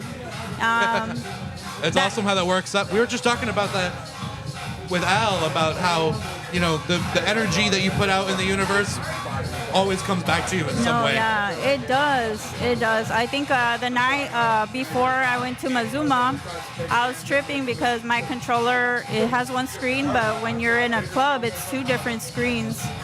So I was kind of concerned of how I was going to do the switch up with a whole different controller. And I was like, you know what? All of a sudden, a friend reaches out and she's like, hey, I got the club set up the day before, and she's like, if you want to come practice before you go to the club. And I was like, hell yeah. I drove 1 hour to go see her. Shout out to my girl Ravenson. Thank you so much for coming through. And she let me practice for 3 hours. Nice. And then it turns out my USB didn't even work because I didn't update my my record box. So if I wouldn't have gone with her, you wouldn't have known. Yeah, I wouldn't have known. And the next day, my USB wouldn't have worked on the club setting. It was meant to be. It was It like, worked out perfect. you know what? It's meant to be. You know? That's awesome. I'm going to switch up the lanes a little bit, and I'm going to ask you about some One Piece. Have you started collecting the cards yet? I know. I know it's kind of like a hobby, right? And I have a lot of hobbies right now. Okay. It's fair. It's fair. And I'm just like a little bit, I also do ghost tours as well. So it's kind of another add-on to my schedule. And I'm just like, right now I'm just like, you know what? I'm going to chill for now. That's understandable.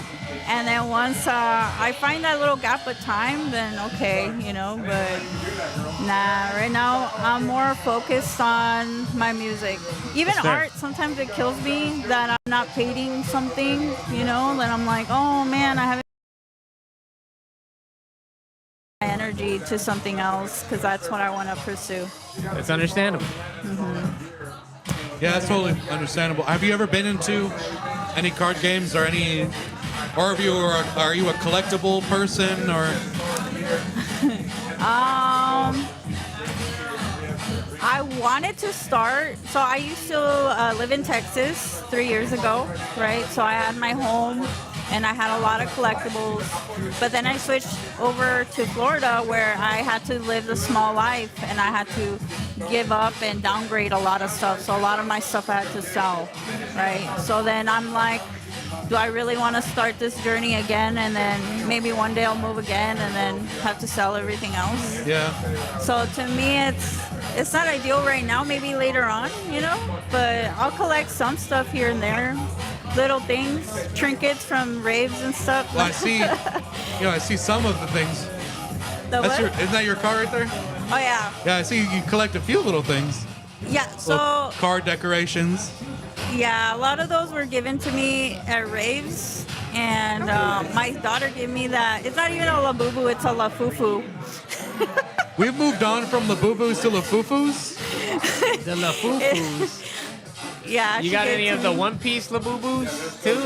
Oh, I saw those. I did see the One Piece Labubus, and they're made out of plastic, right? They're not the fluffy ones. I think the so. chopper, they have a big chopper one. They do? They do. I only knew about the little ones, like the little box ones. Yeah, no.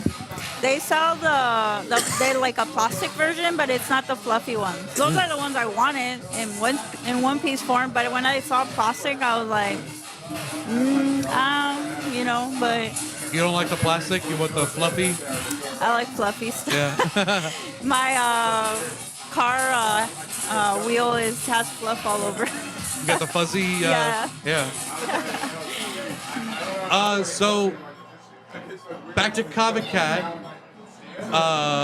The only question you answered everything except memories or anything cool that you've experienced being here, whether it's just from hanging out, building friendships, or DJing. For me, I guess connecting with friends and just meeting new people, and kind of like even crossing paths with you, and everyone. It's just like it just opened opened the doors to just more relationships, more friends and stuff. And sometimes that's what you need when you're a DJ, especially because it's like I love that my friends come and support me, and also I'm very appreciative to Kava Cat because they gave me the opportunity to be here and to present. Kava Cat's like a gateway drug for Yeah, a lot of it is. local performers. And It gets them into the meeting people and worked gets on them me. into networking, Yeah, I love building that. skills. Yeah, I love that. And I've seen painting events too, which Yeah. I'm like, I should do that too. I haven't done a painting event in quite some time, but it would be fun if I could Like do a it paint here. and sip. Yeah, Yeah. yeah. They would put me to do several classes of it. I took over wellness for a bit, so it was nice. That's cool. Yeah, everybody bonded with art, and it'd be fun if I could do it here one day too. That'd be awesome. Right. Do you have any future releases coming up soon you want to talk about? Any future plans, like events or albums dropping? Releases. Yeah, are you working on any original music? Have you put out any original music or mixes? I'm working on it. All right, yeah. Big I'm things working on coming. it. Yeah, like I want to move into production. It's gonna be a journey because Ableton is very complex. You're learning Ableton? Yeah, so I'm just kind of getting familiar with the tool, how to use certain things, but yeah, definitely time for that, It is hard to just, like drop whatever you're doing and, do what you need to focus on. With you performing live, I definitely think Ableton is the right way to go because it has a lot of live performance. I mean, it was originally built as a live performance software, and then kind of gradually became a workstation that people, produce at home. But for what you're doing, if you wanted to incorporate it into your live sets, that's definitely the way to go. Yeah, From what I know. definitely do. And I started playing with it. It's really fun. It's easy to use. It's just a little complex. Once you get the grip of it, you start putting sounds together. But yeah, hopefully soon I could come up with some of my own music, and I'm even thinking of getting some vocals from my daughter because she loves to sing. That'd be awesome. So maybe collaboration with my daughter. I think that would be cool. And yeah, I haven't started yet, but I will. I will soon. What's when you say that, do you mean like what's the thing that's between you and doing that now? Moving out. Oh, okay. I was You got some waiting life to say stuff. it too. Because probably I'm thinking mid February or March, early start of March, I'll be moving into a new place. Okay. Because the place I have right now is way too small, and I don't have the space. And I would love to move into like live streaming. Awesome. My DJing just to get a Yeah. little bit more visibility. I was streaming for a little bit, but I found it very complicated where I live. So I'm like, once I move to a bigger space, I'll be able Was to it do a because lot of more. noise or? Yeah, I have kids, so they're so I need my own private space Yeah. where I could just lock the door and be like, leave me alone Yeah. for a good amount of time, and that way I could. But so that's the only thing standing in the way right now. And then once I do that, I'll get a little bit more visibility. Another thing that I want to look into is getting more events like in Miami. I think it's optimal, and you'll get to experience more. Yeah, get more recognition, more festivals. That's awesome. Sorry, we're letting the business owner get into their business over here. Yeah, no, you're good. We're in the way. No, but that's awesome. I'm happy to hear that you're like really pursuing it and progressing. How far out is that move on the horizon?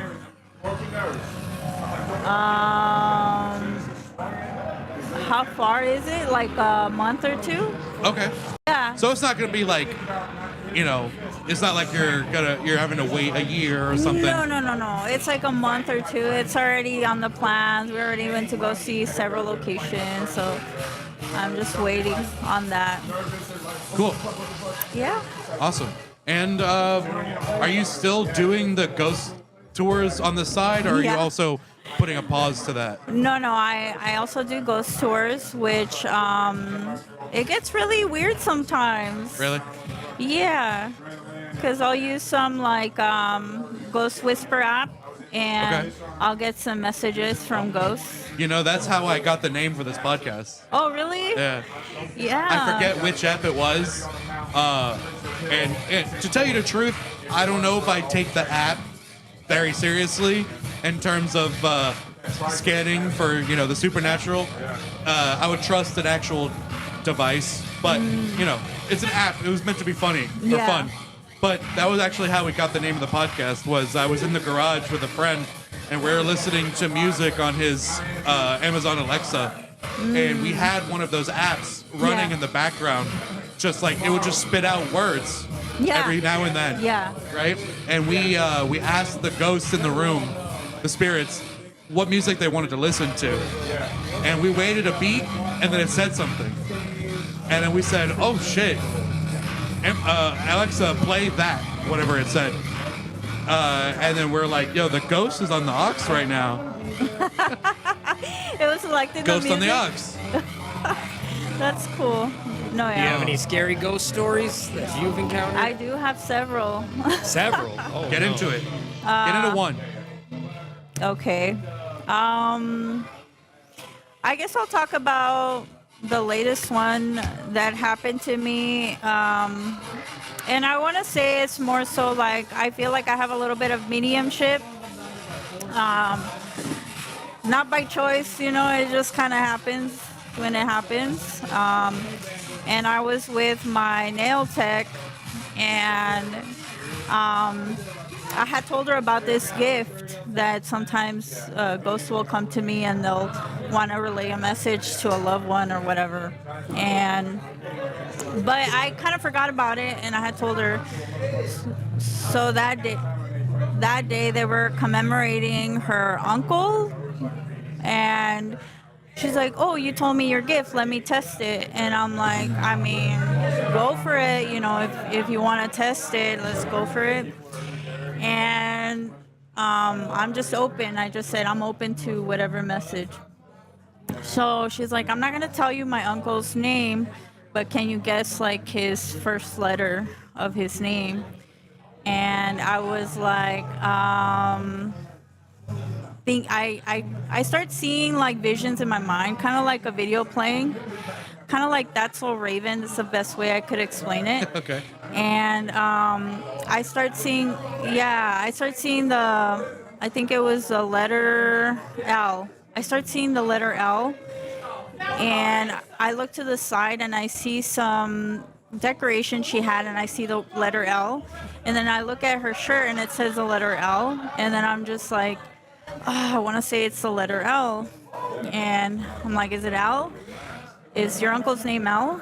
Would it start with an L? And she just kind of like, yeah, it is. It was something, I don't remember, but when Larry. that was confirmation to me when I started seeing that. Then the next one was a bit tricky because I saw the color red and yellow in my mind.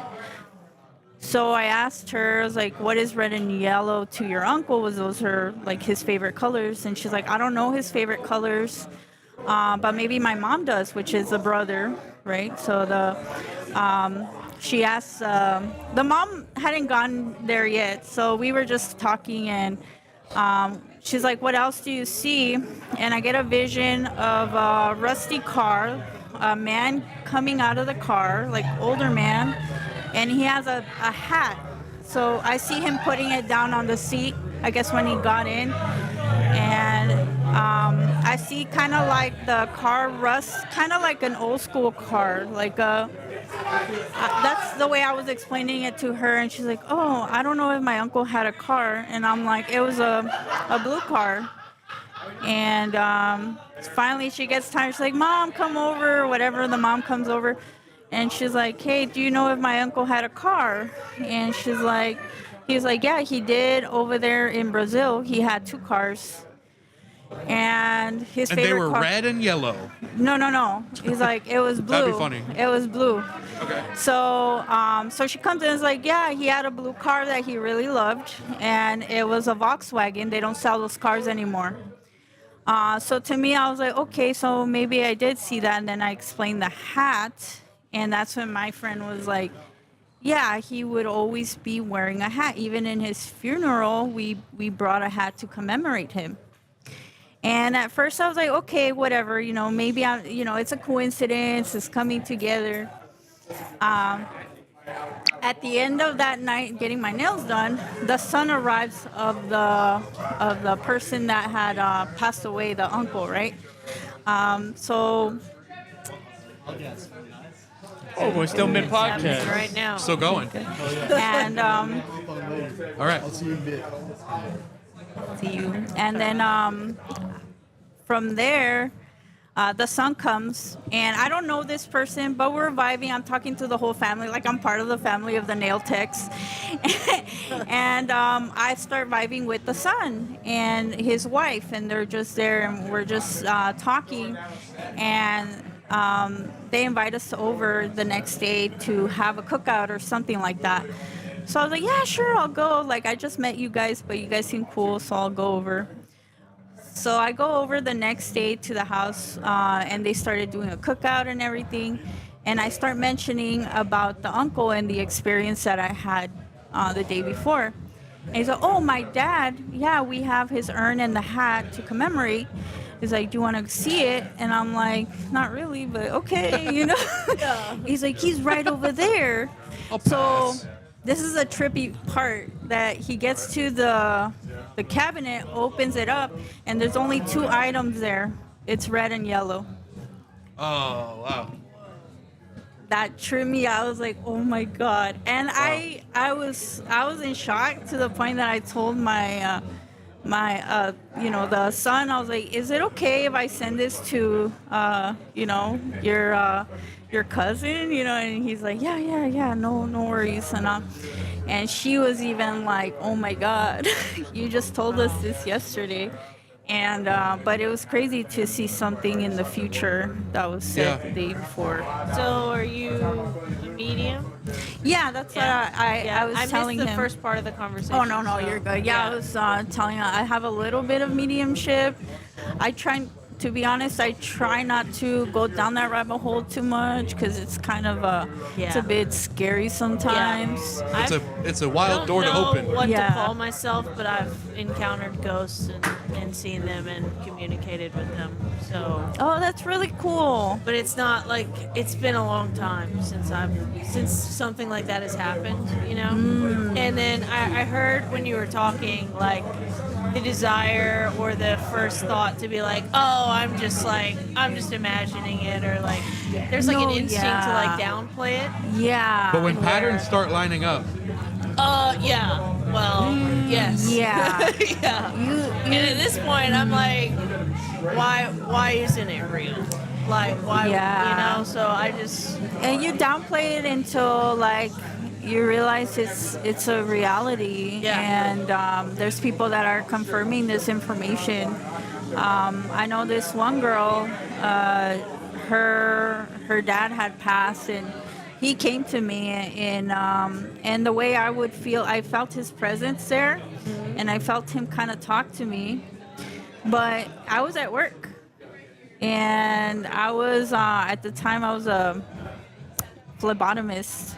Wow. And this person was coming to donate, and I start getting this ghost talking in my ear. Oh my goodness. And I'm just like, a blood ghost? Yeah, and I was just kind of questioning, like, am I going crazy? Like, I'm like looking around, like, is anybody else hearing this? And it's when this girl or this lady comes forward, and he started getting stronger, like, hey, that's my daughter, tell her something. And I'm like, I'm at work. Like, what if she says, like, you're crazy lady, or complains on me, and I get fired or something? So I'm just kind of like, okay, I'm just gonna. It got so strong that I was like, I gotta say something. And she put her phone down and she had like a pop socket and it had two people on there. And I'm like, are those your are those your like parents? Or like I was trying to start a conversation. She's like, yeah, they're both my parents. And then I'm like, I start seeing visions again.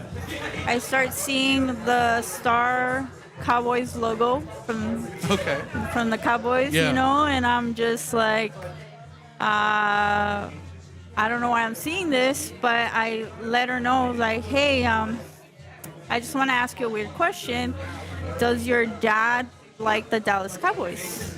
And she kind of tripped out, like, do you know my dad? Yeah. And I'm like, yeah, like he had everything full of cowboys. Like his whole house was decorated with cowboys. And I'm just like, no, I actually just want to tell you, like, I was like, I don't want you to get offended or anything. He just came to me and he just wanted to let you know that everything's gonna be okay. And her eyes got so like teary-eyed, and she didn't say anything. She kind of got up and she went to go donate. She went to the room. Right. And then when she came back, I was tripping because I was like, she didn't say anything, Right. you know, like, and she came and she called for me, and I'm like, fuck. I was like trying to hide, and then I come over and she's like, I want you to know that you have a very special gift. Because this morning before I left the house, I was really sad because my dad had passed away 6 days ago. Oh, wow. And I really needed his attention. And when you told me that was his confirmation. And that's when I was like, I was kind of weirded out in a way where it's like I was helping somebody kind of get that like healing aspect, but at the Right. same time I'm like, did I really just do that? Did I just, you know, and like you mentioned, right, you just kind of question yourself, and you're just like, you just don't know. You're just, it was a weird experience for me at first. And then since then, I've had a lot of different journeys. Not all were nice like that one either. They're not all But, nice, yeah. Those, I'll have weird dreams too sometimes that'll tell me some things. Okay, I would like to get into this one because I have these deep, vivid dreams sometimes. I feel like they lasted like a few months, and I'll feel like I lived a few months, and then I'll wake up, and it'll be like obviously I just was asleep for a night, but it would feel like I was in a whole life for a few months. Do you ever encounter anything like that? Yeah,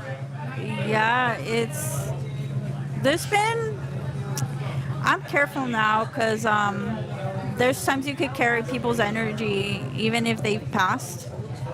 Like one of the ugly ones that I had was he overdosed, a drug overdose. And I experienced how he died and what the emotions he went through before he died. So that was really hard on me. Wow. Since then, I kind of just limit myself, and then I'll get those dreams where they'll tell me other stuff, like I'll go into sleep paralysis, and I'll be able to see all these different entities. And even I've had an experience where I've even spoken to somebody while on sleep paralysis. And it was weird. It was like, I don't know if it was maybe a past self of me, but it wasn't me talking. It was like somebody that knew the knowledge on how to talk to spirits, because it was telling the spirit through my voice, like to cross over to the other side. Things that I would never say. Whoa. So that was like. Do you feel like? It's like you're receiving somebody else's. You in like a past life. Yeah, I was gonna say like still ancestral knowing that knowledge. or Yeah. Like maybe I was a healer in my, or something, but it trips me out all the time. Well, 'cause I feel like if you have the gift, or maybe even an ancestor or someone in your bloodline who maybe you got the gift from, like, or it could be you. I believe in higher selves and stuff like that, and past lives. So like that would all. Yeah. That is a very special gift, though. Yeah. I don't hear of it quite there's like this very often. dreams that I do repeat. There's I know it's gonna sound kind of out there, but I'll have dreams that I'm in a concentration camp. Whoa. That's not that And- out there. I've actually heard. and I get them when I'm very, very stressed, and it's a repeated cycle. Like I'll live through that moment, and somebody explained to me once. I think it was a medium. She said that when we encounter a certain emotion in a past life, in this current life, we kind of trigger that past memory to come forward. So whenever I have these dreams is when I'm very stressed out, and it's always me in this camp. And even my dad, when I was little, because they say that you kind of get some memory from your past till you're 5 years old. Even my dad said that I would draw like a lot of dead people when I was little, without knowing. Like I didn't know this until he told me later on in life that it's like, yeah, you would draw some very scary stuff. And I was just like, I wasn't aware. I was like 5 years old. But yeah, it's been a trip. It's a whole different. So wait, you would like draw somebody as a kid, and your parents would be like, "Oh, we know that person," or you would say it's like, "Oh, this is so and so." He said that I would just draw like people dead on the floor. Oh, like you would. Oh, I see what you're saying. Yeah, that I would just. I thought you were saying you would draw people not knowing that that person Like was dead. No. Oh yeah. No. I would draw people dead on the floor. I don't know how. And my dad said that when I was little, he would ask me what it was, and I would tell him it's a dead person. Yeah. So when I was really little, my dad died when I was really young, when I was 2. And my grandma and my mom both tell me that when I was a little older than that, I didn't know that he was dead, right? I didn't know that he was gone until way later on in life. But my grandma and my mom both have memories of me playing on my grandma had a couple of old rotary phones just as decoration in the house that she doesn't use anymore. My grandma had one too. I would be on that thing all day just spinning. And my grandma and my mom told me that I would play with it and talk on it, and that there was more than one time where I said that I was talking to my dad. Oh wow. Who I didn't even know at that age had already been dead. Wow. That's something else. Maybe you were talking to your dad and he was trying to communicate with you in some way or another. And Maybe. I feel like when we're kids, we're a little bit more open to things that Oh yeah. And just to mention this, a couple days ago I had a dream, and it was a crazy memory where I was so scared when I was a child in where I used to live. It had some bad energy. Like since I was little, I knew there was something bad in that house. And a couple of days ago, I had a dream where I was in the same house, and everything was dark, and I was trying to turn on the light, and the light wouldn't turn on. And all of a sudden, I turned around, and I felt the presence of this entity, and it wasn't a good one. And it kind of scared me a little bit because I'm like, why am I having this dream right now? Yeah. And I could feel the presence of this entity. I don't know. Did it look like anything? I didn't want to go towards that room Oh, because okay. it was my room and my brother's room, but I felt like that entity was in my brother's room. You just like this like pressure. I don't know. It's like Yeah, and I was in the dream. I was in my room in the darkness, just kind of doing what you were doing, just like yeah. and just looking towards that direction. But I didn't. In the dream, I didn't go because I just felt that darkness, and I'm like, damn, why the hell am I going back to this place and feeling this entity that I had forgotten about? That tripped me out. I was like, oh, That's freaky. it is freaky. Yeah. It's scary. So that's why I try not to go down the rabbit hole too much, because Right. you never know when you could get even attachments and stuff like that. Especially when you're gifted. 'Cause Yeah. They can see it. You know? Yeah, and that's another thing a medium taught me. Because after I started experiencing a lot of these situations, I got scared. So I went to go see a medium, and she kind of gave me some advice on how to kind of cleanse myself and protect myself, and how to sage myself, especially because I was gifted. And she said that you tend to get a little bit more attention from a lot of the spirits and entities because they know that you could communicate. So now I'm just kind of careful, and I closed the door a little bit because I was kind of opening it a little bit more, and I was like, nah, let's just chill. And what are your signs? That what? Your signs? My sign? Yeah, the 3. The Capricorn? Yeah, I'm a Capricorn. They say I'm a workaholic, which is true. I have like 3 different jobs. And I don't know, what else do they say about Capricorn? I don't actually know about astrology that well. I thought you would. I do, yeah. Many of my best friends are Capricorns. I'm a Cancer. Oh, So Cancer. we're sister Nice. signs. You are very hardworking. I didn't hear, did you say, that's just your sun sign? Do you know the other signs? Or you don't have, it's not that big of a I deal, think it was but- Leo rising. Pisces moon? Yeah. Me too.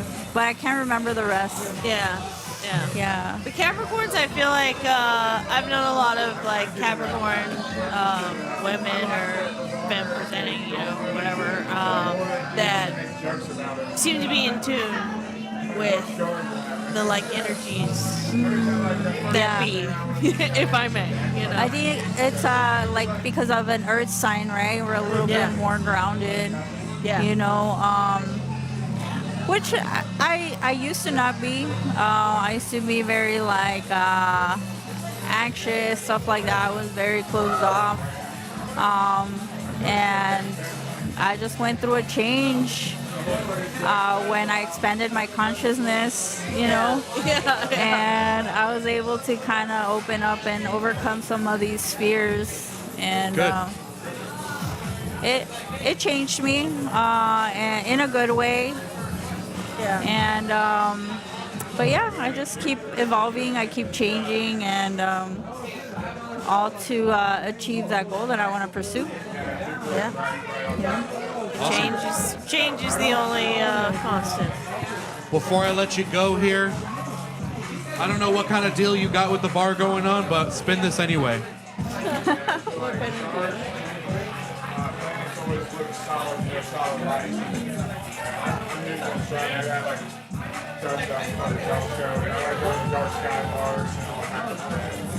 Prize rock. Prize pack. Prize pack. I don't even know what that means. You're gonna get a pack of One Piece cards. No, I don't think we have that here. It's a party pack. Yeah. Do I have a ticket for this already? Hold on. I don't have any party packs. I don't, but I'll give you one.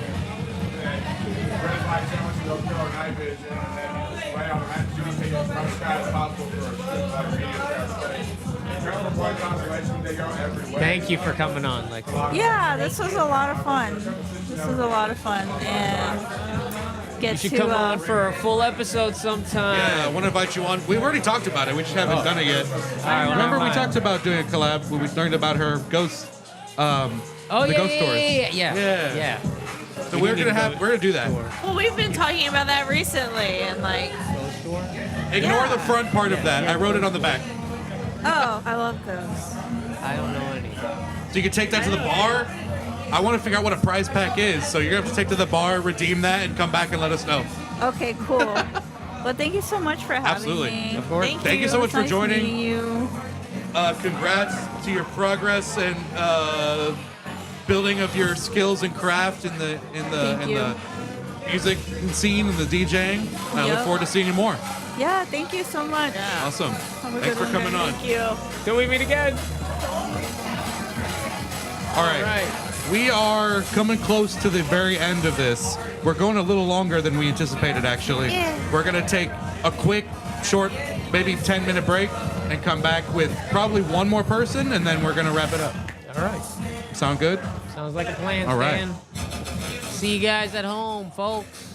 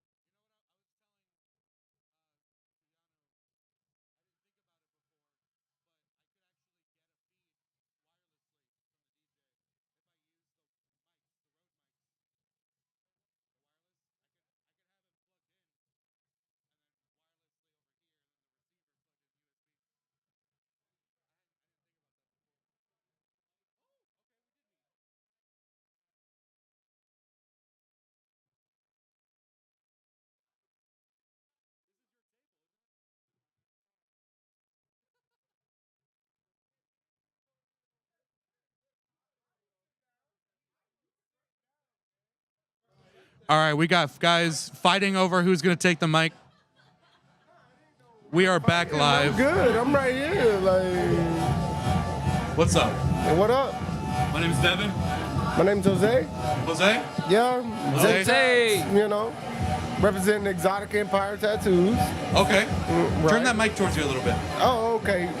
Like this, right? Yes. Oh, okay. Yes, sir. You Like, can also hold it if you feel like it. No. I talk a lot with my hands. You Good. know, Okay. like- Cool. You Italian? No. I'm Mexican. you Mexican. know. Right. Cool. Right. So you have a tattoo shop? Oh, we actually have 2 shops. One PSL, one Fort Pierce. Cool. Right. And, Whereabouts in PSL? Where's the PSL one? Oh man, I can't give you the exact address. Like I wish I could. You know, like. So How long you been doing it for? You know, I'm not that inclined right now. How long have you been doing it? Me? I've been tattooing since I was like 18. You know. 19. But it's in and out thing, right? It's not for me, I'm multi-talented. I do a lot of things. What else do you do? Right. Electric, any type of construction work, period. Okay. Right. But I didn't sit down for that. I sat down because y'all were trying to call my brother over here, and he wasn't comfortable with it. So you took over. I'll talk on the mic all day. Like, We're down for that? yeah. But no. And he's a monster artist, you know, like Mike Green Tats. It's been around this city for 20 plus years, Oh, you know. shit. So we're talking about big time. Yeah. He's an urban artist, you know. Cool. And I won't even just call him an urban artist. Anything you want, he can do. Suburban. Right.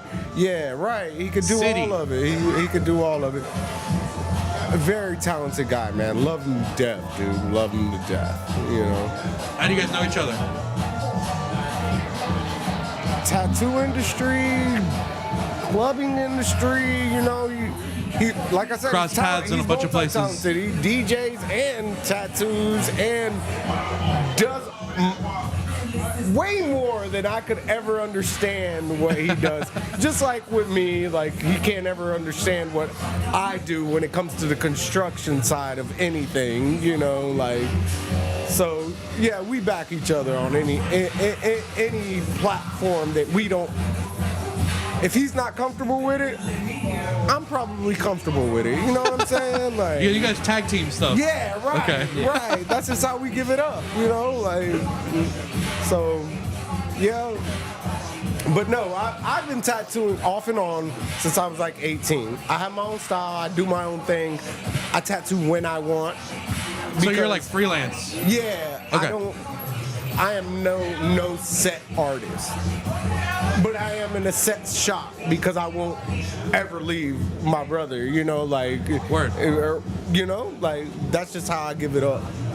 So, yeah. What's your connection with Kava Cat? Well, they started coming up here. They introduced me to Kava. I was a heavy drinker before. Now I'm just like a chill guy, you know. We were talking about this actually earlier about Kava and Kratom are two of those things that people usually turn to, and it helps a lot of people to stop other things, other addictions, other ailments, or whatever, bad habits. It helped me understand a lot of, because I'm not an alcoholic. I like to drink. I don't have to drink, right? Kava helped me understand that I didn't need to drink to feel comfortable around people, because I'm a very like closed off person. I don't even this here, like this is really not me, but because of Kratom and Kava, like it made me realize that I don't need that aspect of my life, because that created a different being for me, right? Like that's a world that I don't even understand anymore, right? Like the drinking part of it. Kava, I could still understand myself. I could still understand the next day, you know? Yeah. Like, it's a good social lubricant without getting you fucked up. Right. I don't have to be fucked up to be okay, you know, to get on a mic, right? Like, That's good, man. Thanks for coming on. That's very good. Yeah, for sure. What's your name again? Jose. Allman. But am I allowed to get up from here? Yeah. If you want to. I don't care. I'll stay on the mic. I was gonna say, spin if you wanted to spin the wheel. Well, I have a few more prizes to give away. I was trying to get rid of them before we wrap up. So do you want to spin this wheel? What wheel is it? We got bar prizes. You get a I prize. probably would just give it to the next person. That's fine too. But yeah, I'll spin it. Go for ahead. you guys. And then you pick who to give it to. Okay.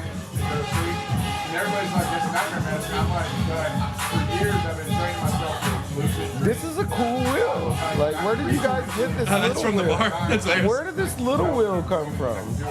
That was Jen's. It's a nap pie shot. Natty pie shot. Well, we got the same prizes over and over again. Yeah. A lot of I'm natty gonna write pie this down for you. So if you want a natty pie shot, turn it into the bar. Or if you want to give it to someone else. Yeah. Oh, Pass it I'm on. gonna give it to somebody Yeah, else. just hand him the sticker and tell him to go to the bar. I'm gonna make the same person who made me come get on the mic give it to somebody else. D has to come over here. He's supposed to be here. Oh yeah. Yeah. I learned from cause I have a 17-year-old and she has taught me that I gotta stop being camera shy, right? Like because the world is built off of this platform now. Like, I mean, yeah, it's perfectly fine to not want to be including yourself in it, though. You know, everybody's hyped up and wrapped up in social media and stuff these days. It's perfectly okay to not. But how far will you get without it? That depends on what you're trying to do. Yeah. Right. Like, I'm a construction worker, really. Like, tattooing is not even something that I would. I don't introduce myself as a tattoo artist, right? I introduce myself as basically a handyman. I could do whatever, you know. I've seen it all in the construction industry, so why would? But the camera, without the camera and the showing what you can do, nobody believes you. Well, in an artistic field like tattooing, I can agree it can help you a lot. It can help build a portfolio. In the construction field, it does now too, because I know personal great contractors, people who can do work better than me. But if you don't show that, nobody's gonna hire you. Nobody's gonna know. We are in another generation. The generation of not having in the generation of not having a visual is not there anymore. Like, word of mouth is this now. Yeah. You know, like, this is what word of mouth is. I'm 35. I come from before the cell phones and where word of mouth was like, he's perfect handyman guy. Now, if you don't show that you're that perfect handyman guy, nobody will know you. So it's coming from every industry now. It's not just tattooing or artistry. It's everything. If you can't show me that you can do it, where I can see it on your Instagram, Facebook, because who's taking over? Us, the younger crowds, where I need to see that you can do it before I even contact you to do it. I understand what you're saying. I agree. Online, having a visual portfolio of what you can do is extremely valuable, but you can still do that without having to be like a personality.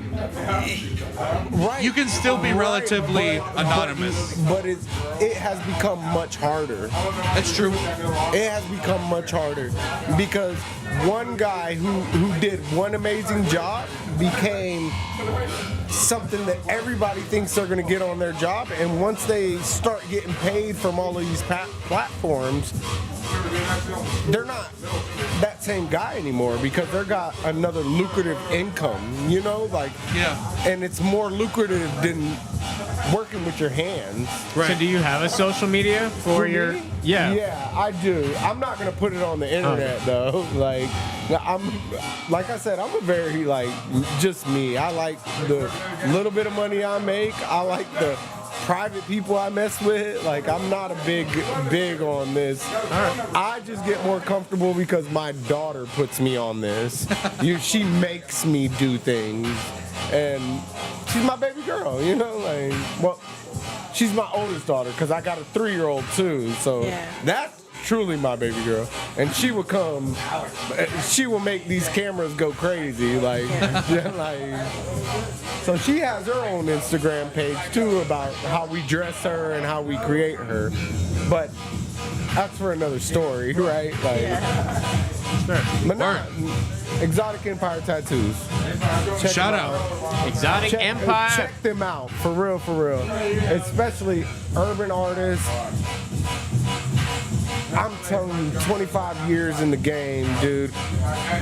Monster. Mike Green Tats, monster. Probably showed any artist that you know, that you can name off the top of your head, how to do this thing, you know. Beast. Is he a mentor to a lot of other tattoo artists? Has he taught a lot of people? But that is not even a question. They might not accept that. They might push away from it. But yeah, he's a monster. And he taught them and he showed them what it was to be a tattoo artist. Whether they want to. Is there a lot of ego like that in the tattoo world? Wow, yeah. Yes, everybody wants to be self-taught, you know? YouTube is a thing. Nobody wants to say, hey, you taught me how to do this. Nobody wants to do that. Nobody, you know? Nobody wants to accept that whatever industry that is in, nobody wants to give it up to their mentor. Yeah. Because then, why would I go to the person who taught you how to do it and not just go to that person, right?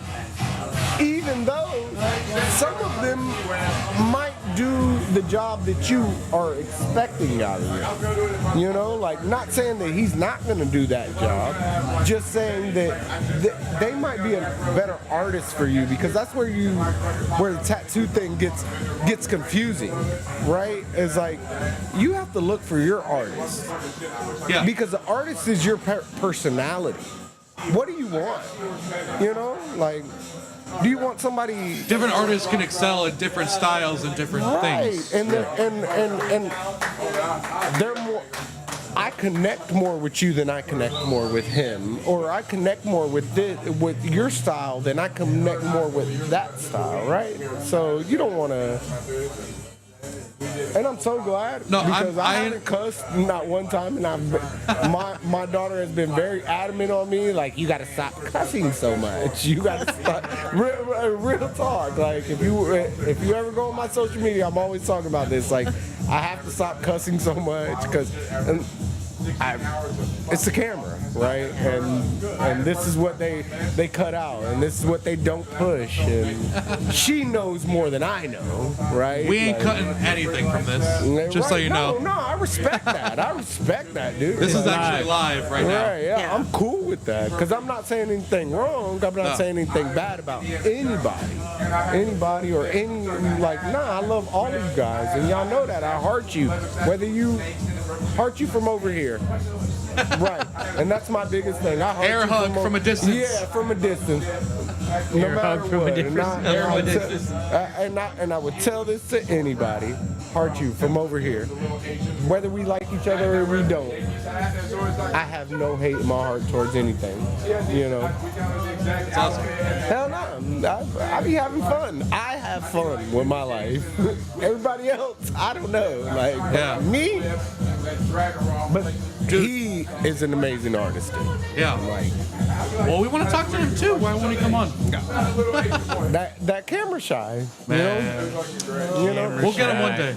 We'll get him one day. One day. I have a way. One day. I got a way He of getting ha- guests. He has to prepare himself for that. Like, not just 1 o'clock in the morning, come out and talk to me. Because it's not just tattooing. He has other businesses, other adventures going on, right? It's not just tattooing, right? And that's what makes him him. Like, he doesn't... Multifaceted individual. Right. If That's he awesome. sees it in, he's going to take it. That's cool. And that's how he is. Even with me, he pushes me to do things that I don't want to do. Because he's like, I know how talented you are. You deserve more than what you're giving yourself credit for. You know, and that's why I can count my friends on my fingers, you know, like I don't have a lot, but one of my great friends, 20 years now I've known him, you know. It's awesome. But heart you guys. Yeah. Love y'all. Thank y'all you for coming having me through. on Thank you here. for coming on. Find somebody to give this to for us. For you. Please. All right. Like I said, heart you guys. Tell D to come here. I will. Please. All right. Our final guest, D. He's been on the show before, long time ago. D's been on the show? He has. And I'm going to try to get him here before we wrap up. Because he's the one that invited us here, so I got to talk to him. You guys carry the show for a moment while I go get him. All right, we're gonna carry the show for a moment while he goes to get D. Whoa, it's Caleb. I'm just gonna stay Caleb's here. gonna help us. You guys are going to carry the show for a moment. All right. Oh, okay, Yo, let's carry what's this. up? I got to go get D. Guys, if you were here, you would have seen a fire set that 333 performed. Podcast, talk things, stuff. Stuff.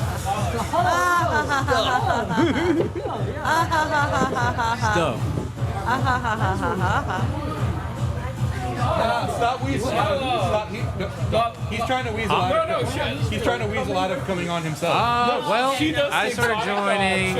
Oh, even better. It's Ghost on the Ox, I guess. You can. And no Yeah. But you're second. It's been over a year now. Thank you. I Just started. keeping your chair warm. Yeah, because I would say I've been aware of these guys for about like 2 years. And yeah, no, I just noticed you're like a new member that does, you're part of the team now. Yeah, D, very stay here. recent. A lot of recent things. Dude, No, keep going. I'm not saying anything interesting. No, yeah, You are. have some good insight. All right. D is just trying to weasel out of being on here. No. Okay, we got two mics. All right. I already talked. I already talked, dude. You have some nice insight of PSL stuff and musician stuff. So D is who invited us up. Was this yours? Thank you. D is the reason we are here today. Really? Secondarily to Kava Cat. Kava Cat is hosting, but D is the reason we are actually here. Yo, what's up? Welcome.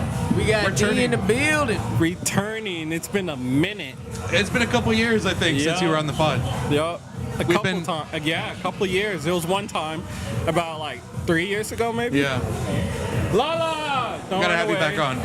But I want to ask you, what has Kava Cat meant to you, man? Now you've been working here, working with them, associating, and just like, you do many hats. You wear many hats here, other than just the chaser hat.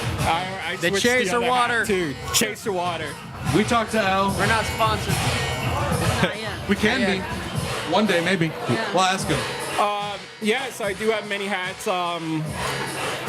I like to say I am the OG of Kava Cat. I am the first customer, the longest coming customer. So, I work, I help them out. I do shows, I DJ.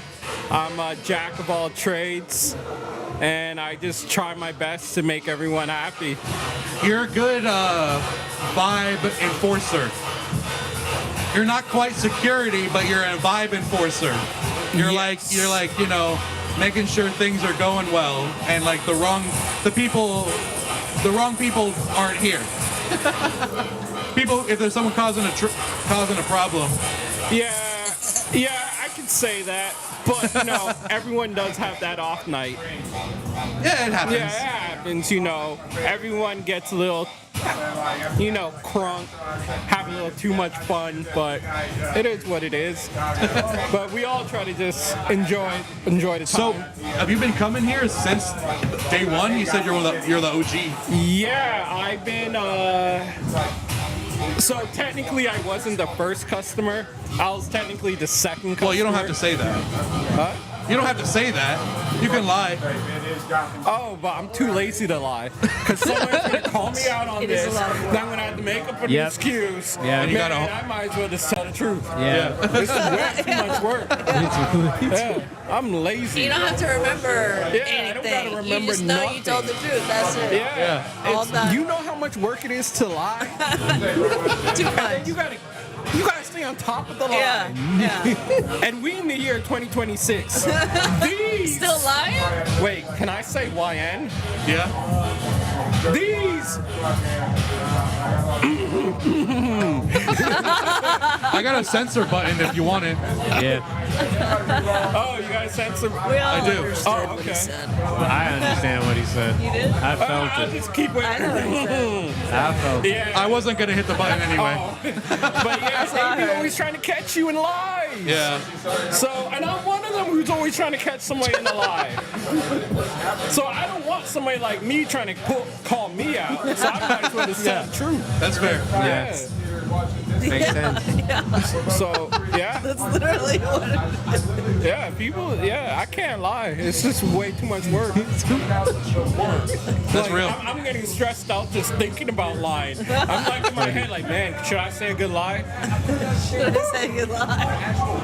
What can I even lie about? I need 2 truths and a lie before this is done. So, you know, one of the questions I've been asking a lot of people tonight is, because we're celebrating Kava Cat's 8th anniversary, what are some like memories or like things that you're just like things that have happened over the years since you've been coming here, whether it be with the actual owners, the people that work here, the community that's been built that comes here. Okay. What's some cool stuff that's happened? So, I don't know if you would remember this, but in the, I would say like around 2009, there used to be this thing that people used to say. They used to say Dylon, Dylon, Dylon. She remembers. I don't know this. No. So, my answer to your question is going to be, Is that because you're asking me about the memories, right? Yeah. So my answer to that question is Jersey, Jersey, Jersey. Jersey, Jersey, Jersey. He was supposed to be here tonight. Yeah, Sounds about I wish right. he would have came because Jersey, where you at? Where you at, Jersey? I have the vest, and Jersey was boy. supposed to autograph it. Really? Me and him had conversated, and he was going to autograph it, and we were going to try and auction the vest. Hold on. I don't think everybody knows the lore on this vest. The aura on the vest. Danielle doesn't know. I have no idea what's going on now. Well, this will play into exactly what I said. Don't lie to me. Okay. Because you got people like me who's going to come after the truth. And then he's gonna come at you where it hurts too. Yeah, so if you're going to lie, don't be lazy. Don't be lazy about it. Stay on top of your lie. Yeah, and if Work you hard are for a it. liar, you know what? There's one thing we can say about you. You're not lazy. Not lazy. If you're a liar, Wise words. maybe you gotta spend some time in Philadelphia for a while and come back. Yeah. Yeah, if you're a liar, you're probably good at something. Probably good at lying. Yeah. You got a good memory. Maybe. That's true. Either that or they're just good at lying. Their way out of it same way. Yeah. Gotta know how you weave your way out of it. But true. okay, so Jersey is one of your staple memories here. Yes. The vest or just in general? Just in general, there's been a lot. There's been a lot of memories, a lot of questionable moments. Yeah. A lot of pause moments. Actually, a little too many pause moments. They seem to come up a lot, I've noticed. Man, it was that many, I just paused. Yeah. You had to pause and think about it. Yeah, I had to pause to think about the pause. It was a deep pause too. I can see it in your I face. know, I even paused too. And that's not because I'm Canadian either. And yes, people, I am Canadian. There are black people in Canada. Me and Justin Bieber. What? Not Drake? Yes. Does Bieber have the pass? Yes. Yeah, we traded Drake for the Biebs. That's fair. That makes Honestly, sense. that's an okay trade. Yeah. I'd rather have Bieber at this point. Wait. I think everyone lost that day. I think we all just have lost. Honestly, Sound like Justin Bieber is a better Canada drink. side. Hey, At least he was the teenager. Drake! I want. Lala! So Lala's here. Who do you want? Hey guys, I want you guys to know Lala does she does exotic foods and candies. That's what it is, right? Give her a mic. Oh yeah. Where's the mic? Hold on. Where's the camera? You come over here. Look that way. No. Yeah, you come over here. And then he takes that one. There you go. Thanks. I was getting out of the chair. I'm trying to be. Get your ass up. I'll sit. On the camera. Yes. No. Camera. I have fingerprints right here. Man, sit down before I call ice. Wow. That's not even funny. It's really not. No. But she's laughing. No, because I'm literally going to have my birth certificate to prove that I'm a citizen to be released. No, I got you. We'll lie for you. Yeah. Yeah. I got a good memory, don't worry. And I'm lazy. You're getting picked up. Oh, Lord. All right. So. Can this hear me? Yes. Good? Bring it in a little closer. There you go. Hold on to that. You're not going anywhere. Oh, yeah. I was just going to step in there and now come back. Okay. No, he made sure he got rid of his chair. 1-800-ICE. I didn't hear what you said. I'm glad I'm deaf. So, welcome to the show. Guys. What brings you out? So I was selling my exotic snacks here tonight. I've been a vendor here a few times. Awesome. Were you inside, I'm assuming, because I didn't see you out here. Okay. So, exotic? Exotic snack bar. Okay. We're located in Fort Pierce, 603 Orange Avenue. Peacock Art District. I wouldn't say it's downtown. We're in the Peacock Art District. Okay. Nice. So, sorry, I heard something in my headphones. I thought it was you talking. She said nice. Oh, I you did said say nice. Okay, Yeah. okay, that Yeah. confused me. Sorry. So when did you open? Are you the About owner? 4 years ago, yes. Oh, awesome. And you said About 4 years ago. 4 years ago. Okay, so what do you specialize in? Just selling exotic snacks like from Japan. So the exotic snacks are located in our tattoo shop. Okay. So it's exotic Empire tattoos, and then the exotic snacks are sold in the lobby area, and then I'm the piercer at Exotic Empire Tattoo. Awesome. So I go by Pierce by Lala. Okay. Pierce by Lala. Shout out. Is that on social media? I'm sorry? Is that on social Yes. media? Instagram and Yes. Follow. Yes. Every platform, Pierce by Lala. Pierce by Lala. What kind of snacks? So they're all different. From like a chicken wing to a rib to a cucumber to a lime flavor. They're all different flavors. All right. What's your favorite? I'm sorry? Like we're talking about chips or Yeah. okay. So all different kinds of chip flavors. We have drinks, and then I also have the viral ice cream coming in. It's getting ready to come in. What's the viral ice cream? I don't know anything it's about all this. over TikTok. Oh, okay. So it's either like they have like a chicken wing. It looks like a chicken wing. It's not a chicken wing flavor. Oh. So it's just Oh. outside. It's like crunchy, and then the I've heard of inside it. is a vanilla flavor. Actually, I have heard of that. Yeah. I was like, I don't And then know. there's And I a was like, peach, oh, I know there's a it's not strawberry, there's a mango, there's a grape. There's a few different flavors. That's cool. So out of the exotic snacks, what's your favorite? I would say it's a chicken wing, and there's two of them. So there's a grilled chicken wing, and then there's a roasted chicken wing. What got you into that? I'm hungry. Getting That's a very- addicted to the snacks. Getting addicted to snacks. The chicken Yeah, wings. so it's What was your, started like, at a gateway? local store in Palm Beach. That's where I'm originally from. Okay. And I was in there all the time purchasing his snacks, which is Pete's Pop. Okay. And then I just was like, okay, let's look into this for myself. Let's bring it over to a new city where I'm at. And there was nothing like that going on here. Wow. Okay. Yeah, I definitely see like, especially from Japan, like a lot of the comic stores, card stores, like hobby stores, and like FYE and places like that. You always see like all those Japanese imported snacks and stuff. Do you have a lot of like Japanese stuff, or is it from all over the place? It's pretty much, there's a lot of Japanese, but there's South Korea, there's China, there's Thailand. That's cool. That's awesome. So what made you want to get into that? Like, you got addicted to them yourself. Yeah, What was the push to do that as a difference in the business? snacks. And to be honest, they're so much healthier for you because they don't have all the preservatives that we have to put into our snacks here in America to even get them onto the shelves. So they're much healthier for you. Like their sodas, their Fanta sodas are literally, there's some of them that are 20 calories, there's some of them that are 45 calories. Oh, wow. So they're just, to me, they taste so much better and they're healthier. Yeah. Their shelf feels life is better. only 6 to 9 months, and everything tastes really like original and so good. Like That's awesome. I'm telling you, I promise you, if you buy a bag of chips that says chicken wings, if you buy a bag of chips that says steak, to cucumber, to corn on the cob with just butter, it tastes just like the item, and it's Interesting. so much healthier for you.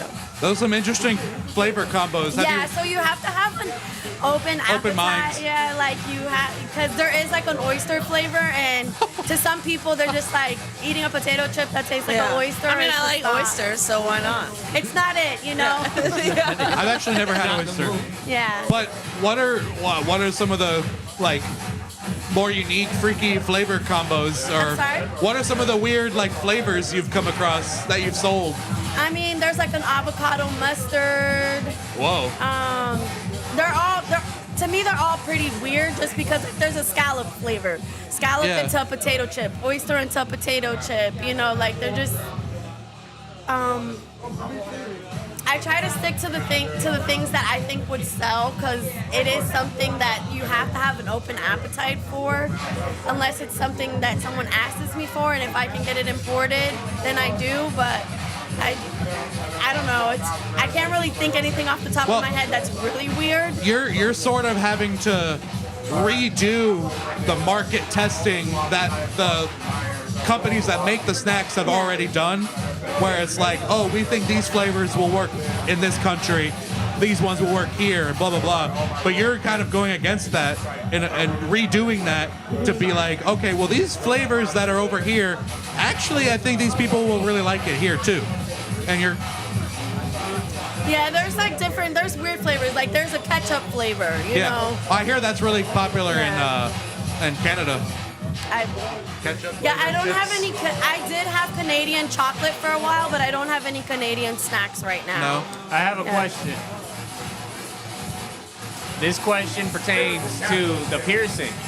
What's the craziest piercing job you've ever had to do, or craziest person you've ever worked with? Maybe like I client. mean, I would say the craziest one for me has been either from the private area on a guy or a woman, right next to the private area connected to the ass. Ooh. Yeah. Oh. How does that usually go?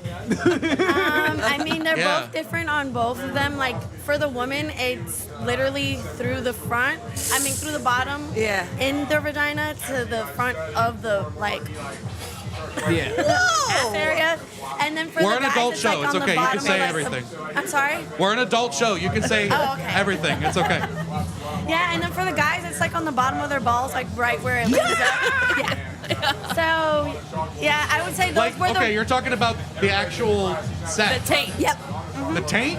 Are we talking about the taint? So you're I don't know. Yeah. you're piercing the sack to the taint? No, you're not piercing it to it. It's just right next to it where the piercing is. Like, so I mean, you're visually seeing everything. Yeah. You know. Yeah. The position that they have to be when you're doing these piercings are a little There's crazy. nothing Just left of the mind imagination. you remember how people were suiting up for COVID? Yeah.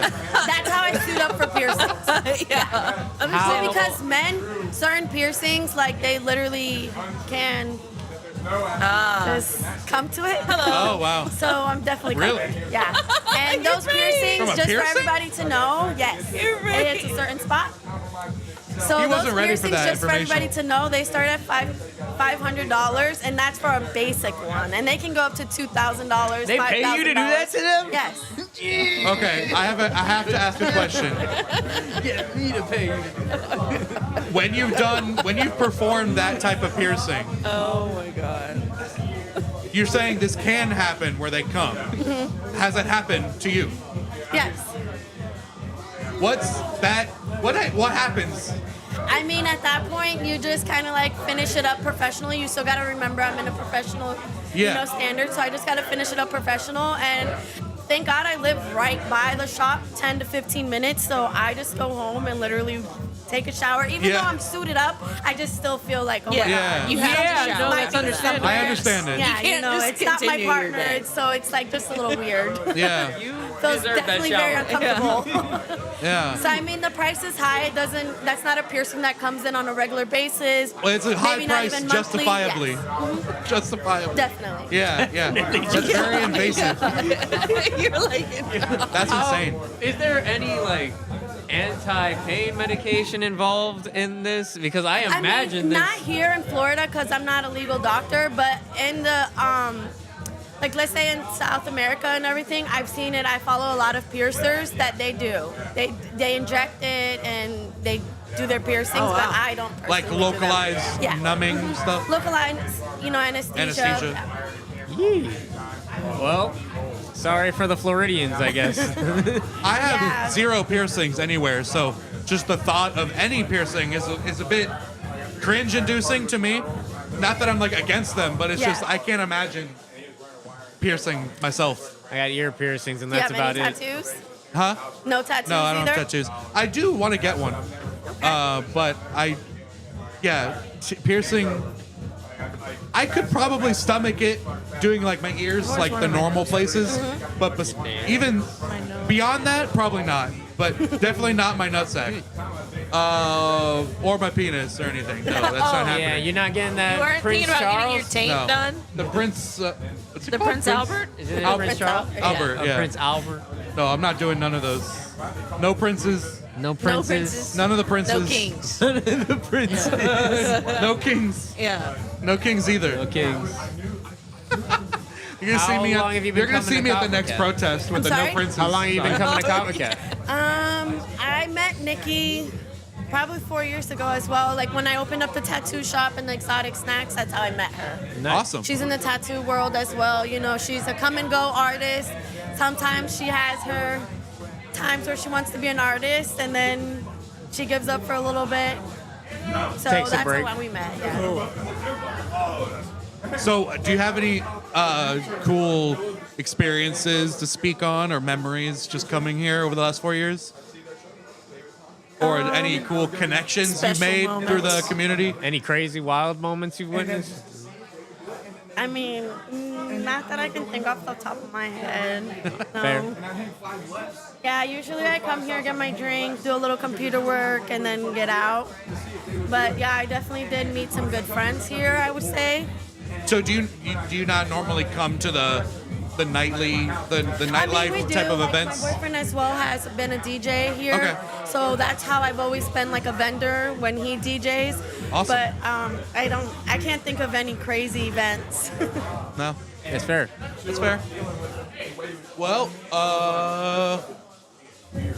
what was it? Pierce by Lala, right? Yeah, so Pierce by Lala and Exotic Snack Bar is located inside of Exotic Empire Tattoos, which is Okay. our tattoo shop, and we have 2 locations. One Awesome. is in Fort Pierce and one is in Port St. Lucie, literally right down the road from here. Okay. Awesome. So if you come to Kava Cat regularly and you're looking to get pierced, or you need some exotic snackage, Yeah. they're nearby.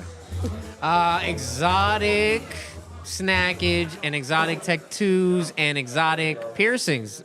You can find them Yeah. with Pierced by Lala. Pierced by Lala. Pierced by Lala. Sorry. Well, awesome. Alrighty. Final thing. I don't know what kind of deal you got with the bar already, or lack thereof, or if you want to give it away to somebody, whatever you want to do. We have a couple more prize tickets to give away. So Okay. I want you to spin this wheel, Okay. and you'll win something either from the bar, or maybe it'll be a firm handshake from one of us. Maybe. It could be. The possibilities are The on possibility the wheel. endless. I was gonna say endless, but there's a set It's not amount. quite endless. Yeah. There's only there's there's limited. Nah, we there's can spin that wheel forever. Possibilities are limited to the wheel. Which one is that? Natty pie shot? Is it again? The pie shot And again? in pie shot. How is it? Okay, All right. let me be that's real with you. Popular. We've landed on that 3 times now tonight. Yes. So wanna absolutely take that respin? if you want it. But if you want another spin to try again, okay, go ahead. Spin it harder this time. This wheel must be weighted. It must Yeah, it's has to be. it's a scam by Big It's got to be Wheel. recalibrated. Yeah, there you go. Big wheel. Yeah. Wait, is it natty pie shot again? Is it snack pack? Snack pack. All right. Snack Would that pack be your sounds own good. snacks, maybe? That would be ironic. That would be funny. Oh, well then you should be safe. It's funny. I've given So it away better the not wrong be. ticket to every person. I gave away the snack pack one to another person earlier. Oh, I because actually I have to saw write it them on the back. earlier. I saw it. I want the snack pack. Yeah. Okay, I don't want it. Put your. I like snack pack. Actually, are you gonna keep this? All right, I'll put your name on there. I have no idea what snack pack includes. Welcome Can back. I introduce you to one of my DJ friends? Please. All right. But first, real quick, thank you so much for joining. Appreciate you coming. Great to meet you. Although you were a little Have a shy at beautiful first. night. All right. Ah, We did great. An honor. Thank you. So this is my DJ friend Orion, aka DJ Onboard. DJ Onboard. on board. I like it. Just onboard. Welcome. I'm Devin. Orion. This is Almond. Oh, yo. Danielle. Danielle. Hello. Hello. Did you play tonight? Yeah. Was it earlier on? I guess I missed it. I was out here No, all I night. just, Oh, you like- just finished over there? Like 30 minutes ago. Okay. So we heard it. I finished. Yeah. Yeah. I was What- in there for a bit while he was playing. You were doing What? good. I was in there for a bit while you were performing. You were doing good. I saw you. Awesome. Hell Thank yeah. you for being in there. So how long have you been playing here? 3 years. 3 years? 3 years That's now. awesome. Yeah. Has it always been with Caleb and Trujano and the crew? Moro kind of joined like just a few months after me and Caleb started DJing here. Cool. Yeah. We have like a tight little group now. That's awesome. It's nice. Yeah. How do you know Caleb and everybody? We went. Our first festival was EDC, and Oh. we both went together, and we didn't know each other, but we were roommating for the festival. So, Oh, random let's share this Airbnb. so my friend Damien and Jacob, they were friends with Caleb already. Okay. So then we met each other at EDC in 2022, and then we were both DJs. So, or at least starting our DJ journey. How was EDC that year? It was Sick? pretty good. I Yeah. liked it. I've never it, been. It got me hooked. I immediately Yeah. started, doing Were shit. was that what? Sorry. No, go ahead. Was that what? I was gonna say, is that what kind of pushed you in to start doing it?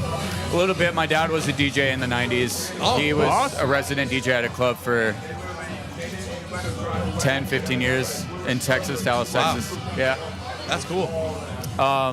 So did he impart some of that onto you? A little bit. It kind of started young because they were watching like Ultra Music Festival on YouTube and like the live streams. And my dad was a DJ, and when my mom was pregnant, she would be in the club while he was mixing. So honestly, it kind of makes awesome. sense. Yeah. Music runs in my family. That's cool. How old are you? 21. 21. Oh, nice. Right. Young. Right? Getting started Perfect. young. Yes. Got to with How long have you been doing this now? 4 years? 3 years. 3. Well, when I first started touching a DJ board, I was 16, but I wasn't really into it yet. So You weren't out there yet. Tomorrow, actually, one of the first clubs I went to in Miami also got me hooked. It's called Domicile Miami. Okay. And I went there 3 years ago during Miami Music Week, my first Ultra Music Festival as well. And I was like, what the hell is going on? This is awesome. And Remind me, was it 3 years ago or 2 years ago? 3 where years Miami ago. Music Week 3 got, years ago was flooded. Oh my God! Yeah, no, that was the year I went. 2024. Because dude, I it was also so went. bad, bro. I have a memory of Miami Music Week because It was so bad. I had tickets to see Deadmau5 and some other people on the Mousetrap lineup at Toe Jam Bacalot. And it was the first night, I think, of Miami Music Week. Or at least it was the first. Like a Wednesday or Thursday, something like that. Something like that, yeah. So we had tickets to go to the show, and before the show, we were actually at a invite only, like a Pioneer DJ like party thing. Because I'm flexing, not really. We have a friend who is like in the industry and basically wanted us to go on behalf of him to go to like a, what do you call it, like a private showcase of some new Pioneer stuff that was coming out. So we just kind of popped in, talked to their rep for a little bit, wandered around the party. Then we left. But as we were leaving, or before we left, the rain goes crazy, insane. Dude, the mud floods the area. There were you know how there's like mosh pits at raves? Yeah. There weren't mosh pits, but they were literally massive Mud circles where it was like a mud pit, so people would just stand around it. Yeah. And you'd be walking, you're like, oh, I see a pathway through the crowd. And you'd step in. Dude, it was bad. It was bad. So as we were trying to get a ride, we were trying to get an Uber from the one place over to the actual show we were there for. Yeah. And the ride takes like 30 minutes to 45 minutes to even get to us. Yeah. Because of the roads are so flooded that it's creating like a bunch of backed up traffic. And Miami's already bad. Yeah, it's already bad. This whole area starts getting shut down, like shutting down roads. Oh, man. Because nobody can drive through them. Yeah. Then we get notifications that the doors to the show is delayed. Did they cancel it? Oh, then sorry, my audio cut out for You're a second, good. and we're back. Then we get in, we hang out for a while. There's like a pre-show. They have a setup outside and inside, and I think the main Mousetrap event was going to be outside on their stage because they have like a lighting rig and all these things set up. They have a DJ inside playing. Yeah. And we go inside. They start having tech issues where like stuff is cutting in and out because something with the rain, I guess. That happened at Ultra too, yeah. Something was sitting in the water maybe and shorting. I don't know what's going on. But eventually they have to cancel it. Yeah. And I was so upset, man. Water because is no good for DJ equipment. No, it's not. No, not at all. Who would have thought? Right? But long story short, that was a memorable time because Definitely memorable. It was. I had fun that week though. Still. Yeah, it was fun dancing in the ankle deep rain. Have you been to Factory Town before? No. You should go. Yeah. Best venue in Miami. Okay. I'll keep that in mind. What was it? Factory Town. Factory Town. Yes, 100%. It goes from sunset to sunrise. Okay. And going back to Domicile earlier, I'm actually debuting there tomorrow. Yeah, no, honestly, Which is congratulations to him, bro. You're just DJing like, at Domicile. honestly, That- it's a bit nuts for me. I don't know. For those of you guys who like don't I know, said, I was Domicile just is like the local. It's the underground techno spot. So it's in Miami, local to Miami. It's if you want to get us underground and like true as techno gets, it's there. Is that DJs techno like, your main? Yes, I'm playing some. I'm a selector, but I produce as well. So I have my own songs that I'm playing, and then I'm playing songs that I love. That's awesome. Songs that. My whole thing is playing songs that people haven't heard before that they love. You don't know you love a song till you hear it, and well, I mean that's kind of arguably one of the primary jobs of a DJ is to, find tunes that spread new stuff to people. I find nowadays that DJs play too many songs that people have heard too many times. Yeah. Because I feel like I'll click on 10 DJ sets 8 out of the 10 DJs, there's half of the songs are the same songs. Yeah. Swear to God. Yeah. And that's kind of what I'm trying to like lean against. I want every set of mine to be different, unique. It's all going to sound good, but I don't want it to be the same thing every time. You Right. know? Do you upload online? Yeah. Do you do I have mixes? Spotify, SoundCloud, Apple Music, everything. Yeah. Cool. Yeah. Share it with everybody where to On follow board. you. Literally just look up _.onboard on Instagram. I have a link tree on my bio. Cool. Can lead you to everything. I have mixes. I have songs. I have 2 songs coming out in the next few months. Cool. As well. Nice. So I'm excited for that. How long have you been coming to Kava Cat? I've been playing at Kava Cat. Yeah. About 3 years ago, I actually went to the anniversary show for 2023. Oh, really? I think that was the And first I time knew Caleb DJ'd from for the EDC. He anniversary told show me to here. come, and I was like, dude, this is beautiful. I love what you created here. It's such a good environment. I don't know. Everybody, it's like its own little bubble. I don't know. Yeah. I love Kava Cat. Kava Cat's great. It's a very cool, eclectic niche scene that's very welcoming to a lot of Everybody loves each other. It's weirdos. not- I love it. Weirdos. 100%. Weirdo. If you're And a I mean weirdo, that in a get really here. good way. No, weirdo is a good term, not a bad term. Fuck Yeah. that. Sorry. You're good. Be So- a weirdo. Yeah. Be weird, bro. Not too Fuck weird. everyone. Be weird. So dangerous. besides Don't be a your weirdo, but be a little weird, man. Be a weirdo. Let the freak out sometimes. Let the freak out. besides your getting a lot of motion going here, what are some like cool experiences or memories you have Oh man. of Kava Cat? Whether it be the relationship with the owners or with the community or Oh with man, playing. I love Jen. The regulars here, like Damien and Trevor. Trevor! There have been. They gave me not a spotlight, but a platform to make content and Bro, be express DJ. yourself, bro. I've DJ'd at this place in front of nobody, and I'm very grateful for it. There's not a time where I've DJ'd here and not, had a good time. Because no matter what, there's always somebody here that is with you or has your back or is dancing to your music.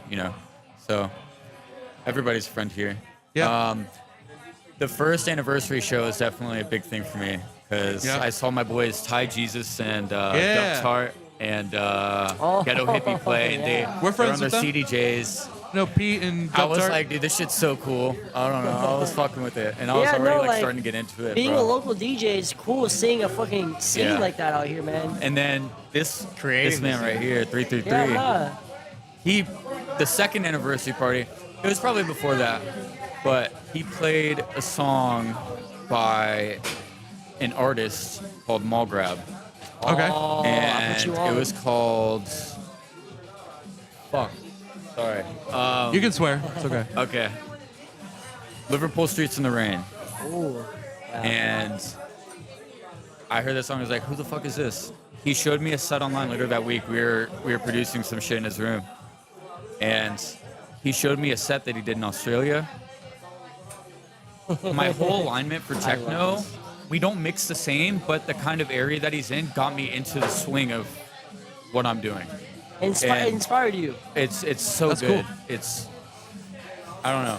And I've seen him in person twice now. Absolutely fabulous. Awesome. But yeah, those are 2 distinct memories that I have here. There's a picture of me and Caleb when Kava Cat literally, it was like it was tonight. You couldn't walk through. Yeah. And we were just, I don't know. It's a nice picture. That's one of the things I really appreciate. Honestly, above all else, the main thing I appreciate with Kava Cat is the intersection of so many like local underground communities Dude, coming yeah. together. Yes. The networking of all these things. It's people coming together. It's a spotlight that people need in an area like this. We don't have Yeah. much of that. We don't. It's a good spot. It's one of the only places. Yes, exactly. The culture. Yeah. Facts. Well, I'll thank never- you for joining us. We Yes, have of course. one more of these prizes to give. So what I want to do is have you spin this wheel. Okay. Now, we've had 1 or 2 of these won multiple times. So Okay. I kind of want you to give it a really good spin so we get a different one. Okay. But I won't Okay. tell you which one it is Okay, because that's I fine. don't want you to be biased. That's okay. Okay. That seems pretty good. That's a pretty good one. Oh. I wish this wheel had, like a clicky thing. The little. Oh yeah, that'd be cool. I don't even know. What is it? Chaser? Is that Chaser or Shell? I think it's the white one. I think it's Kava. Yeah, I'll move almond. That's Kava? I'll move almond, yeah. I think it's Kava shell. Kava Shell. I'm so down for a Kava shell. Free shell. That sounds amazing right now, actually. Oh yeah. How was your night? Thank Big you, Dog? beautiful sir. Oh, amazing, man. I drank massive amounts of champagne. I played music I love Hi, to Jack. people I love. This is my friend You Jack. guys had me Jack, on say your hi to amazing camera. podcast. I'm actually pretty grateful. Hell yeah. It was Nice. pretty good. It was a good night, everybody. How was your night, Almond? It's been pretty good. Thank you. Like, compared to the usual stuff we do, how is it podcasting an Okay. actual live event? Got it. The usual stuff I do. Thank you. Well, I'm kind of all over the place. I do podcasting with Devin. I do cards, One Piece cards. Thank you, sir.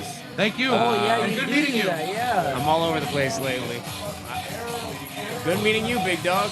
Yo, thank you for coming on. On board, right? What? On board, right? On board, yes, sir. On Go the board. game. I'll see you Guys, get on board. Don't sleep on them. Well, Thank we're you. going to pretty much be wrapping it up here in figured. just a second. You What's told up? me you were wrapping it up Yeah. 30 minutes ago, hour ago. Yeah, I know. No, more like 2 hours ago. That's what happens on this show. That's I how it was goes. glad because I really want you guys to talk to my boy Orion. So hell yeah, I'm glad you Yeah. guys did. Thank you for grabbing him, bringing him over. Yeah, you're welcome, man. I guess. Do you know anything you can promote that's coming up? Whether it be yourself, you, Trigiano, Kava Cat. Events, Well, tomorrow music. we have our Fractal Fields event. Not really ours, but Wobby Kitties and Trigiano's helping host that. Orion has his domicile debut, which, bro, one of my small goals as a DJ is just to get a domicile show. I know it's not a big thing, but I just respect what they do so much, and I know it's possible. And the fact that he did it, I'm like, fuck yeah, man. I'm proud of him, and I'm gonna be there to support him. As far as myself, I've been reflecting on myself as a DJ and the music I DJ live and the actual music I listen to on my own time.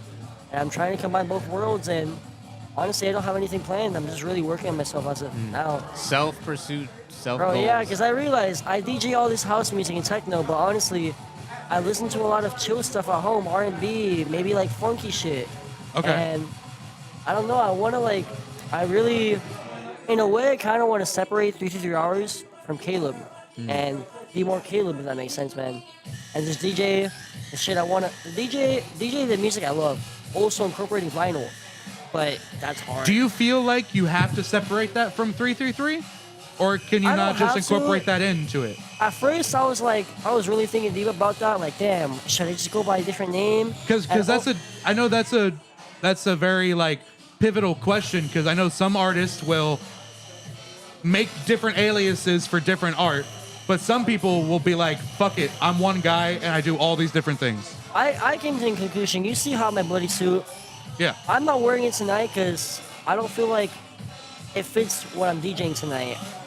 Okay. I came to the conclusion I should only wear that bloody suit when I'm DJing raw, hard stuff. Okay. And I feel like in a night like I do this, like that fit. Yeah, It's no, and it my suits favorite it. fit of yours. And like, for example, on a night where I just want to be myself and DJ some funky stuff, imagine seeing a dude DJing like all funky, just in a bloody suit, bloody. Yeah. I don't know, like it's cool, but I don't know. I know how to dress funky. I'd rather just be me for an occasion like that. You know what I mean? Sure. For example, I wanted to wear this fur coat. I was really debating on wearing the bloody suit, but I'm like, bro. I don't know. People already associate that suit with me, so I don't really feel like I need to present it everywhere I go, if that makes Sure. sense. Gotta But mix it yeah, up. I'm just working on myself right now. I really want to host a night over here where it's pure vinyl. I want to host a vinyl night, and I also bring your own vinyl where I have my turntables play. That's more me, man.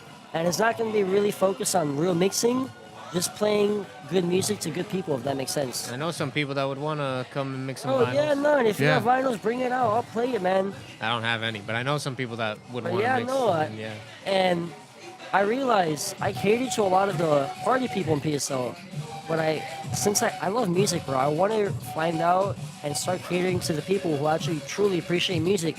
So when I do a night like that vinyl night, people sit there, whether they appreciate jazz, new metal, jazz fusion, they could just appreciate that. You know what I mean? But yeah, no, I'm really sitting back and thinking about how I could really approach myself and be different. I like partying, but I love music too, and I want to be able to be known for being able to create an environment where I play good music to good people, if that makes sense. It sounds like you want to be known more for music and not for partying. Even though you like both, but you want your reputation to be music. Bro. I really got to get more on the YouTube side of things because, for example, if I did, I could have a mix where it's just a pure funky vinyl mix, pure R&B mix, house mix, and I could be able to express myself more on that. I have a vision. I want to do something similar to what you guys do, and I want to call it Control Alt Delete Radio, but I want to work more on that. But yeah, I feel like I'm talking too much. No, that's great. fine. That's what this is here for. We talked about it last time, I think, but off air, I have some updates or something I want to talk to you about more regarding the radio thing. So, like you said though, like you were beginning with your podcasting stuff, and it took you a while to like get familiarized with it. I'm kind of shy. In a way, I'm kind of shy in being a newbie and then then being good. In a way, I want to just like figure out all that stuff and then truly start uploading everything, if that makes sense. Okay. But I don't know. In a way, that's kind of silly because I could just upload shit, whether it's bad or good, and progress from there. You know what I mean? Well, compared to stopping myself. My argument for why you should do that is because it shows others, but also yourself, progress over time. You know, yeah, you're right. You're right. I do got to do on that. Good on that. There's so many mixes I want to upload that's just not house or techno and just like good music, bro. Like caters to anybody. Whether it's jazz, some funky stuff, some early 2000s hip hop. Oh, yeah, nah. I gotta be more on my stuff, man. But yeah, that's why I haven't been really focused on doing a lot of shows. That's all right. This man's in the dojo right now. He's in the hyperbolic time chamber working on some new stuff, guys. He's Give got the him a weighted break. key. Yeah. And I appreciate you guys He's got for the having weighted me out coat. here. Of course. Weighted coat. Bro, I'm so hot right now. You'll think it's cold out here, but I'm actually like pretty hot. I really appreciate you guys for having me out here, man. I appreciate you coming on, for being on. joining the cast for a bit, both at the start and now, coming full circle, starting off the show and ending the show. Yeah, that's perfect, actually. Guys, thank you so much for watching. If you watch this or listening to this, whatever it is, if you're watching this uploaded in the future, thanks. Follow. If you're watching this live, I don't know, follow, subscribe, all the stuff. YouTube. I don't use Facebook, but there's Instagram, there's X, there's Instagram, YouTube, Twitter, I said that already, I think. Follow Didn't me I? at I don't know. Nutcracker Jr. TikTok, SoundCloud. all the social medias. Follow Almond. Follow Caleb. Caleb. Follow all the people you've heard tonight. Follow Danielle at Flexors Lab. Follow. Yeah, follow Danielle. Ghost on the Ox at Ghost on the Ox. Ghost on the Ox. What's Thank up? you guys so much. Peace. Yeah. In like 2 seconds, we're actually finishing. All right. Have a Shout good one, out, guys. Big And Dog. happy 8th anniversary to Kava Cat. Happy 8th anniversary, Kava Cat. Thank you, Kava Good job at being around for 8 years. We'll Keep doing it. see y'all later.